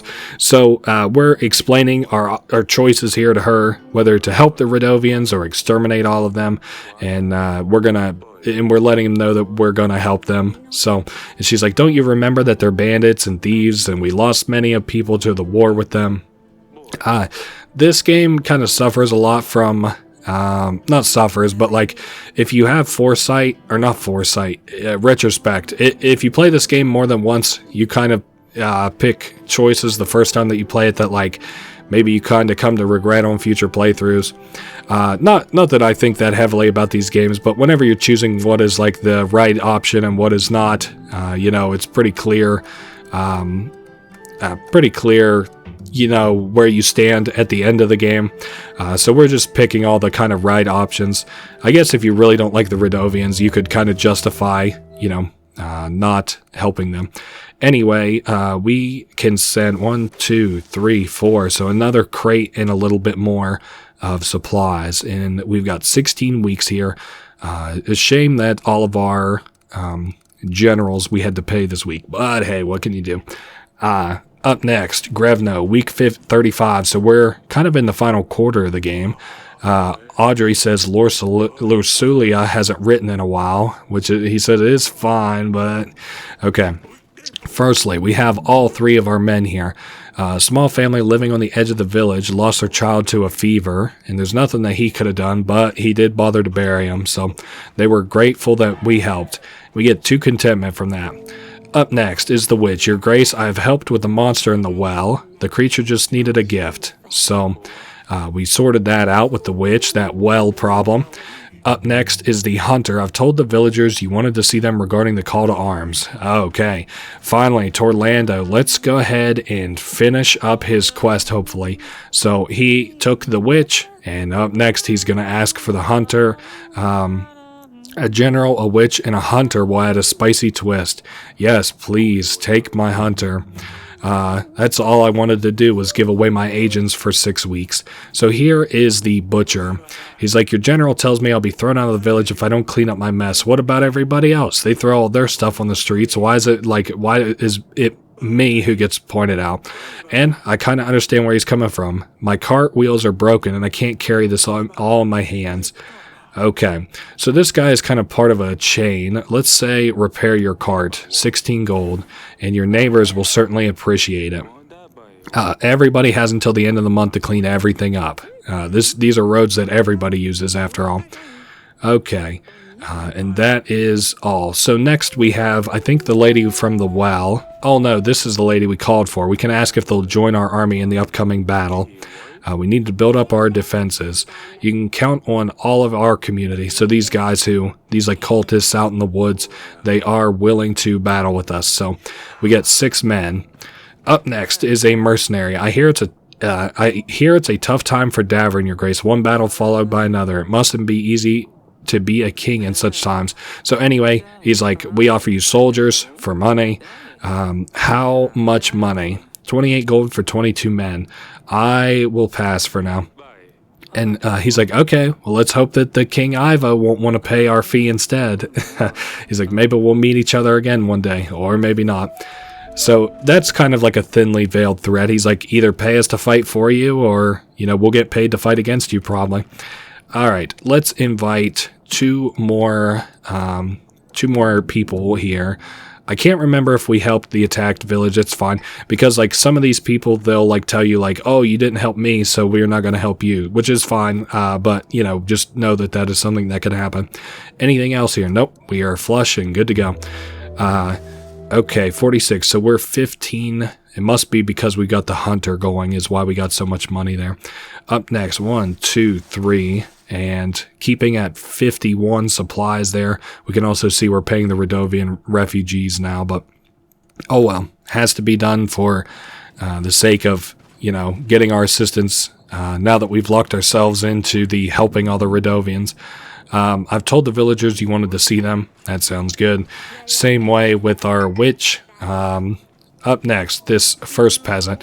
Your Grace, thank you once again. Your witch advised us on how to deal with the thing in the well. We took our best chicken and put him in the well. Okay, so they did have a spirit down there apparently, and they they got rid of it anyway by giving it a good chicken. Okay, well, you help our army in the upcoming battle. He's like, you healed me, so yes, sir. And we get +6 men. We get +6 from everybody who agrees to help us. Will you join my army in the upcoming battle? Your general saved our village from vicious bandits. Yes, sir, he says. Very nice. I would like to get up as high as I could. Let's aim for 300. That's a good first goal. Your Grace, a package from Atana. A package from Atana. They're not opposing a truce, are they? Nothing came with that. Okay, this could be a trap. We should dispose of it right away. I could not agree with you more, but let's see. Let's finish our other petitioners. Your Grace, someone, or rather something, is stealing all kinds of things in our village. I believe I'm the latest victim. So, people are missing grain, onions, gold, potatoes. Family trinket of mine was stolen, and then we can't find it. Let's ask what the trinket is. It's a small casket which contained, well, I can't tell. It has sentimental value over anything else. We're like, if you don't know what's in it, we don't know what's in it. We don't know what to look for.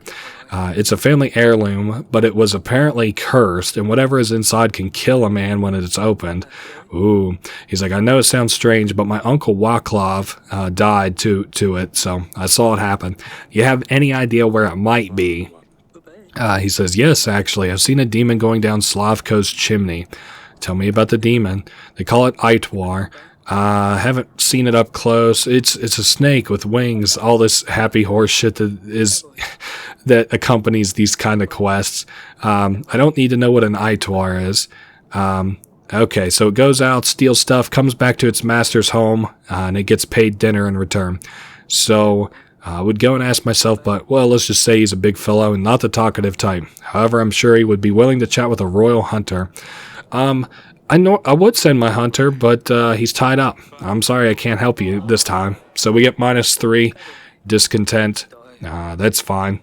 He's like, Mila was right. He just sits there farting on his chair, the useless brat. Hey, I helped a lot of people. How do you think I got this 104 contentment?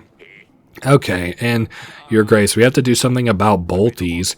Every time I finish my work in the field, they get me, and not only me, but others too. What the hell is a bolties? Every night I just circle around the village. Sometimes I don't even remember where I went. Is this similar to, like, the zoomies for dogs? My wife is very worried and doesn't believe me. She says, if this is what happens, ask the king to send a hunter. Why is everybody asking me for a hunter this week? I don't have a hunter, bro. Sorry. All my hunters are busy. Oh, and that seems to have been a scam thing anyway. So we don't get penalized contentment on scams. Now, who do I have here? I have the general and the witch. Let's go ahead and just send the general here. And then the witch here. Hard to tell, like, which of these people I've helped and which I haven't. We'll just try and clear as many as we can. Next, let's do open the present from Atana. Let's see. Oh, it's a scarf. Oh, okay, cool. There's a pretty scarf there. It must be from Lorsulia. Must mean that she's fine. So it's a little black scarf, very finely sewn, and we can go give it to one of the girls. Now, I would recommend not opening this, just discarding it. But, I mean, for the sake of playing through the quest, we might as well see. So, Lorsulia sent a present. It's a scarf. Do you want to try it on? It's not long enough for me. Lorsulia made it. She really got good at stitching. Anyway, this girl doesn't like it. It's a little too small for her, which I can understand. Let's now go talk to her wife and see if she wants it instead. Aurelia. Lorsulia sent a present. Take a look. Oh, she says it's very carefully sewn. It looks like Lorsulia's doing. It's very nice. The fur is high quality. It must have been very expensive. But why would Ivo let her send us a present? Okay, maybe it would fit our Sidani's neck. Her littlest sister, our littlest girl. Okay, so we have the scarf here. Your sister sent you a present. Let me see. She's like, oh, it's so soft and pretty and shiny. Kind of reminds me of Dusty. How do I look? And we're like, oh, Dusty. Oh, by the gods, it's not from Lorsulia. Give it back, Sidani. I'm, again, not laughing at the cruelty of it, but yes, Ivo has killed their cat, Dusty, and made Lorsulio sew it into a scarf and has given it to us as a gift. Lorsulia killed Dusty. And we're like, gods, I thought I recognized the fur from somewhere. So our little girl, our oldest girl, is in hell right now, Lorsulia. She's like stuck with a man that's abusive and crazy and a king. Oh, God. And he's trying to show who's in control. He'll pay for this. Okay, it definitely seems as if Lorsulia sewed this thing together, and she had to sew it together. I wouldn't be surprised if he made her kill the damn thing. Ivo will pay for his sins. Anyway, our littlest daughter, who loved that cat, is obviously really heartbroken over it.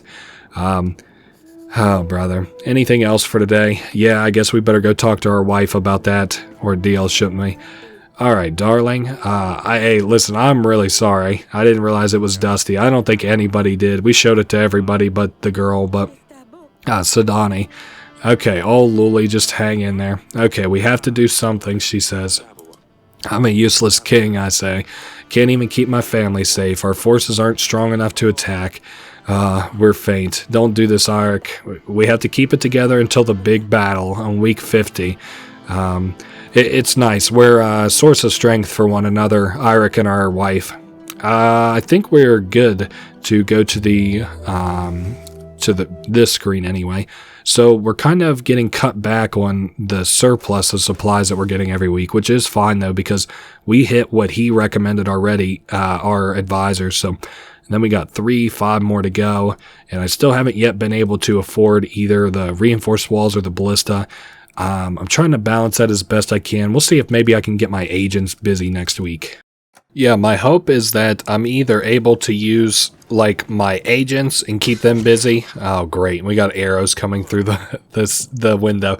You say, Atana already here? And they're like, no, it came from the gardens. And Asalia is up to some bullshit yet again. Yeah, I'm hoping that either we can maybe not get as many people, like, requesting shit or...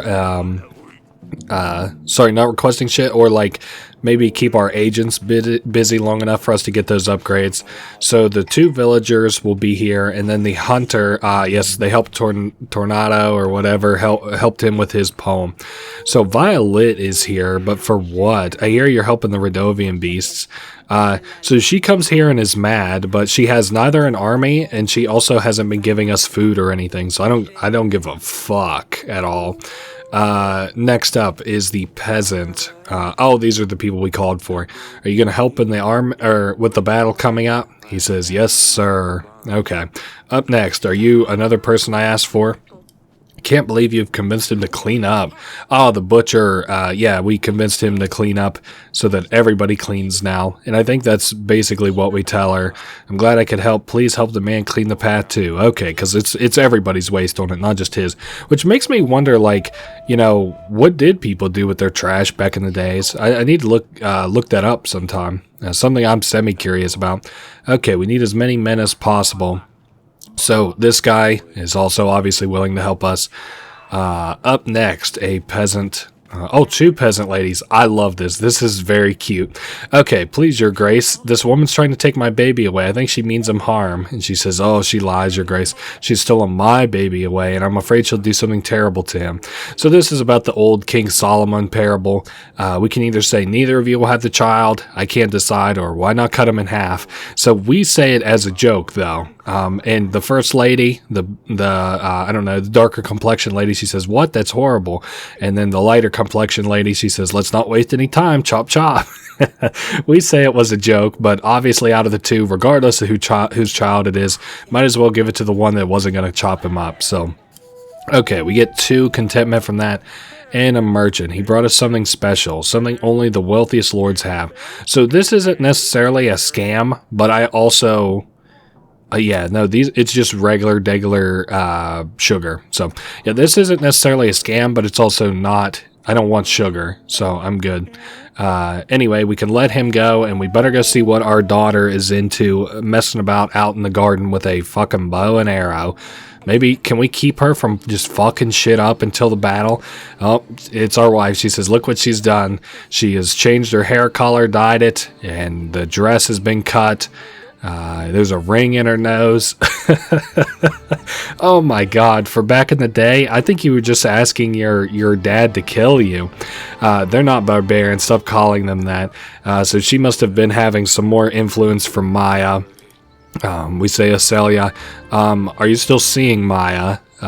She's like, you expelled her from the castle, but you didn't say I couldn't leave the castle to go talk to her. So that is what they've been doing. What's with the new outfit? Are you trying to torment your mother? Are you tearing up the dress on purpose? Basically, he's asking. I just thought I would try something new, and Maya helped me with it. I think it looks alright, I guess. A bow. Playing with a bow now. Did you get bored of the sword already? So she's learned a sword. Now it's time to learn the bow. Maya taught her how to use it. So we have heard enough. We ask her what she's going to do. She's like, hey, it's just a haircut and it's a new dress style. It's fine. And you broke the window in the throne room. So let's see what we got. Your mother is right, or we could tell her that they're just kids, which is kind of the way that I feel about it. Let them have fun while life allows for it. Again, if the worst things I have to worry about in the face of a war are our daughter, getting a nose ring and changing her hair color, in the face of a war, I mean, I would take this over an illness that plagues them, for example. Much rather this. Anyway, our wife leaves, and she says, I got a tattoo on my ankle as well, just don't tell mother. Hey, don't take me for a friend instead of your father. I just said that I'd rather you have fun than be in trouble, at least in the face of this war coming up. So, we can go talk to our wife. I'm sure she's not happy about the situation at all. I'm worried about Asalia sneaking out, changing her dress. I don't like how flip-floppy we can be, to be like, no, it's okay, and then come back to our wife and be like, yeah, I don't like how she's acting. Like, this feels kind of spineless to me. But we do tell her to stop being so hard on her. It's whatever. It's just, I let these guys have the personality, not me. We just have to pick it for them.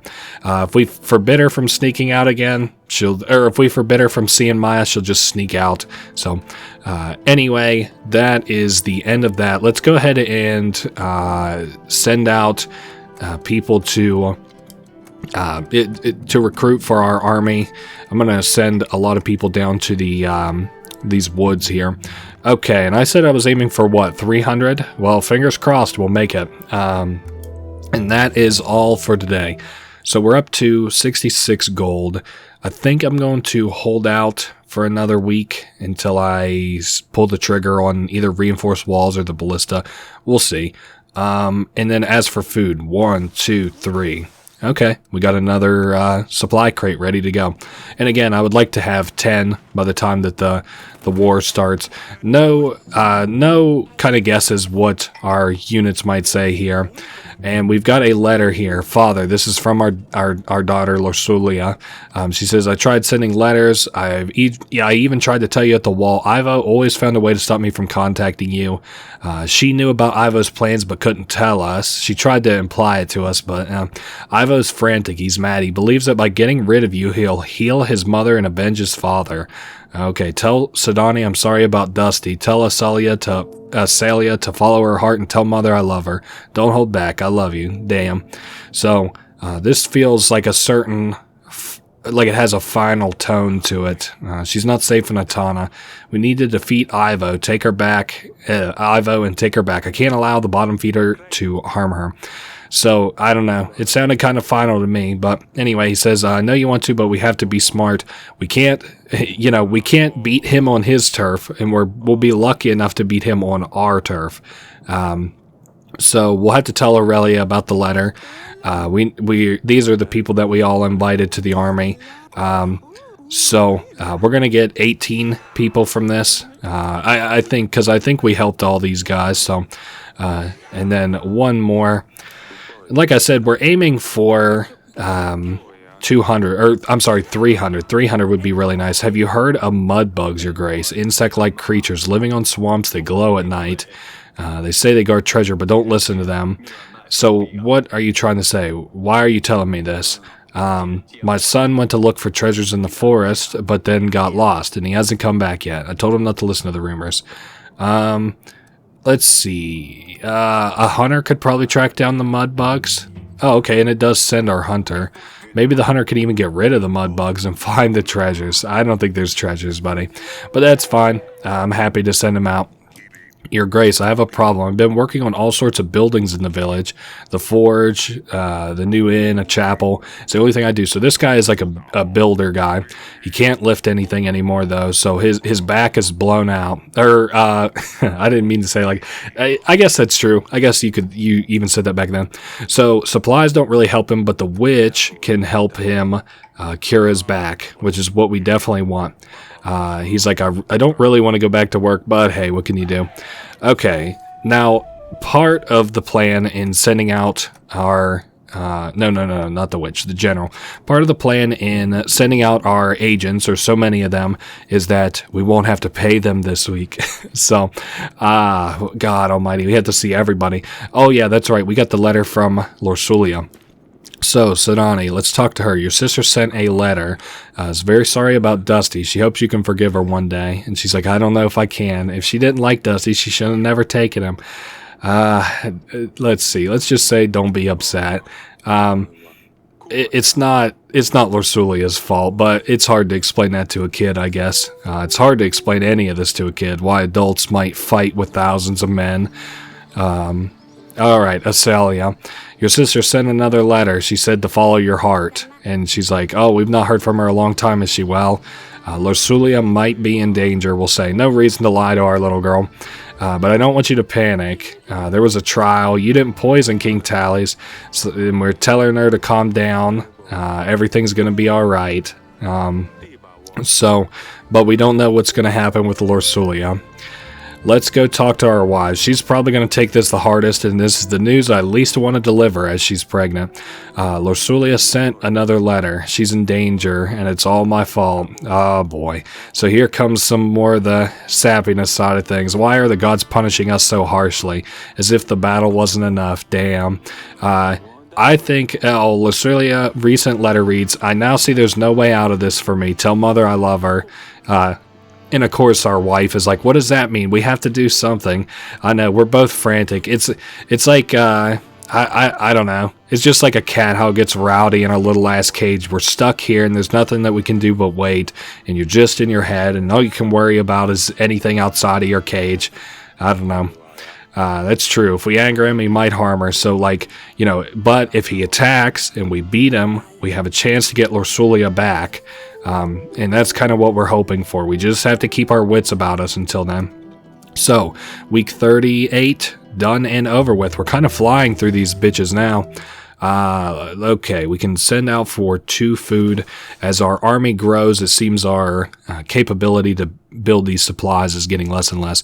Also, we can afford, let's get the more expensive upgrade in the ballista.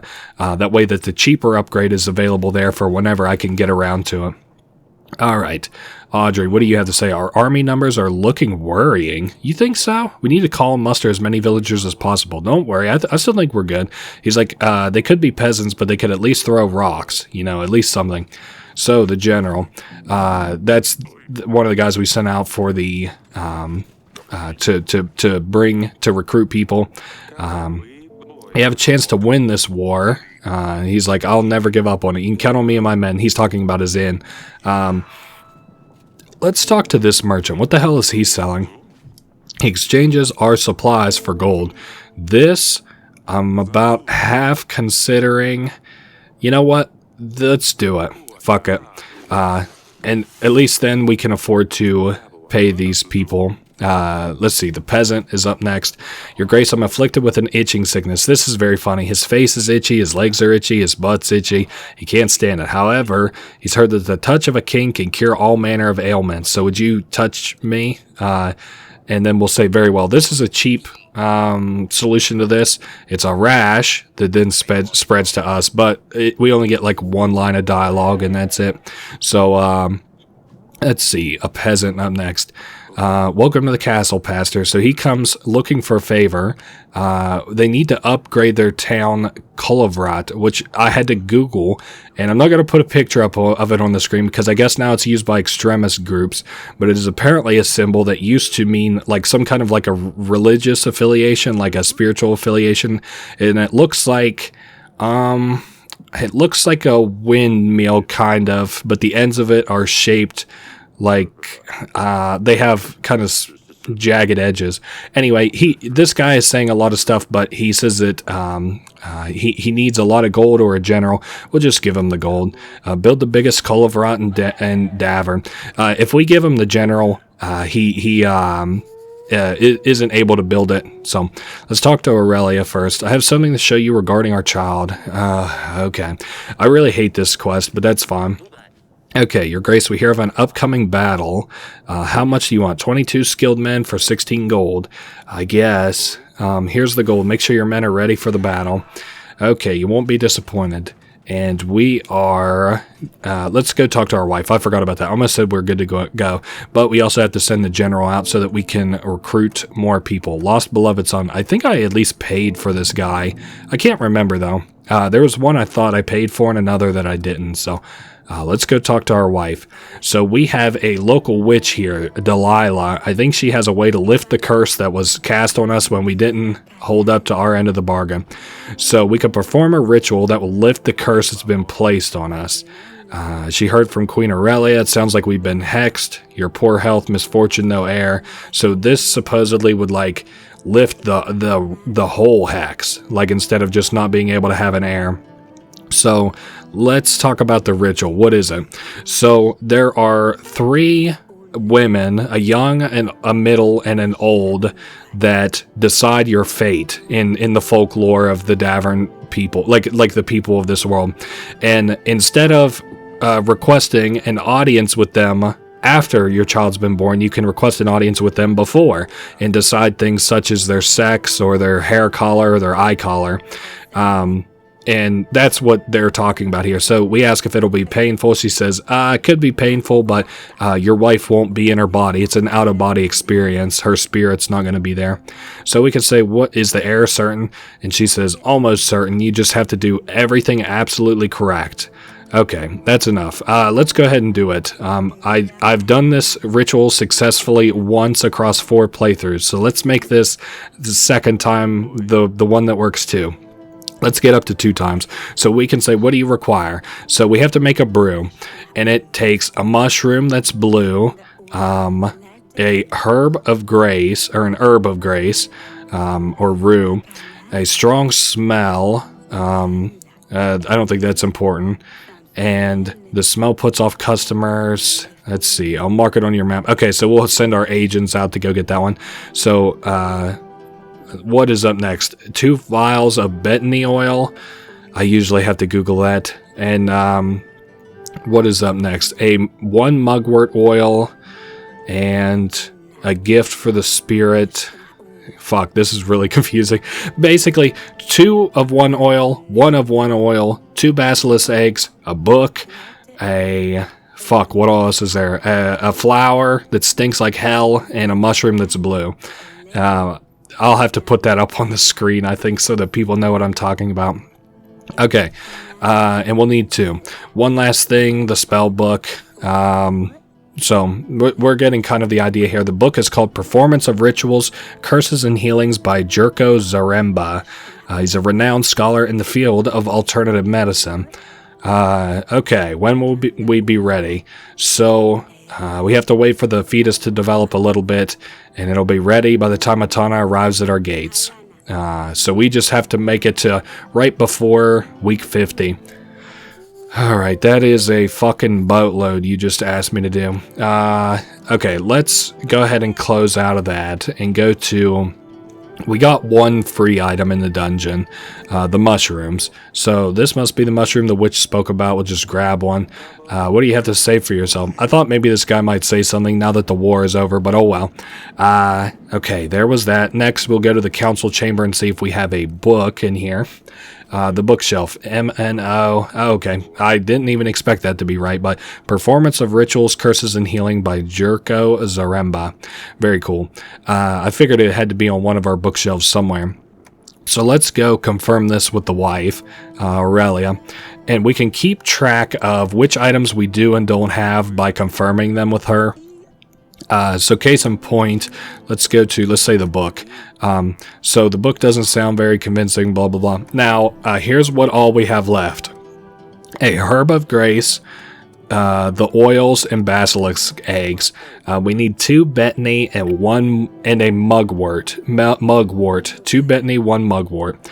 I think what I might do before, like if we get a merchant in the queue, I'll probably just come back here and confirm those just to make sure. I'll look on my archives or whatever. I think I can look at the archives while I'm in conversation. So up to 27 gold. We're not doing fantastic.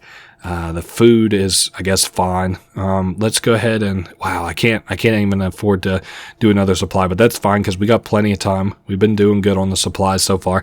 I don't know what I spent them all on this week. Oh, well, I guess it's not important. So, we called for the villagers. I don't remember what I have the witch and stuff doing. The witch helped the builder man. That is very good. And the hunter, what did I send you to do? Return from the forest. Found the mud bugs, but there was no sign of the lost son. Ah, that sucks. I also found a big stash of gold. I gave some of the gold to the peasant, so he wouldn't be upset about his son, and brought the rest to us. How much is a big one? At 2 gold. Whatever. Oh boy, Sidani is wearing a red dress. What on earth have you done to your dress? And then Acelia got a grown-up dress, so she wanted one too. She wants a dress just like her sister, and she cut it all up with scissors, and she has a feather in her hair like the Radovians, so we are not happy about that, I guess. She just wanted to ask if it looks nice, and then we'll just tell her she can keep it, but she's going to have to explain it to her mom. I don't see this isn't that bad. I mean, it's obviously not what a princess wears, but I don't know. I'm too progressive for fucking 1100s medieval times, or 1200 medieval time. Your Grace, how can I help? So this is the guy we requested to join our army. We'll see. After my son went missing, I was desperate for help, and he received help from another king. So King Yadric found his son. Okay, fair enough. I didn't know if that was you or not. Our village has recently been acquired by Lord Grego. It used to be under the command of Lady Masha, but now both of the lords tax them. Oh boy. Okay. They've been paying double tax. Okay, we could send a general to talk to the lords, but I don't think that works. So we'll just give him gold as compensation, and he'll be able to pay them both. What is up next? We got a peasant. Blasted, all my potatoes were stolen again. Someone's hiding an Aitwar in their home. I think he requests a hunter, and I'm happy to send one to him. It'll give us a chance to work up more gold anyway. Oh, now this is interesting. The King of Radovia. What have I done to honor this man in my throne room? We have found the Radovian king, the monster himself. So this is kind of an interesting bit. We gave him a bit of a beating for what he did to our brothers, and then we'll tell him that they did well. I finally get a chance to talk to you, Eric, after all these years. I was afraid you would come one day, we say. I didn't expect you to arrive as a king with an army. He says, of course not. How would you have ever thought that a thug became a king? But it happened anyway. We took heavy losses, but your army was dismantled. There's no happy ending for you. Before I send you off to the headsman, tell me. We can ask him about a bunch of different things. What are you doing here? And he's like, so we are engulfed in a civil war between 2 madmen fighting over nothing, and our soil isn't like yours. It doesn't grow food. And so he offered a solution: cross the mountains to find a new home. Some laughed and some chose to come along. So the promise about our daughter years ago. He's like, when you put your blade to my throat, you must have known I wouldn't be able to keep my promise, right? He's like, I was a different man back then. I was robbing people. I never thought I would have ran into royals. So he's like, I guess you can get nifty ideas out on the trail. And it gave him something to look forward to. Having royal blood would mean acceptance from others. So it's kind of, I don't know. Not great. Your men killed people in the villages. They robbed and raped, we say. And so obviously he's like, we're not all the same. You know, don't you have bandits? We have bandits. Some came with us. We didn't want it. We that's not our people. Radovia is divided. He's like, it's no more of or less of a bandit than your bandits. We can ask how he became a king. When we last met you, you were a bandit on the roads. How do you go from a thief to a king? He's like, calling me a king is a little bit of an exaggeration because it has a different meaning on the other side of the mountains. He's like, you don't just grab power like a king does here. He's like, you get kind of like, thrust into the role based on what you do for people. The witch's curse we can ask about. And we're like, there was a witch with you back then, and she cursed me if I didn't keep a promise. And he's like, yeah, sorry about that. Aggie, she had a tendency to throw curses on people left and right. He's like, I wouldn't worry about it. They never worked. So... all right, the battle was fierce, and he's like, yeah, you gave us a heck of a welcome party. We used whatever we had at hand. Surprisingly, we did quite well. We can ask about all the different battle tactics that they had. He's standing up here. Okay, fire away, he says. How did you do the magic fog? He's like, we didn't want to cause any problems. The smoke's an incense, and we hoped that it would create enough smoke that we could sneak through the mountain and just get out of there. But the fog started to clear, so we had to surround your men. And that is it. Up next, the monsters that they use, the big, like, boar cavalry or whatever, the transit bisons, right? So for them, it's probably like a pack elephant a little bit, but a little bit smaller. He's like, we normally use them for transporting goods, but with a whip in hand, they make good cavalry. Now the fire magic, what was that? He said the fire flowers, which are kind of like, he says we use them to welcome the new year. So obviously it's like basically like fireworks, kind of like, I can't think of, like Roman candles, I think, where they shoot out a lot and they're very like fiery. And then finally the killing device. I have no idea what that was. Was it like a big explosive? He's like, the moment the battle started, our men tried to come up with something that would help us get through. I thought the damn thing was a trap for whoever was inside. Whatever. Must have been something crazy in there. I still don't quite understand it. Okay, I had no choice, like you, right? He said, I don't want your daughters. He says, I just want to go. Your Grace, please remember, Byron is a Radovian. If you let him go, King Yedric might not help us. So again, just reminding us about our options for the kings to choose. We'll have to let him go if we want to have a king's assistance during the fight. People told me none of the 7 kings would grant us recognition. At least I was partially right. You're letting me go. I won't forget this. He's like, surviving another day is a victory. So he thanks us. It seems a Radovian has already managed to conquer a Davernian's heart. My daughter seems like a good fit to your Asalia. So his daughter is Maya, or Aya, and our daughter is Asalia, and they are interested in one another. So didn't quite work out the way we thought, but one of our daughters is interested in the other daughter. My men found Bayren, we say. To be honest, I don't know what to think. How about... I just say I felt sorry for him, whatever. I don't know, a better option there. He's like, he didn't want to go to war, we didn't want to go to war. Of course, he's a highwayman, he's not that man anymore, sort of. He's like, well, why did they attack? So they were just defending themselves. I don't know. I don't know what to think of this. I think it's very sweet that our kids kind of fell in love.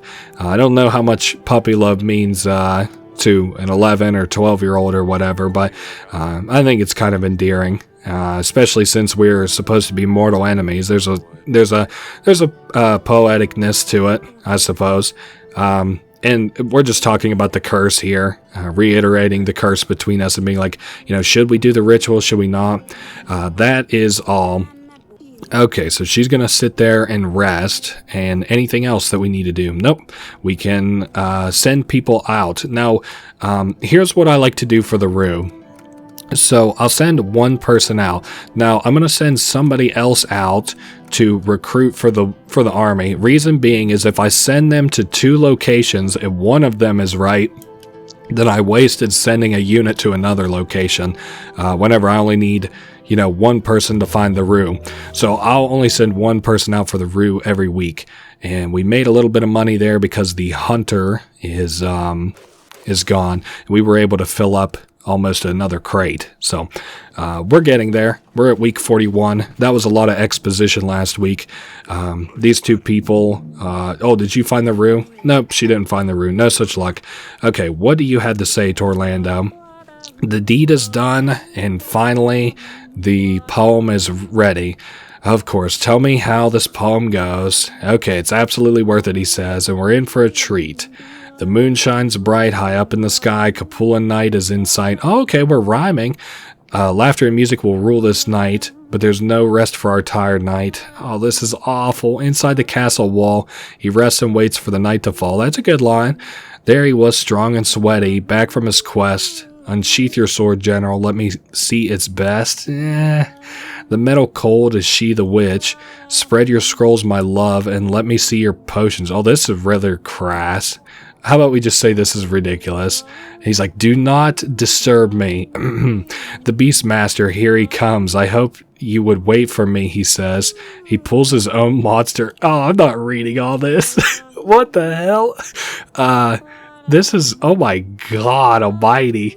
Jesus Christ. Whoa, I'm going to have to stop you right there. He's like, no, this is the best part. It's smut. This is fucking gross. I can't believe I spent 6 weeks on this. He's like, you would be surprised, but the world loves it.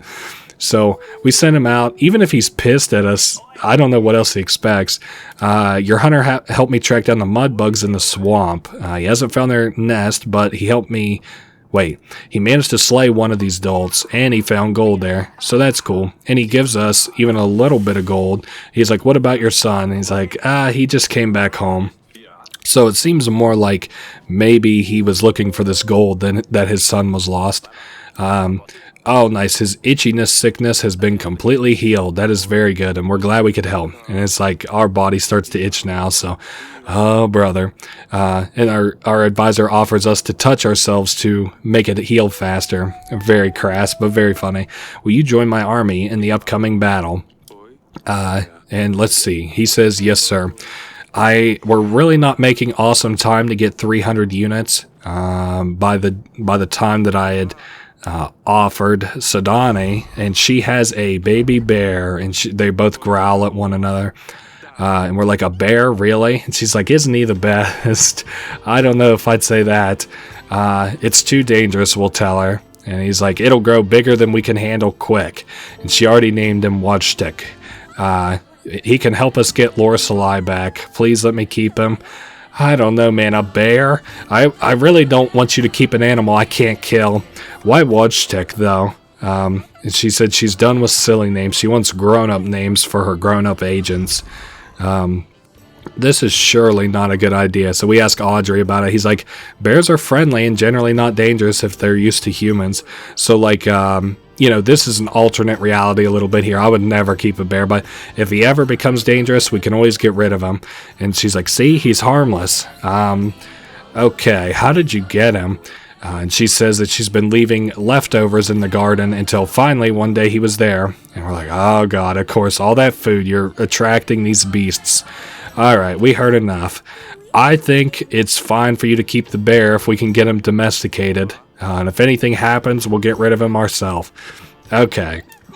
So, there goes Watchtech and Sadani. I better talk to Aurelia. Alright, one more peasant. Your Grace, I beseech you. Our granary has been destroyed by a mudslide.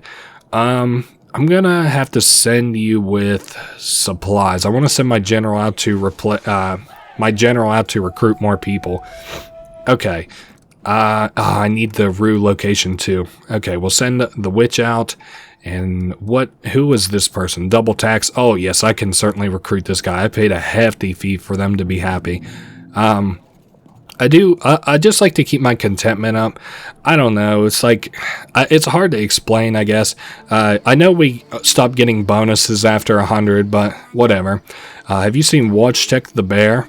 And of course, she thinks it's very cool. And she's like, I wish I had a pet like that. I do have a favor to ask you. Keep an eye on him. And if anything happens, let us know immediately. He's like, what if he eats me alive? Oh, Celia. Anyway, we should leave. I've had enough of the bear talk, even though we're going to have to talk a little bit more about him, of course. And our wife, oh my God, our wife is not going to be happy. Your Grace. And then we can growl. Oh. Anyway, we're all having a laugh here and growling, but, we tell her again to be careful around the bear, and if it's a problem, to come straight to us. She says, Father, she found this book. It's about bears, and of course she can take it. She's going to ask Danica to read it to her later. Finally, one last person to tell about the bear, the one I'm least looking forward to, Aurelia. Have you seen Sadani, honey?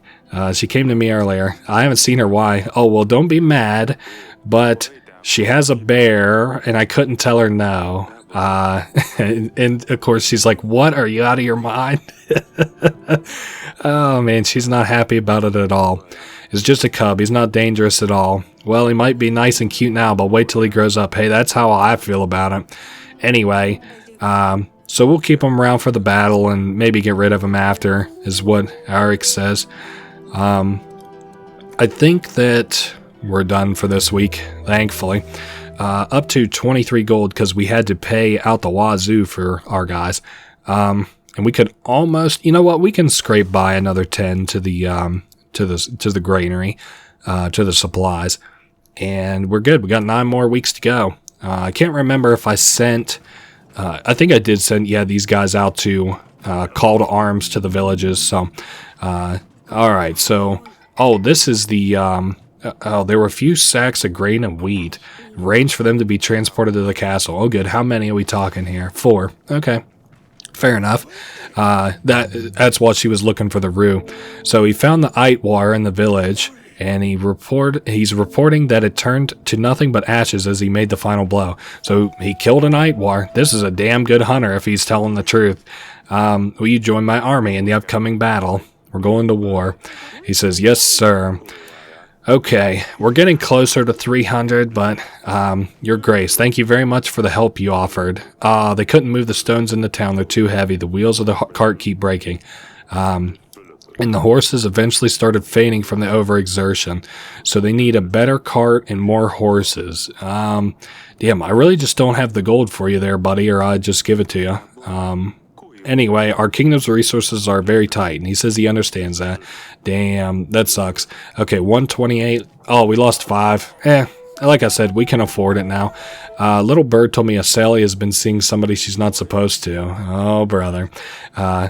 So, in any case, I felt obliged to inform you, Your Grace. Anyway, she's going to run off after being a little snitch, but hey, at least she's telling us something important. My village was plundered by some animals at night. He said he thought it was wolves, but just the herbs and roots were gone. So it must have been something like a hare, like a rabbit or something. No one has the guts to track him. Well, I got a bit of a guess who's going to go out and help. Or we could just give him the supplies. You know what? Fuck it. Give him the supplies. They don't usually stick around for long, these mythical jars. Anyway, that's enough there. So, Your Grace, we are preparing for the burning and drowning of Marzana. I think I'm going to pass on it. How much do you want? Perhaps the king himself would like to judge which Marzana would be the best. Okay. We had a very bad year, and we're wondering if you could spare us resources. 20, though? No, it's symbolic. Just use hay. I don't know. But then we won't win the contest. So, like, they're worried about not having the supplies to build these big things which they'll drown and burn. They're like dolls. They're like big-ass dolls, like scarecrows. And, of course, Asalia is talking with Maya. Yes, Father. Why is Maya here? What's she doing here? She isn't supposed to be here. And, Asalia says that she loves her. And we could just say, oh, and it's true. With her, I feel safe. I'm not going to go through all this sappy, corny stuff. But anyway, needless to say that our daughter is kind of madly in love with Maya, and they're inseparable. We'll say, is she going to move in here? And she says yes. They just want to visit each other more often, be able to see each other more often, but not necessarily live in the castle. Let's see. You're supposed to marry a prince or a king. Hey, I'm not one to judge, I guess. Whatever my daughters want to do. Alright, Your Grace, I didn't mean to storm in here like this, says Maya. Celia promised to me it's fine if I come to the castle. So she's apologizing for breaking our rule, but I guess it's more our wife's rule. Anyway, they are really fond of one another, and who am I to stop that? We'll say very well. Maya is allowed back here whenever she wants. And, this is the way I feel about it. It's like, I wish your sister had the same freedom. So, we kind of made a mistake in our first child a little bit, like being too strict with her. So, the way I've kind of thought about this quest over the years is like, our first child we were too strict with. Our second child maybe we're too lenient with. Hopefully, whenever it comes to Sidani, maybe we'll get it right this time. So, Asalia invited Maya to the castle again. And we didn't have the heart to tell Maya to leave, so what if they are planning revenge?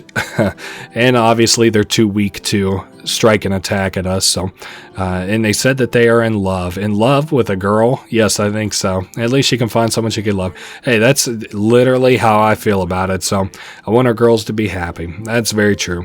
Anyway, I can send units out. Didn't I send the hunter on something? Whatever. I guess apparently not. I'm going to send the hunter here to get the rue.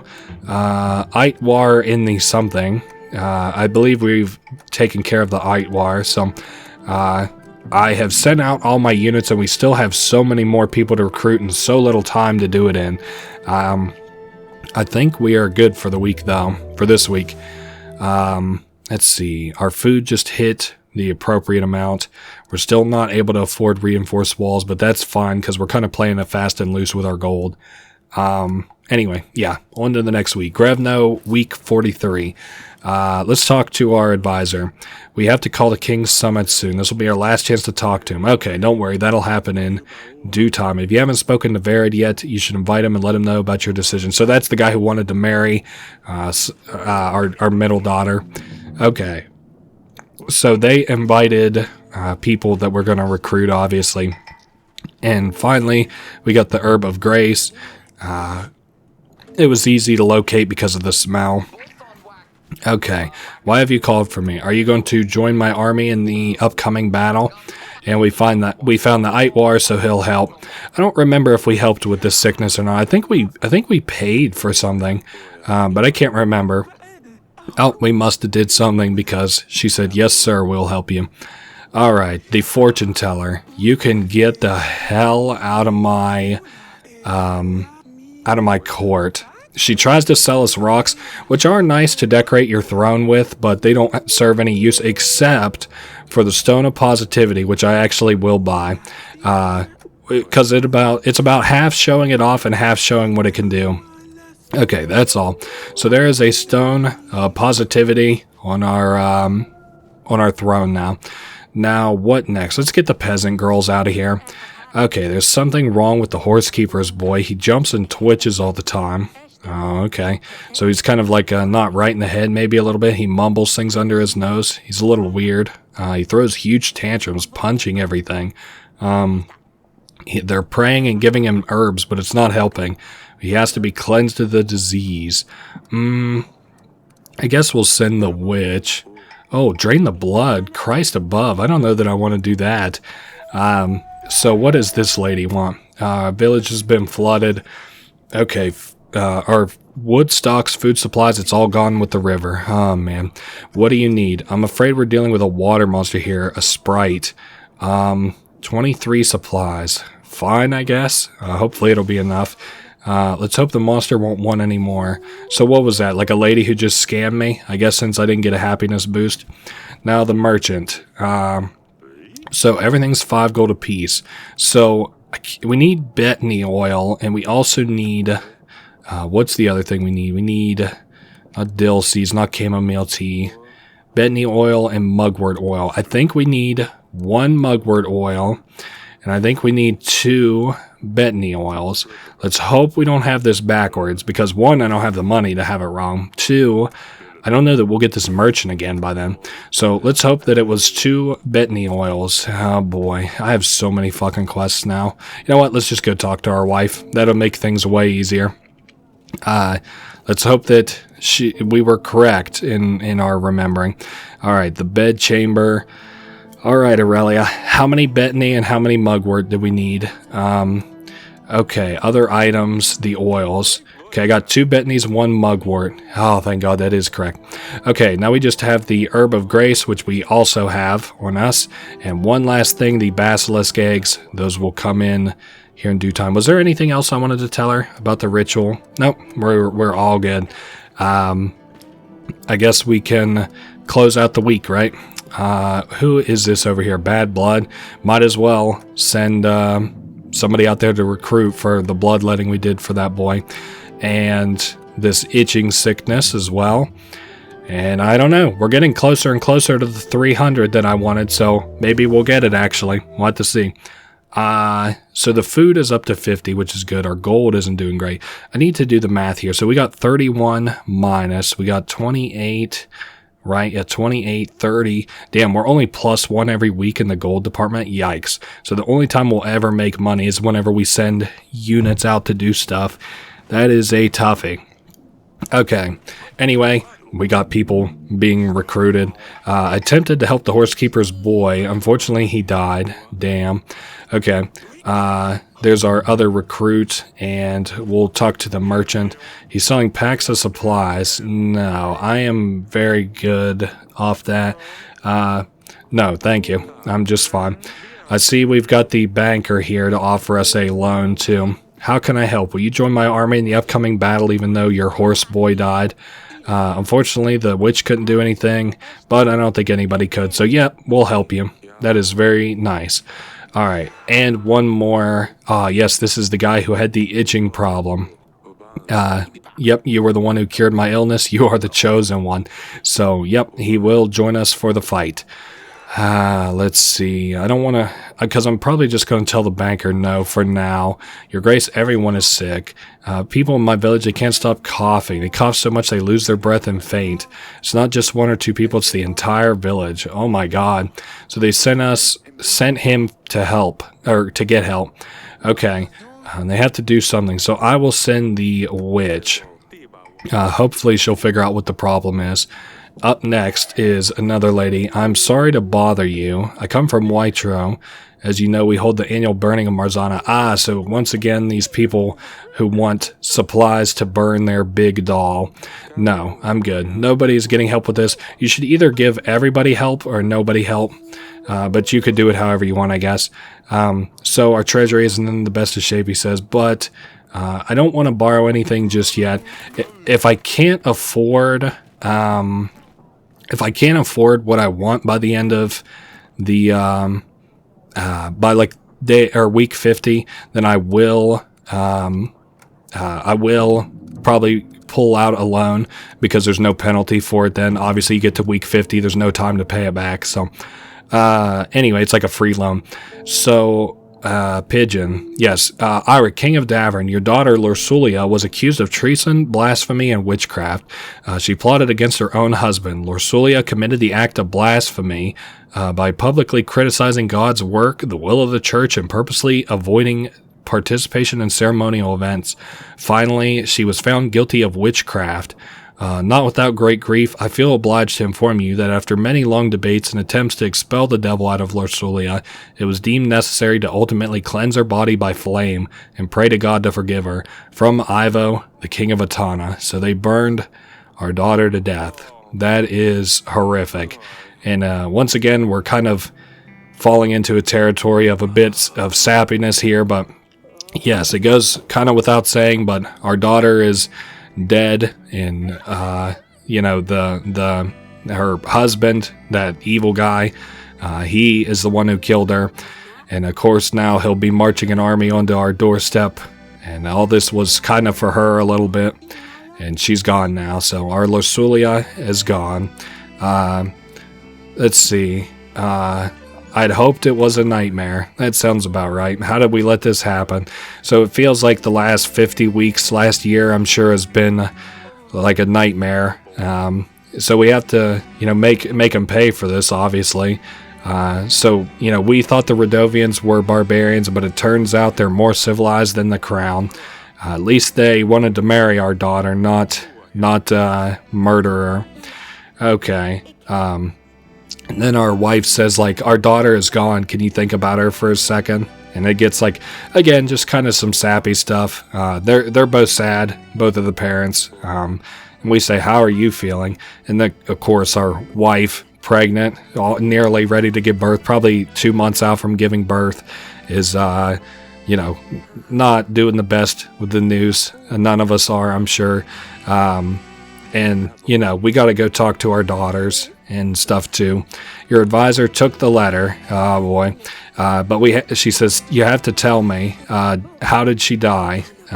So we know that she burned to death, obviously, but I'm not going to tell our wife that. It was painless. It was a poison. Ivo gave her a poison and she fell asleep. It wasn't being burned at the stake because she's a witch. I wish I could just understand Ivo a little bit. I know he hates us, but I just don't get quite where that deep-seated hatred comes from. And it gives us a second here to, wait, and we tell Audrey, tell everybody there's no more hearings today. Tell them they can all go to hell. And, because we're gonna mourn with our family. Okay, well, let's go visit the girls. I'm sure they're doing just as good as can be expected. We'll talk to Azalea first, the older of the two. All right. And, of course, they kind of know already because we fainted and our wife screamed. And, anyway, they obviously know. Man, I've been talking for like 3 hours straight. Everyone rushed to help you when you fell off the throne. Oh, goodness. So, like, Asalia kind of inferred it. She heard her mom scream. Oh, wow. That's pretty sad or whatever. They were told a letter has arrived, and it says that something happened to Lorsulia. Sorry, the cry made me laugh a little bit there. He's like, It almost sounded like a sim laugh a little bit. You had no choice. Everyone knows this. Ivo's the only one responsible for this. Damn. It's kind of sad, even now playing it all this time later. Like, I'm not too corny sappy for like video games. It is nice whenever a game can kind of draw you in. I'm sure I was pretty upset the first time that this happened, because you start to draw like an affection for the characters. But anyway, we promise her that we'll do whatever we can to protect our kingdom and to get revenge for Lorsulia. So anyway, our daughter is, I think, gonna go see her mother, so that's very nice. Let's go visit our youngest, the Sidani girl.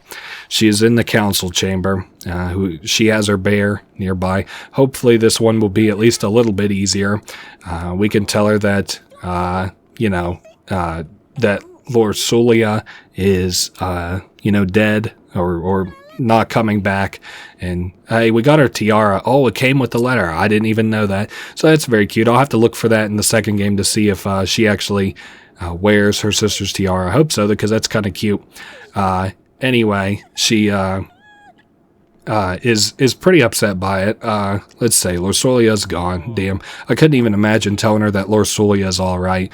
And of course, little girls are worried about little girl things, like telling her all of Asalia's secrets, and that Asalia's been reading her diary and all the fun that they've been having with these different agents and stuff. Oh well, but we have to be strong in the face of this army that's marching on our doorstep. So anyway, that is pretty well all. What do I do with her tiara? And it's like, well, just keep it, of course. That's what she would have wanted. So you have Lorsulia's tiara now, and the girls and their mom are back together again. Both of the girls have said that they're going to go meet with their mother. So I think that we're done for today. Let's go ahead and pass into the next week if we can. Like I said, kind of a cornball shit, but whatever. Aurelia, you're here. So all of the family, or what's left of it anyway, are on the wall here to kind of mourn, the Lorsulia. So we get to be in a place that she enjoyed, at least. Sorry, he keeps making me laugh with his crying. He just has like a kind of goofy laugh to him. Anyway, I don't know. It's everything's fine here. This is kind of pretty. I like the way that they kind of did cutscenes with this. This game is kind of cool because it's free on Xbox if you have the Game Pass. So, like, I consider that a game that's kind of made it a little bit, especially on kind of the indie scene. I don't know. Maybe other people sort of feel the opposite way about it, and I could understand that. But this is a cool game. I'm glad that it gives us some sense of introspection and some, at least driving force behind, what we're doing and why and stuff. We're kind of coming up on being able to afford reinforced walls, but not quite. We've got 6 weeks left. Let's see what everybody has to say. So I'm not sure if it was a good idea to get out of bed today, but let's deal with the requests. So first one are the general and the hunter, who obviously probably went out to recruit people. The first peasant, the first two peasants, obviously we're going to ask if they will join our army, and we've almost hit our goal of 300 people. Maybe we should aim for 350 next. That would be nice. We're asking for help from these men at the very beginning of the game who built an inn. And finally, here are our normal petitioners for the day, and they all give us well wishes, and they give us food and tell us nice stories about our daughter. Same thing you would expect from kind of a funeral. A little bit. Food, good stories, money in this case. So they just gave us some gold there. I think all in all, we end up with 10 of each supply. And they tell stories about, like, one time this guy's cart was stuck in the mud and she was a princess and she helped him push it along. That other big bosomed lady, she was picking out a dress and couldn't pick out the right one, and Lorsulia helped her. This guy bumped into Lorsulia one day, and he was worried that she was going to have his head, but obviously she didn't care. And this is Lorsulia's friend, and they used to talk about boys and stuff together, whatever young girls talk about. And she gave us a gift. What's the last gift? Nope, 12 gold, 8 food. All right, I need to send out more requests for help. I don't recognize some of these quests. Village on fire. I think I might have wholesale ignored that one. That probably isn't good to go request them, but hey, what can you do? I think we are good to go. Yeah, let's bleed into the next week. I didn't check around the place, which kind of sucks, but oh well. What to do next?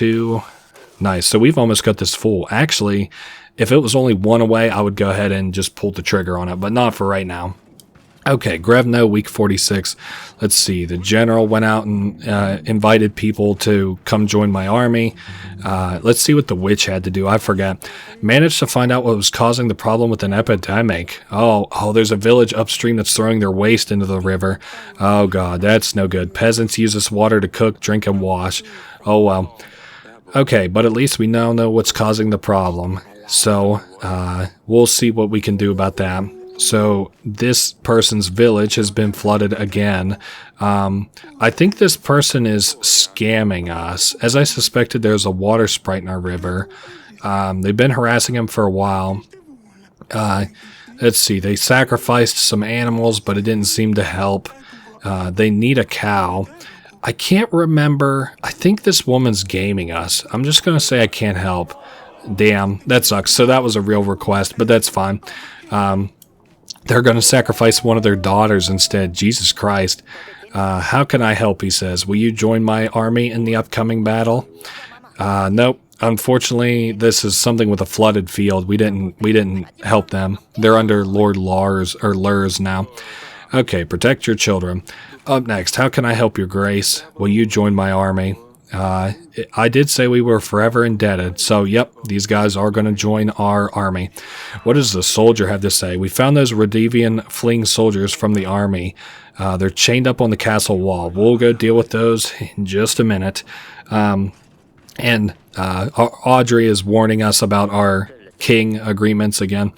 Okay, so this guy sells exotic stuff, which is good because we are looking for something especially exotic in 2 basilisk eggs.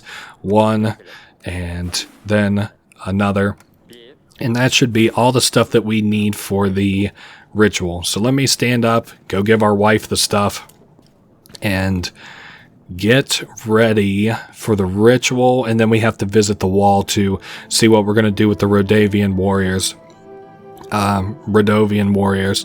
So, Aurelia, about the ritual, we only need... Oh, she just said we have everything, so that's good.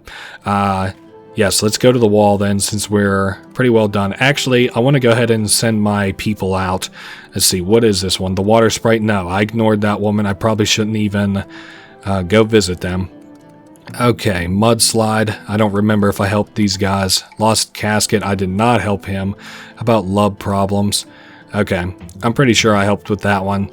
Anyway, let's go to the wall and see what we've got out there. They're responsible for killing our brothers on the battlefield. We've left no mercy for them. Let them taste our steel. So obviously we harbor some bad feelings about these Radovians as they killed our brothers on the field. And we have to think about what the people say and stuff, but we have to let them go. I don't like the idea. I wish there was a little bit more freedom in what they kind of offer us as far as, like, penalizing the Radovians or not. Obviously, we should penalize their bandits. Like, are we to let the bandits go next? But anyway, obviously our people are not happy, but they will, but they're going to follow our orders. That's for sure. Okay, this is not fair. The king has reached his decision. The men walk free, and they say thank you for, and they thank us, and they say we'll get something for our trouble. Okay, -5 contentment, which is fine. I can live with that.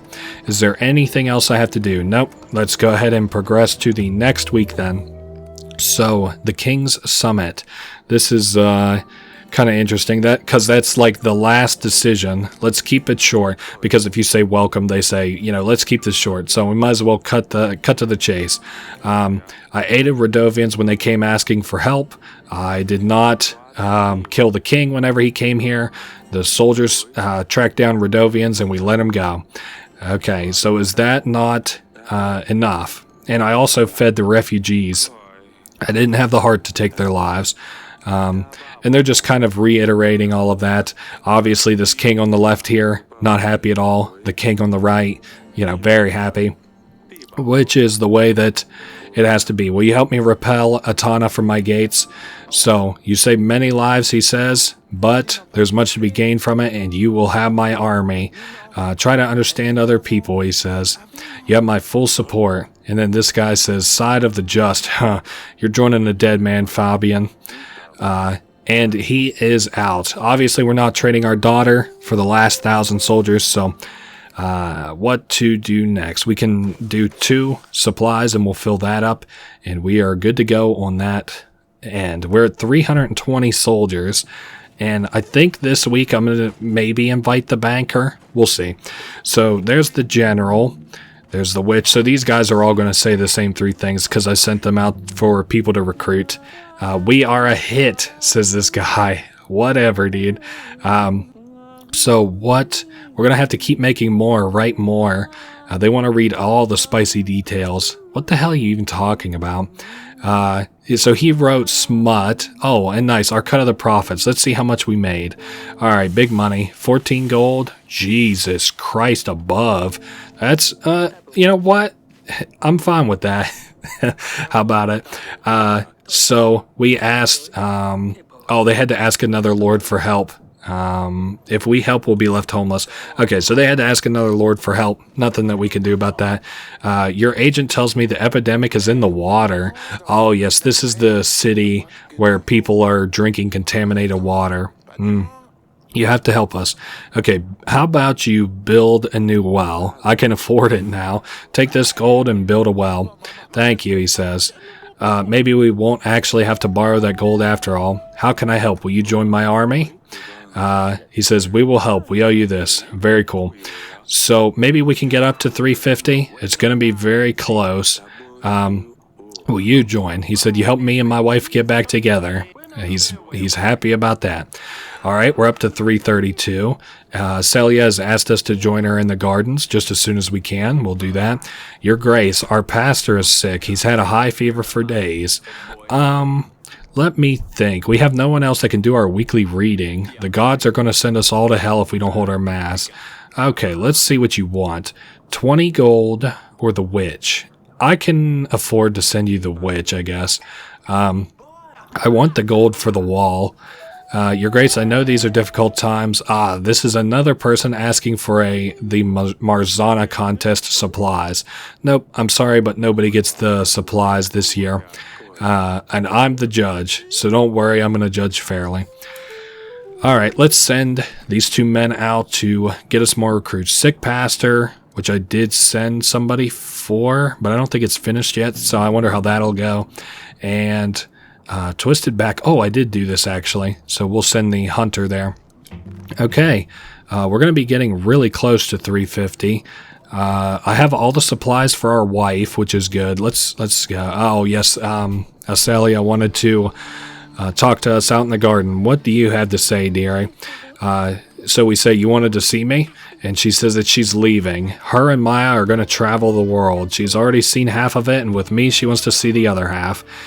We tell her she's too young to leave. At 12 years old, I would faint. They talk about fainting spells. I would faint here. But she says we let her sister marry Ivo, and how did that end for her? Anyway, she just doesn't want to be stuck here. She doesn't care for the life of a royal, so she wants to do just something else, anything else, and that might as well be with the love of her life. At 12 years old, it's funny. I'm so much more soft-hearted about this than I ever was before. I never made her marry any of the princes and stuff before, but I definitely didn't let her leave the castle walls whenever I played this before. But I do think she runs away if you try to keep her here, so we'll just tell her to go on, get out of here then. It breaks my heart, and you better tell your mom bye, but that is, something you got to do apparently, so we'll let her go. I'd rather have her go with my blessing than sneak away and leave me with a hole in my heart. So let's go ahead and see if there's anything else. Yes, we'll have to talk to the 2 girls that are left about their sister leaving. We'll tell Sidani that we have more bad news for her. Your other sister left the castle and you're the last one left. First Luli, now Asalia. Why is everybody leaving me? I'll never leave you, I promise, he says. So that is it, and then we will go visit our wife. I'll never leave you, silly pickle. Very funny, cute nickname between the dad and daughter, I suppose. Alright, well, let's go get our ass chewing from Aurelia. Aurelia left. She says, I just spoke to her. I don't know how you could just let her leave. How's she going to manage without us? Where's she going to sleep? Where's she going to eat? Man. It's like what she wanted. She's a smart girl. You know she hated it here. Yeah, I guess I'd rather have her out there where she has a chance to be happy than in here where she's for sure going to be miserable. I don't know. Again, 12 years old, real life, probably could not let that happen, but oh well, it's a fantasy setting, so... Anyway, that is all. I think we're squared away for the 48th week. Yeah, let's continue on. Yep. We can afford the reinforced walls, and with that, we have all the upgrades. The witch is out doing something. All our food is ready to go. We got all our supplies stocked up, and there we are, on to week 48. Grevno, week 48. Yes, we've got our people lined up. Alright, first let's see what our advisor Audrey wants. Okay, the Ivo's army is 2 weeks away. King Fabian's army is about 5 weeks away, so that means that we'll have to survive for 3 weeks the assault before we get back up. Hopefully we can surprise Ivo. And we put away as much resources as we possibly can, so we can disregard that second bit of advice. Okay, wanted. Anyone who sees a witch is called upon to contact the nearest guard post. Another sign of a witch is keeping of pets, be it a fox, squirrel, or black cat especially. Witches and any diabolical practices are forbidden. Signed and ordered by King Ivo, son of Talis, king of Atana. Alright, so anyway, he's kind of prostrating our daughter as like this witch type lady who's like sacrilegious or whatever for their god. Okay, so the 2 people that we have requested appear to have arrived. Like I said, we're going to land at 350, it looks like. I really don't think that we'll get to 375, maybe. We'll try and game it, but we'll have to see. Okay, we need as many men as possible. I knew this day would come. I shouldn't have complained about my twisted back. So this is the guy we helped with his back. He says, oh well, I guess we'll help. So we did land at 354. What does the soldier say? Bear in the council chamber. Quick, we'll say, to the council chamber. So it obviously looks like Sidani's bear is at least causing some kind of a fuss in here. It's knocked over one of our bookshelves anyway. Our daughter is fine, but apparently they were playing around and it led to Wojtek knocking over the bookcase. So I know how it is when you get to playing around with dogs and stuff. Okay, let's say fine, but he won't get another chance. One more accident and we'll put him down ourselves. So yeah, I definitely don't want a malicious bear in the castle of all things. So we had one more petitioner, which I am going to go deal with before we close out, or like go visit our wife, close out the weekend stuff. Let's see what he wants. I have no other choice but to turn to you for help. Our village was abandoned, no crops growing, we're forced to move. Okay, so this guy is a guy who like moved here from somewhere. Now, I kind of want to show, I don't know the best way to do this, so we don't need anything, because I doubt we'll be able to recruit this guy or anything.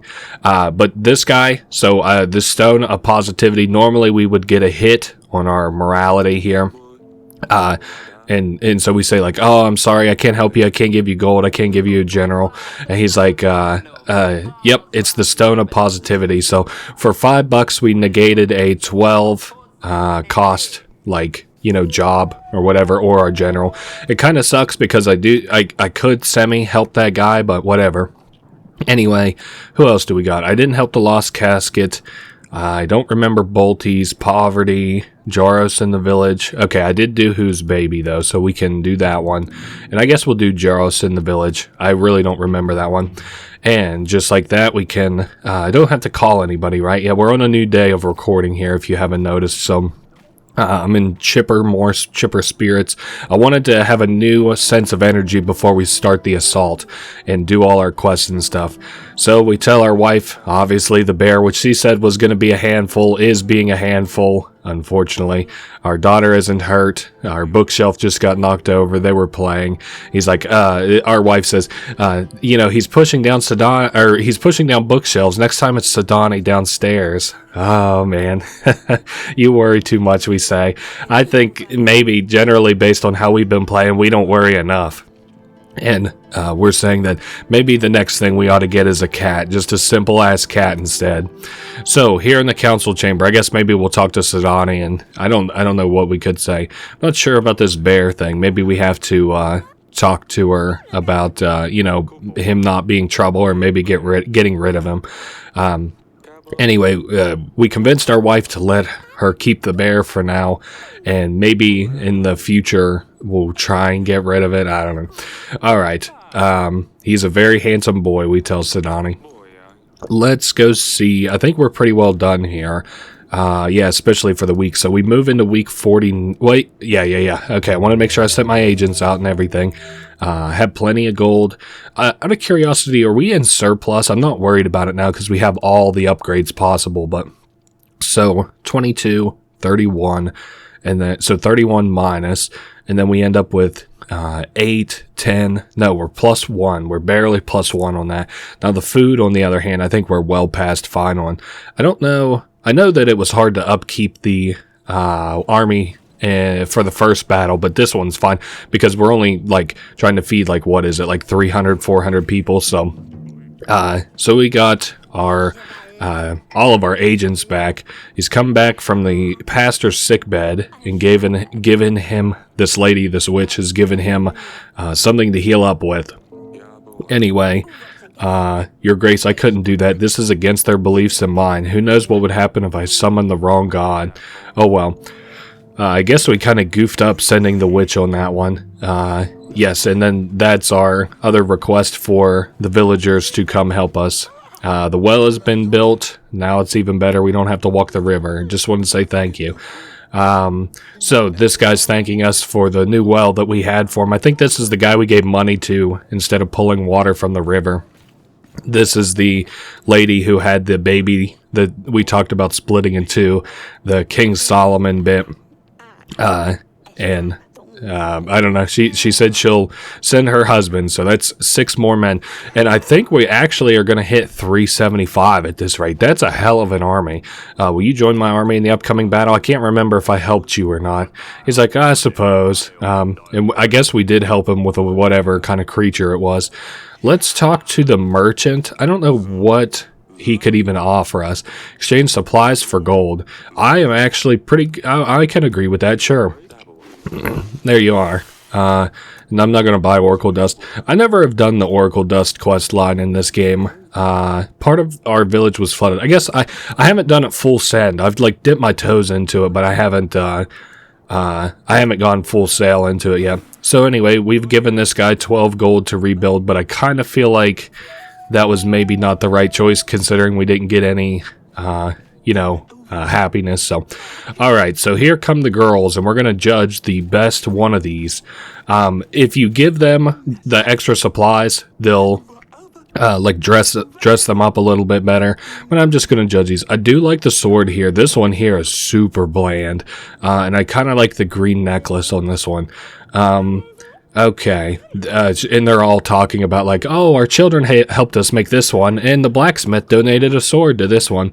I'm gonna say, so what they're gonna do is they're gonna burn and drown these. So I'm judging it based on which of these would be the best to burn and drown, and I'm gonna say this one with the green necklace to the lady in red, Bronel. I like the use of fabric. Our king says. So anyway, she won. It wasn't much of a contest, but. We're sitting on plenty of food, and I have done this quest the other way before. It literally doesn't look like we get any more contentment off that. So, I don't think we have another week. I'm pretty certain we don't. Let's go kind of look around and about before we make the call on that to send out agents or to not. I guess we might as well, right? There's no reason not to. Difficult beginning, I didn't help that. I know that for certain. Lost casket, I didn't help. We'll do general here, and something with poverty there. And I guess I'll send for the lost casket. I don't know. It doesn't matter. We're ready for the battle with Atana. We actually have like a crazy amount of soldiers for this. We have a plan. We just need to lock down our wall, live for 3 weeks until the backup arrives, and then we'll crush the Atana forces that come to our gates. So, yeah, we've got an exciting war about to happen. An exciting war. Has there ever been an exciting war in the history of man? I guess it is whenever it's a video game, huh? Are we ready for the ritual? She says yes, she's scared, but oh well, we gotta see if we can't get a little boy out of this, right? I mean, we bought all the supplies and found all the stuff after all. She feels horrible and heavy. I can't wait to get this baby out of me. Yep, I assume that's how pregnant ladies feel. Never been one myself, but anyway, yeah, I think we're good here. We don't have anything else to say. Yep, let's get the hell out of here. Go see what everybody is saying in the council chamber. We hit 376, which I think will go up to 386 because we get plus 10 units every week. So you're going to have to stay with your mother. So you and Wajtek need to behave exceptionally well. Let's just say a war is coming. I don't think you should hide that from her. I mean, when arrows start flying and bombs start flying and men start clashing swords, she's going to know something's up. So, oh my silly pickle, I love you. All right. I don't think we can really interact with the bear. I think we're kind of like waving our hand in front of his face. I don't know. They have that documentary on that guy who like lived with the bears, don't they? What the hell is even happening here? Like, is there a quest here? I see it's like lit up. I'll just kind of, I guess, look at everything real quick. Nothing there, nothing there. The bookshelf, tapestry, more bookshelves. No, I don't see anything. Fuck it, I guess. Let me make double sure. Yeah, it says something in here, but oh well, I don't see nothing. So, yes, we paid all our agents. Do we really have one more week? I really don't think so, but we'll see. Maybe not like a normal week or whatever, but I still think we're going to get our 10 from the training hall. So, oh yes, here comes the ritual for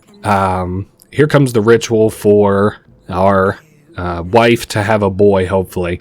Pass me the mushrooms and rue, and she'll make a potion. Our wife obviously is in a hurry because she's in labor. Give it to Queen Aurelia when you're ready, and then we can start. So she tells us that we can flip through the book real quick. I don't think... You know what? And maybe I'll just read it real quickly.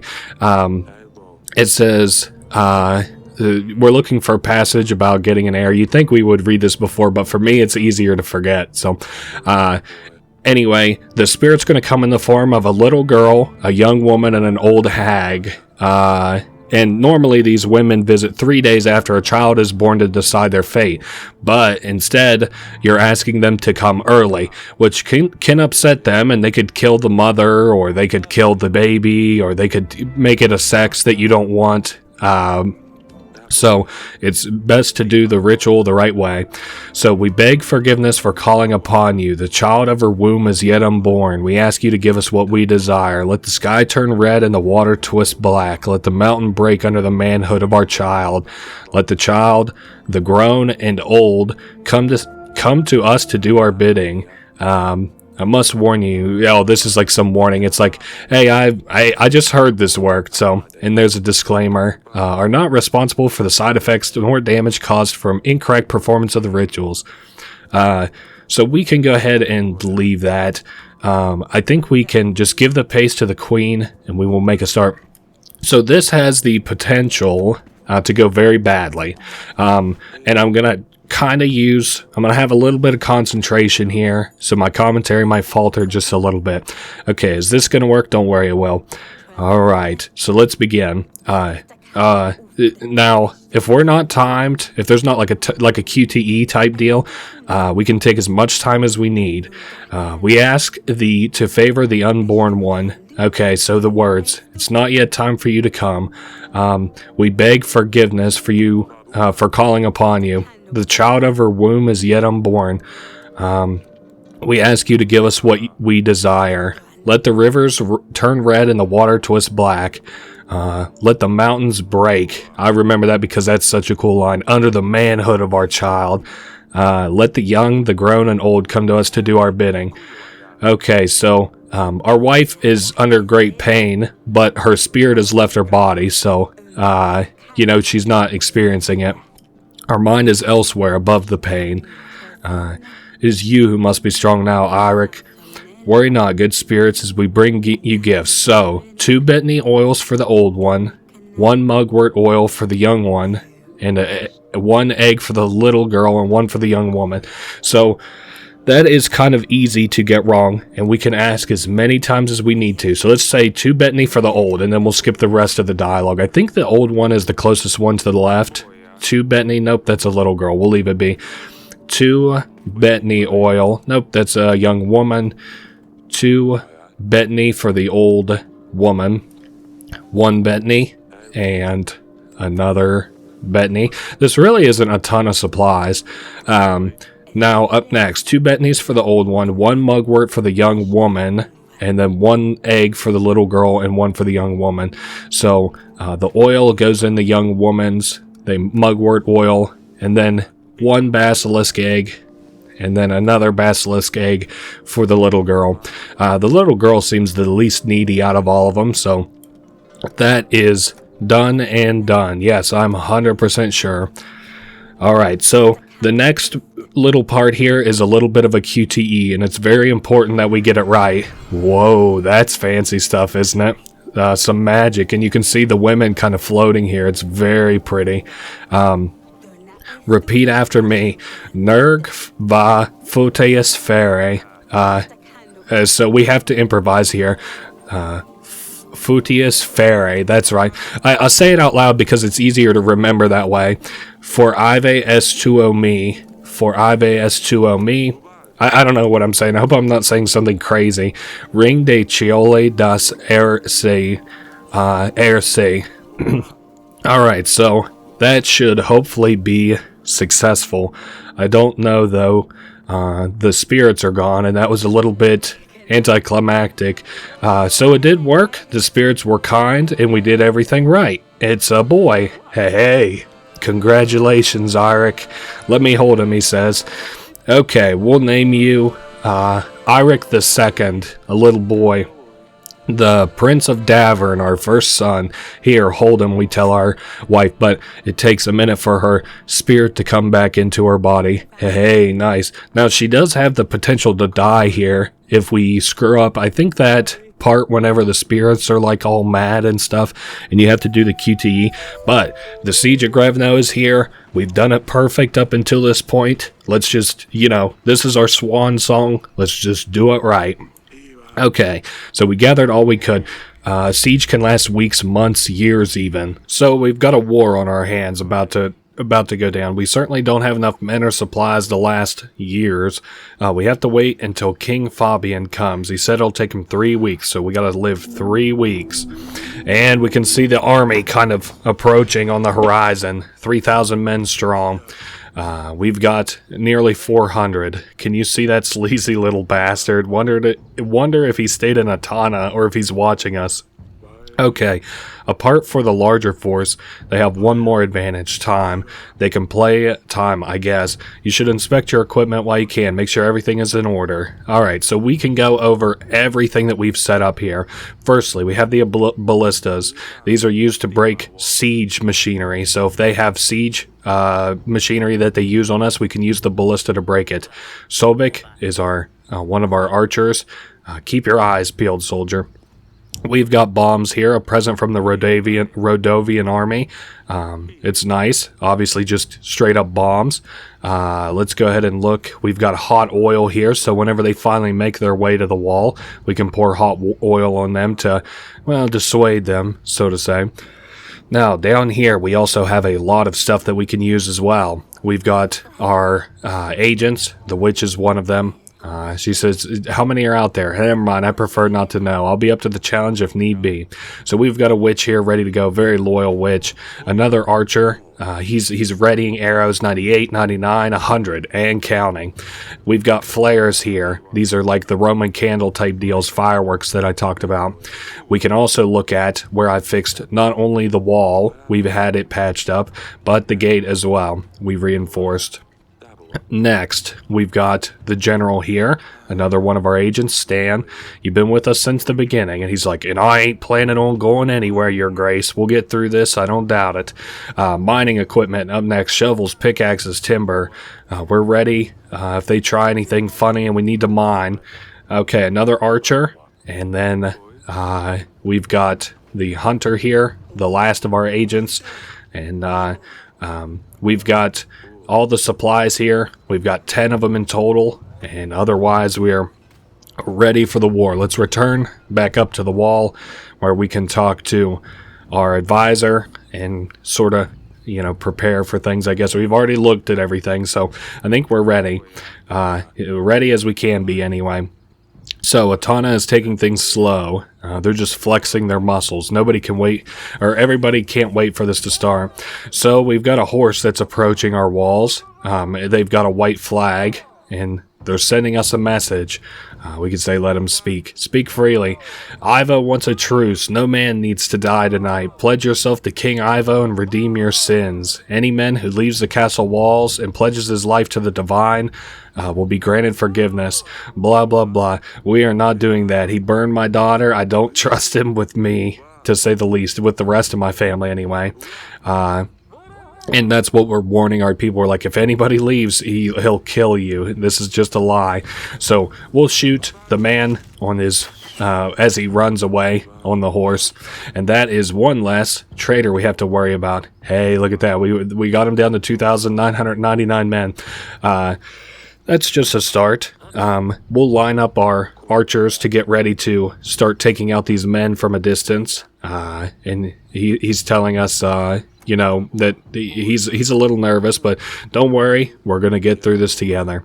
So I'm going to go gather the rest of his squad. He's ready where he's at, and we'll head down the stairs here to gather the other archers that we talked to earlier. Get yourself on the wall, Letic. We need you there. Up next, we have got another kind of faceless guy, Mytik. He's like, we won't win, there's no way. Keep it together, soldier. You're an archer of all things. Get on that damn wall. So we're ready here. We might as well go back up to the wall so we can start picking them off.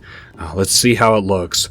So the Atana army has moved out, and it also looks, if you look at the number up top, that there are way more than 3,000. There's at least double, so about 5,000 men in total. Oh boy. There's too many, so even my archers are scared. Let's stand our ground, gentlemen. Don't worry, we'll repel the enemy. For Davern, oh boy, even their chanting and their feet stomping is shaking the walls. They're setting up trenches. Get ready, archers. Okay, 4,999. They're still too far. So they're preparing to mine under the castle wall so that they can fell it. That's an interesting strategy. They've dug a trench, and then they're going to dig underneath of our walls to fall it. And we have to figure out a way to collapse their tunnels. So, we can send somebody out there to set the trenches on fire, or we can figure something else out. Now, if they're mining, we can counter it by mining ourselves. So we're going to go down here and pick up our mining equipment. I also think alternatively we could use bombs, or again sacrifice one of our agents to go burn it. But we're just going to pick the simplest one. We're going to mine under their mines and collapse it. Okay, so we've got men here who are going to start digging and get right to work. He's like, it'll take days, maybe even weeks. And we're like, well, you better get to it then. Okay, so let's go return back up to the wall. They're still at 5,000 strong. We've got 386. I forget if this changes the amount of, soldiers or not, but it does stop the offensive, so we don't have to worry about the tunnel anymore. Okay, was that... Oh, nope, they've got siege trebuchets attacking us. Okay, lots of stones pounding our walls and our buildings and stuff. Good things our walls are reinforced, or we might have had trouble. So there's yet another upgrade doing us work. We've got somebody at the gate. Help, we ran as fast as we could. Atana burned everyone else in the village. Please let us in. There's women and children with us. We're unarmed. Yeah, let them in, quick. They're refugees from the surrounding areas. Obviously, we have to let them in so that they don't die to this army. Okay, so Atana has stopped their push for today. Has ceased fire. Thank goodness, too, because that was getting a little bit hectic. So we can take a small break here at night and kind of semi-relax a little bit. Let's talk to everybody. We've got the hunter. It's a cold night tonight, isn't it? He's like, why don't you join the bonfire? But that's not what the hunter does. He likes to be vigilant, so he doesn't want to get comfortable. Then we've got the general here. He's talking about his men. He's like, they're good boys, but they take the orders from me all day long. So, I'm not going to bother them. I'm sure I make them uncomfortable enough as a commander, an overbearing commander. And they're talking about him, saying that Stan, the general, is like a little bit of like a hothead, but, he keeps them alive. So, and they're congratulating us on our newborn. Thank you. King Eirik II he is, or Prince Eirik II. So we've got supplies to hand out. Now they say we need supplies for 3 weeks, but that's not true. We only need supplies for 2 weeks, so we can choose to hand these out pretty liberally. So we're going to feed our soldiers, and then our family also has to eat. So we can also feed... our family has to eat. We'll give supplies to our family. Okay, let's go check on everybody else. We've still got peasants here that we saved. So that's the people who were outside our wall, and we better give them something to eat. It'll last you until next week. And they haven't eaten for days already, so they're glad to have it. Up next, we've got our regular peasants here. These are the people who live inside our walls. We'll give them a sack of supplies as well. Should last you until next week. So we used a lot of food, but that is just fine because we only have to do 2 weeks. So, and we haven't even spent, I'm using quotation marks here, half. Let's take a look at the witch. So apparently the witch also heard the ballad that the men are kind of humming in the background and grunting the song too. It's a good song. I really like it a lot. It sets the kind of tone, and it's like a good, this song plays during a lot of important moments. So, and now is an important moment if there ever was one. So let's go ahead and tell Audrey that we are ready to progress to the next week. It's been 1 week, and we handed out the resources, so we don't have to worry about that. We talked to everybody there was to talk about. There are monsters in the castle, hounds running about. Atana must have found a way in for them. So we don't know if our family is safe. So send a hunter. We're going to send the hunter to our family. They can get there the quickest, and we're going to follow right up behind them. And we're like, oh God, how are you guys doing? Sadani, my wife, how are you guys? But it turns out their bear killed the one of the hounds that they sent in. That's really cool. If it wasn't for the bear, the hounds would have got us. Oh man. And the hunter says, I didn't even have to lift a finger. The hound was dead before I got here. Shoo, good for it. I'm glad we kept the bear, am I right? Okay, the Siege of Grevno, week 2. This is another day full of trials and tribulations. Let's see how our people are doing all in all, the numbers. Ivo didn't think we would be able to hold out that long, but he was wrong. Okay, so they've sounded the war horn. We've taken out 1,000 of them. We haven't lost a man yet. I don't think it's taking out necessarily. I think it's more like the army dissolves as they get bored. Another day of them launching boulders and a shower of arrows. Which one would it be this time? So they have chants and chains instead. What's that smell? Incense? They're trying to lower our spirits. Okay, don't fear, everybody. They're just like... They're trying to psych us out. So it's like some kind of incense that makes it so that we can't breathe. It's in our head, though. Ivo thinks he can lower our morale, and it looks like it's working. So we have to find something or someone to clear the fog. I think we could use the witch, but I think using agents makes it so that they like have a chance to die. So what we're going to do instead is improve our morale with the flares. It'll give something for our soldiers to focus on. So, like, you know, instead of the incense, they'll hear loud sounds, and they'll be able to focus on that instead. That's the way that I kind of imagine it, and it actually worked. So, thank goodness for the Radovian flares. That was a very expensive purchase, but it was one that needed to be made. We paid 5 supplies a week to the refugees. Okay, so the flares were exactly what we needed, and we have a clear shot. So archers at the ready, knock your arrows, and release. 3976 down to 3936. All right, do we do that again? Knock your arrows and fire. Cool. So we knocked out another 40. They're approaching the gates. The moat will slow them down. Yes, that's right. We do have a moat. All right, archers, once again. Very cool. Holy shit, that knocked out like 300. So our supplies are on fire. Now, we'll lose 2 supplies in this, but if you did the numbers from yesterday, we're just fine. If we leave the wall, we'll give the enemy breathing space. They'll push on harder and we'll definitely suffer losses. But if we don't put out the fire, we'll lose supplies. So don't worry about it. Let the supplies burn. We're good. We have so many extras.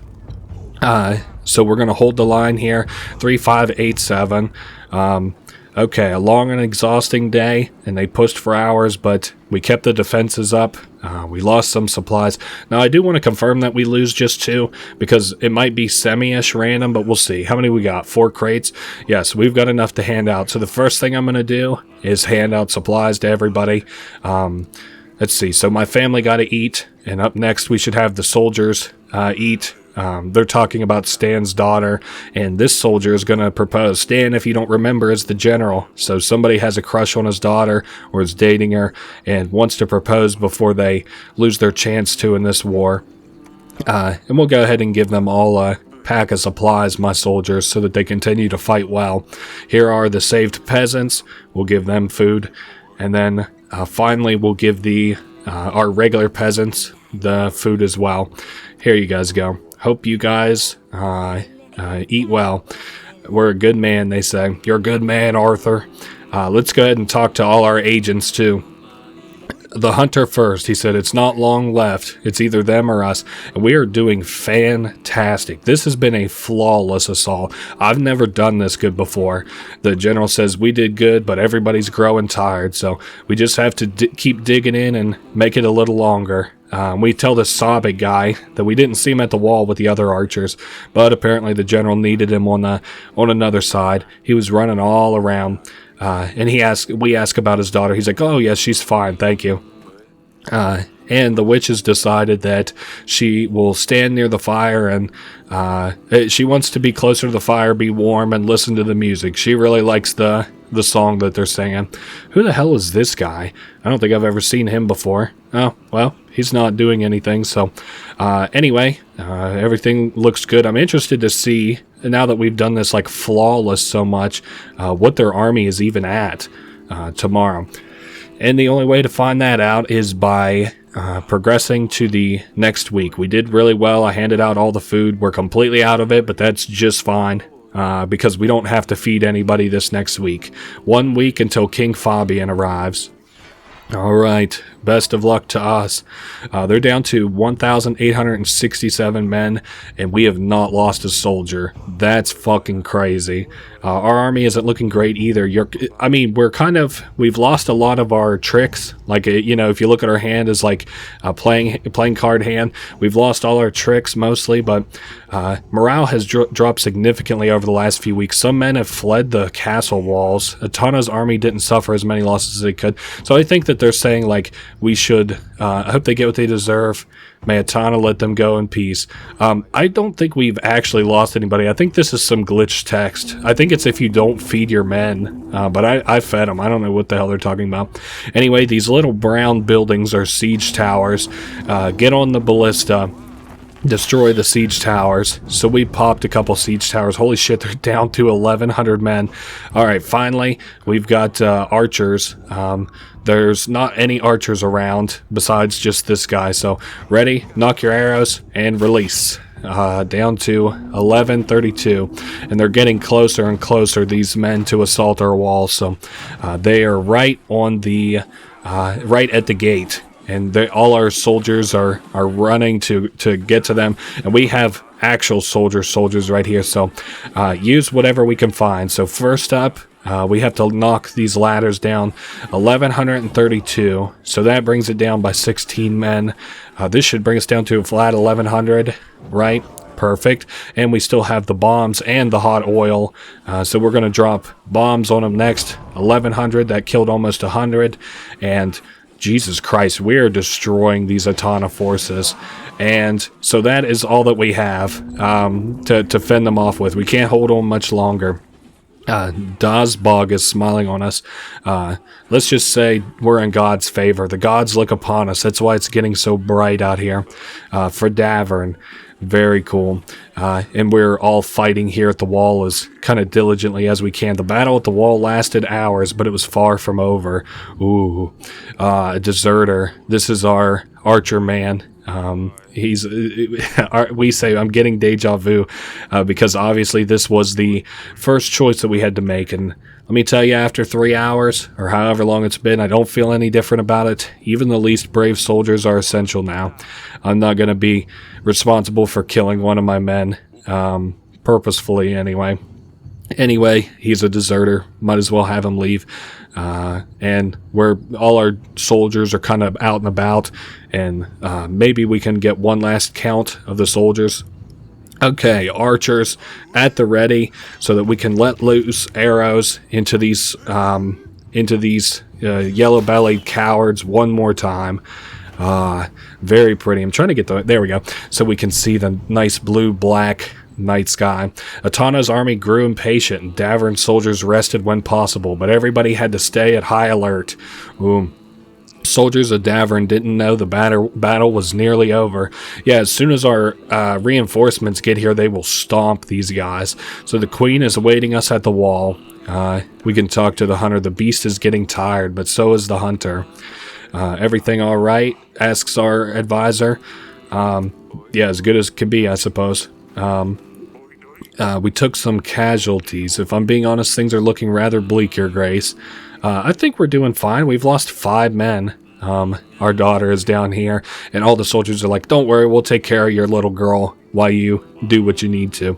And I trust these guys very sincerely. Sabek, it's great to have you with us, this coward archer. He's like, this is my daughter. So we wouldn't get a chance to meet her if it wasn't for us sparing him. So we said it's good to meet her, and she's like, it's good to meet you too, your face, Your Grace. Cute little girl. And finally, the witch has decided to sing along, so that's for the best. I don't think there's anything that we can tell these guys that's important. I forget, did we already talk to the general? We took some casualties, things are looking bleak. Yeah, I did talk to him. And the witch is singing, and the hunter says the hunter and the beast are both tired. So all we have to do is talk to our wife. Hopefully there's not too much BS. I couldn't sleep. Atana grows impatient.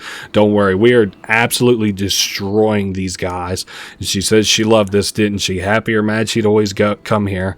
And they're, of course, talking about Lorsulia, who would sit here on the wall. And the whole time, she was staring out into the abyss, into the finality of the kingdom, in a metaphorical sense. And we'll say, I miss her too. Lorsulia never gave up on us, so that's true. She was pretty strong, even whenever she was left on her own, which happened kind of at the drop of a hat in the face of 2 now invading armies. We have to stay strong for her. Very cute. Well, nothing to do but to, once again, we're using quotes here, progress to the next week. And you'll see what I mean as soon as we talk to our advisor here and say that we're ready to rest. Yes, let's go get some rest. Make sure our men don't stay up too late. We need them for the morning. One more drink with us, says the soldiers. And that's fine. That sounds good. And they've invited the general to come over, and let's all have one last drink. But not you, Sidani. She's like, oh, okay. So everybody's going to come together for one last drink before the end. And we can, we've got like this really pretty scenery here. Really highlights some of the 8-bit 8-bit aesthetic that I really like in this, or maybe we shouldn't call that pixel art aesthetic.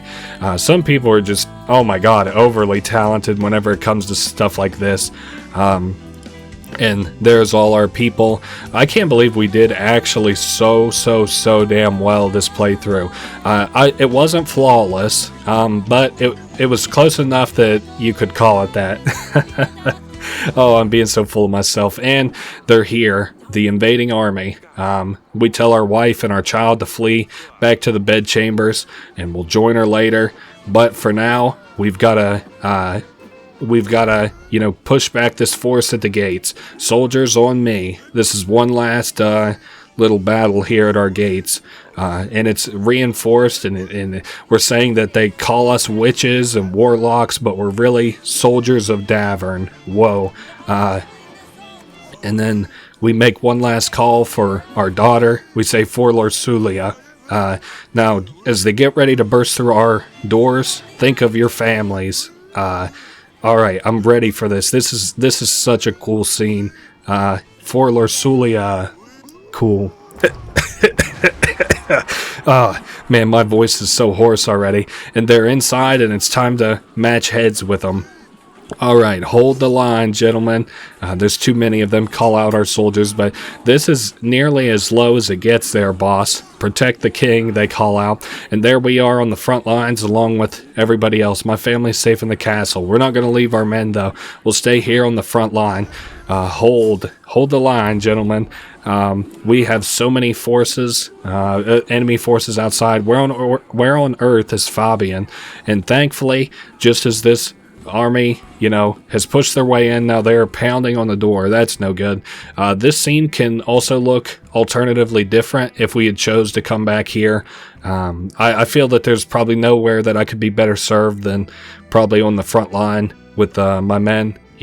We could kill more soldiers that way. I'm just imagining it in my head. So, yeah, we've got some really nice looking scenery here, even in the face of a battle. Very pretty.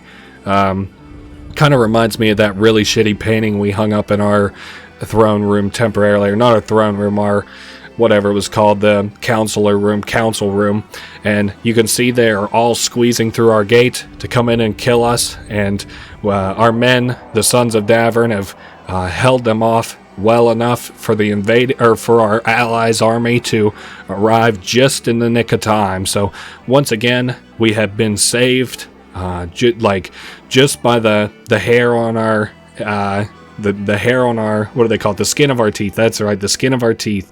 The final order. So we've got a hall full of people, soldiers and enemies and allies and people we've met along the way.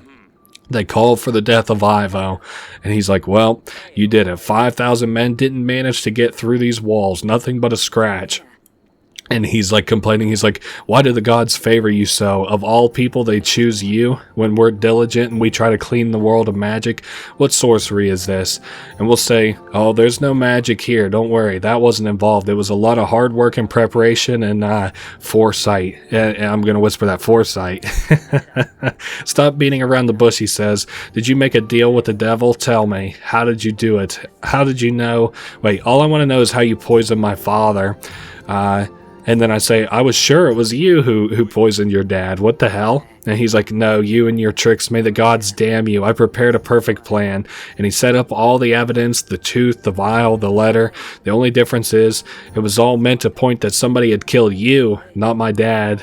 So he was apparently trying to frame us, or like kill us and frame somebody else. So we can say that he accidentally killed his father, whether or not he meant to. And he's like, I didn't poison my father, I loved him. So again, whether he intended to or not, he did kill his dad. And then we say, like, what the hell? You were trying to kill me? He's like, it's nothing personal. He's like, well, I marry your daughter one night. You die that same night. I become the king. He's like, it's just as easy as that. He's like, and I prefer my dad be alive over dead. So, and he said, and I planted all these clues all around so that somebody else would be blamed for it, surely, and not me. Now we can ask why he killed our daughter, and we say that can't be forgiven, but I have to know, why did you do it? And he says, have I not explained it well enough already? She wouldn't listen to me. She called me a liar. She was brewing concoctions, and I'm pretty sure she tried to poison me. And the cat on top of that, there was cat hair in my cup, my bowl, my bed. He got what he deserved. So my daughter and her cat got what they deserved because they were cooking up potions and didn't like your attitude, huh? So we say that he didn't help us in the battle with Radovia, and he says, you have to ask? Like, why didn't you help? And he's like, you have to ask? He's like, I thought you would be dead and the throne would be mine regardless. So, anyway, there's nothing else that we can learn from him. He keeps saying we poisoned his dad. We still think that, maybe he poisoned his dad, but he didn't really seem to. And he's like, you won. He's like, you're going to kill me, Eirik. He's like, how did you swap the cups? And we say, but we didn't. He's like, you disgust me. You're gross. You're slimy. You're weak. And we say, weak, slimy, gross. Wait a minute. There's a flashback. He's all slimy and sticky, kind of gross. If you remember, we had Smudge. Was one of our most esteemed guests at this little dinner that we had. We say, that's it, Smudge the snail. It was sheer luck. And he's like, what the hell are you talking about? So if it wasn't for her snail, we would have been served the poison cup. But Sidani said that she stirred up every pot in the kitchen, and when she did, she must have swapped the cups accidentally. So the poison drink that was meant for me accidentally went to your dad. So this man who's killed our daughter, who has marched armies on our soil and is king of all, it was defeated by a snail. And he's like, this is the finest work of the devil. You will regret this. Ivo, save your threats and save your breath because it's all over. Ivo, king of Atana, you're charged with the poisoning of King Talis and attempting to kill me, the king of Davern. And on top of that, most of all, the ruthless murder of Princess Lorsulia, who deserved none of it. So everybody's calling for his death or to let him rot in the dungeon. Anyway, so this is the very last decision in the game, and it is the one I'm going to make what they consider to be the quote-unquote bad decision, and I'm going to say you will be met with the final justice, and I'm going to go off with Ivo's head. The game, we'll talk about the endings here in just a minute, but the game does kind of consider this to be like a bad ending, and he's like, hey, I'm proud to the end. I'll be a martyr for my people. And he's like, an age of wrath awaits you. The gods do not favor you. Even though the gods just helped us win a war where we were outnumbered 1 to 16, 1 to 17? Something crazy like that.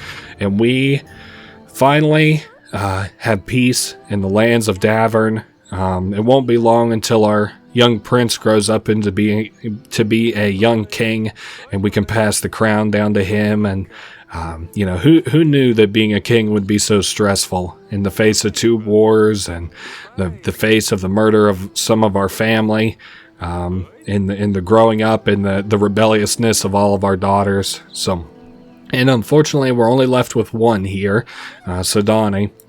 She's like, do you think I could befriend a Radovian bison? That would be a good agent. Oh, God, you never give it a break. Hey, Watch Tech is still in your room, I'm sure, or in the council hall. So how long do you think this will last? And we say, well, only time will tell. Wow. What one last pretty sight here. We got to see this sky at night, and now we get to see it during the day. And that has been that. Now, I'd said that we get kind of like post-game recaps. So anything that's black and white is the quote-unquote bad ending. So this is the bad ending. You've decided to behead Ivo. So Paloma, Talis' wife, never recovered from her disease. As it turned out, no amount of blood spilled on behalf of the gods can change one's fate. So if you remember, Talis' wife was like sick apparently, and her name was Paloma, and she remained forever sick.